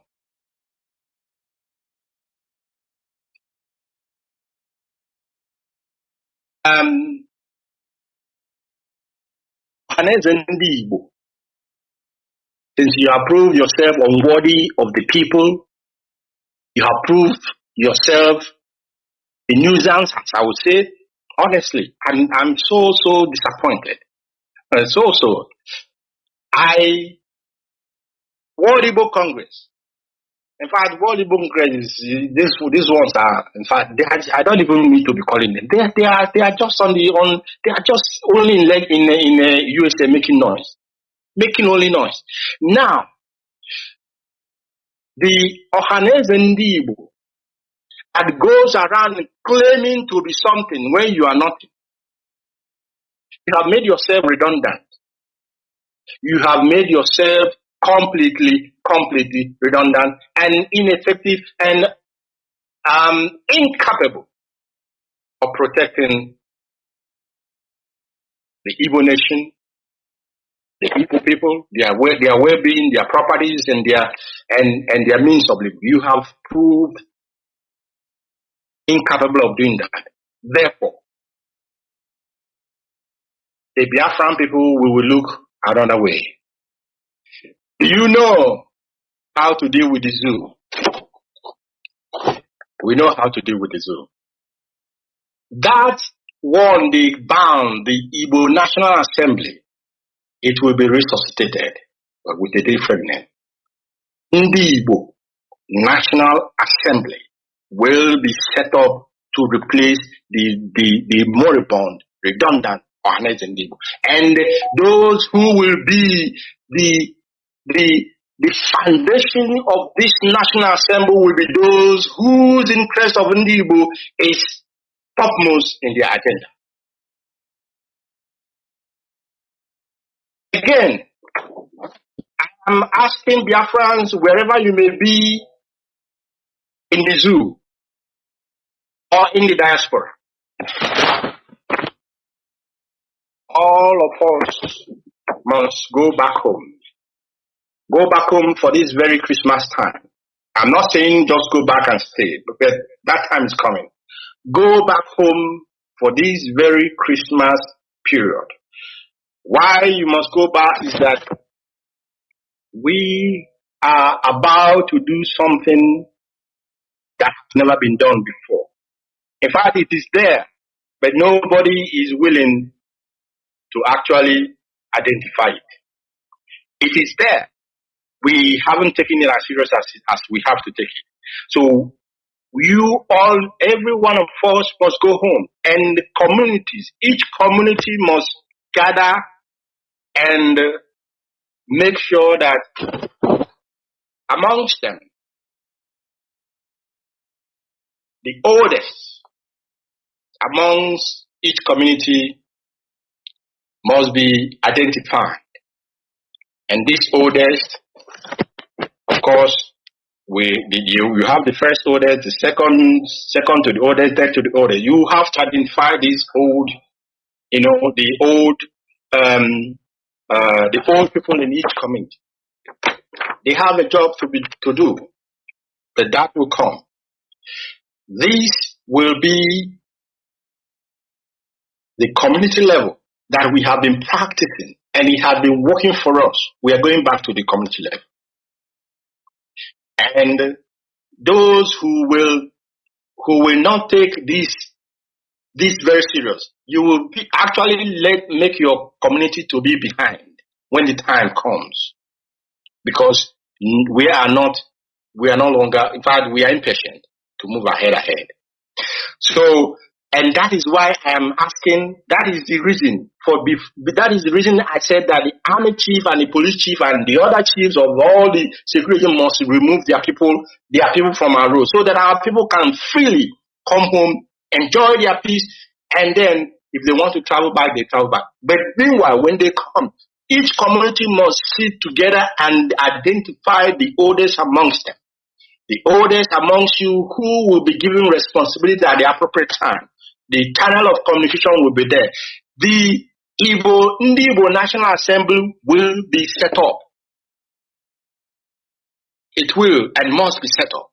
Ohaneze has disappointed more than disappointment can be made. And we cannot continue to do the same thing, even though it is bringing us failure and failure and failure. It is time to take our destiny into our own hands, and this IPOB that Nnamdi Kanu has set up, we are ready to do that. Again,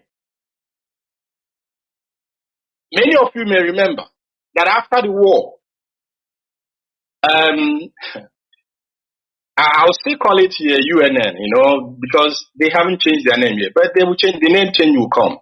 The University of Nigeria in Nsukka was a center of excellence when it comes to learning.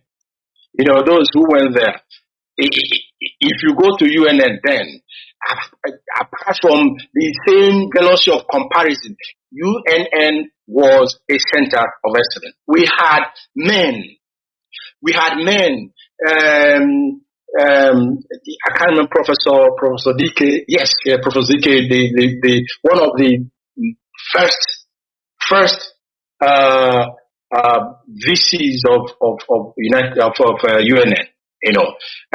These were men who, when they were there, I think Abel and the rest of them, they also did well. But I don't know how UNN is. I'll be honest with you. I don't know how they are at the moment. But they have a responsibility also as well in our march, in the way forward to the realization of our dream. The UNN has a part to play. Remember, after the war, what the zoo did was to, they said that we had a research and development unit at UNN which was used to manufacture whatever the Biafrans used to, prosecute the war. Are you people listening? They did not harness that intellect, that those people who were able to do the unthinkable with the little they had. No, Nigerian government did not say, okay, the war is over, come, help Nigeria to, replicate that thing you replicated in Biafra. It was not the agenda. The agenda was Igbo must be brought down. That is what they think about each time they go to bed is how will we bring Igbo down, not how are we going to make Nigeria to grow. That is the politicians in the zoo. That is the system in the zoo. That is the structure in the zoo. That is what the British have learnt them to do. Have taught them to do. The University of Nigeria and Nsukka then, yes, if they had a research and development unit that helps Biafra to produce what Western nations we are producing, what stops you from saying, okay, come, let's build together. Use your whatever you know how to build and develop, to make this country a good one for everybody. No. They closed down the chemical engineering faculty. They closed down the research and development institute. If you want to go, the chemical engineering, I don't think they are offering anything at UNN at the moment. They are not. Why? A university of that repute, of that caliber, they are afraid. They are afraid that the university will produce another Obunigwe for the Biafran people. Don't worry about that. The zoo must not worry about this. Therefore, the part that UN must play is that the Research and Development Institute must be resuscitated. I know they have a Research and Development Institute that deals on herbs and medicine. It's not what I'm talking about. I'm not talking about a research and development, how you research on herbs. Oh, that is important. I'm not belittling it. It's important. But development of Biafra, a nation can never develop if you do not produce anything. It cannot. Onyendu calls it a rentier economy. That is what they are running. You cannot pull us down forever. It cannot happen, and it will not happen. And why I'm saying is that those in charge of UN must take note. If they do not listen, if they are not listening tonight, somebody must make this audio, this broadcast available to them. They have a responsibility in the Biafran people taking their destiny into their hands. They have a responsibility in us moving forward. Therefore, these two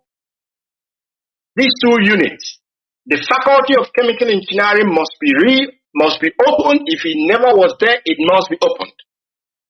And the Research and Development Institute must be reinstituted.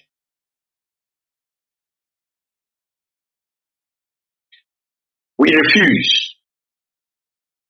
refuse to be held down anymore by the zoo. If they're interested in running their Nigeria the way they want it, I can't begrudge them. Why should I begrudge them? But I am being very frank to you tonight, the 3rd of December, that the Biafran people have had enough. The international community must listen tonight. We have had enough, and we say enough is enough. And the first assignment that we are going to carry out, and UNN must be part of this assignment. That is why I said the research and development issue must be put in place. If UNN, let me make this very clear. If we say that the firstborn son, if you say your birthright, there are younger ones waiting and ready to take that birthright. One of the main reasons why our land and our people are running to Lagos, taking their businesses to Lagos, is because we do not have a functional seaport in Biafra land. Those, again, the friends of Biafra must listen. We have One in Iguacha. We have Warri Seaport. We have one seaport in there is seaport there is One Seaport. There is Warri Seaport. There is another seaport in Calabar. There is another seaport in Akwa Ibom.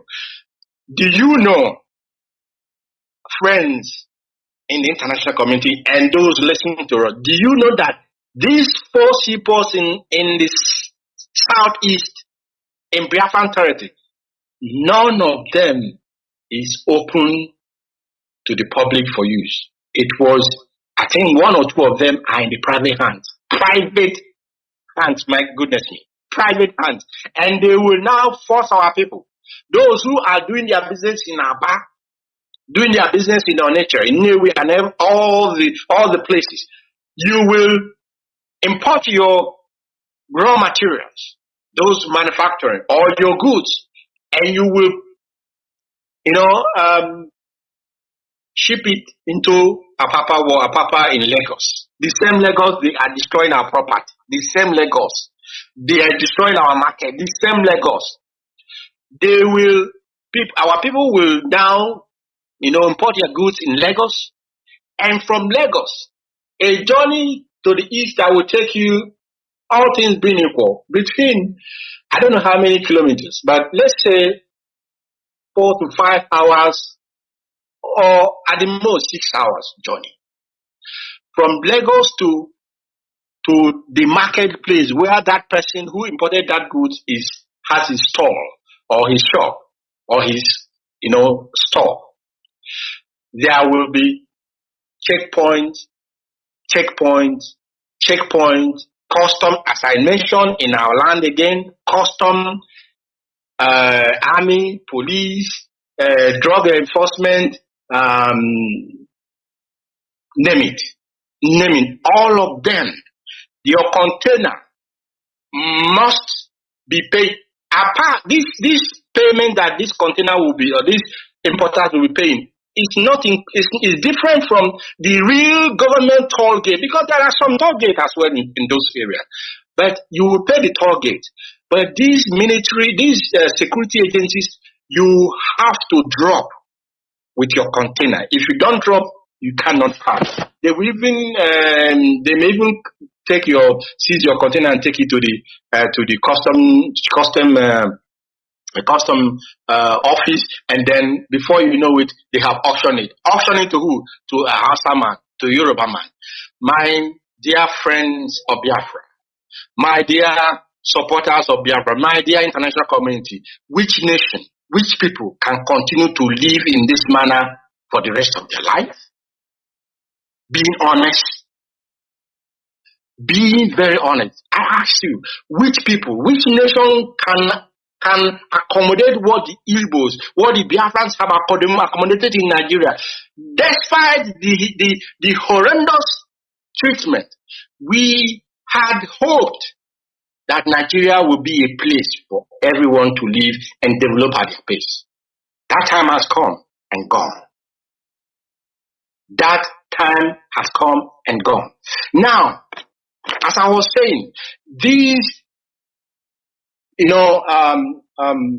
containers will be, by the time they reach main market Onitsha or area market or Nnewi market or whichever market, you have maybe spent maybe 50% of the cost. Another extra cost, 50% extra cost of what you have already spent to clear these goods, and these you have to add before you can sell these goods, making these things exorbitant, extraordinary exorbitant to our people. Are we going to continue in that form? Is anybody actually advising Igbo to continue?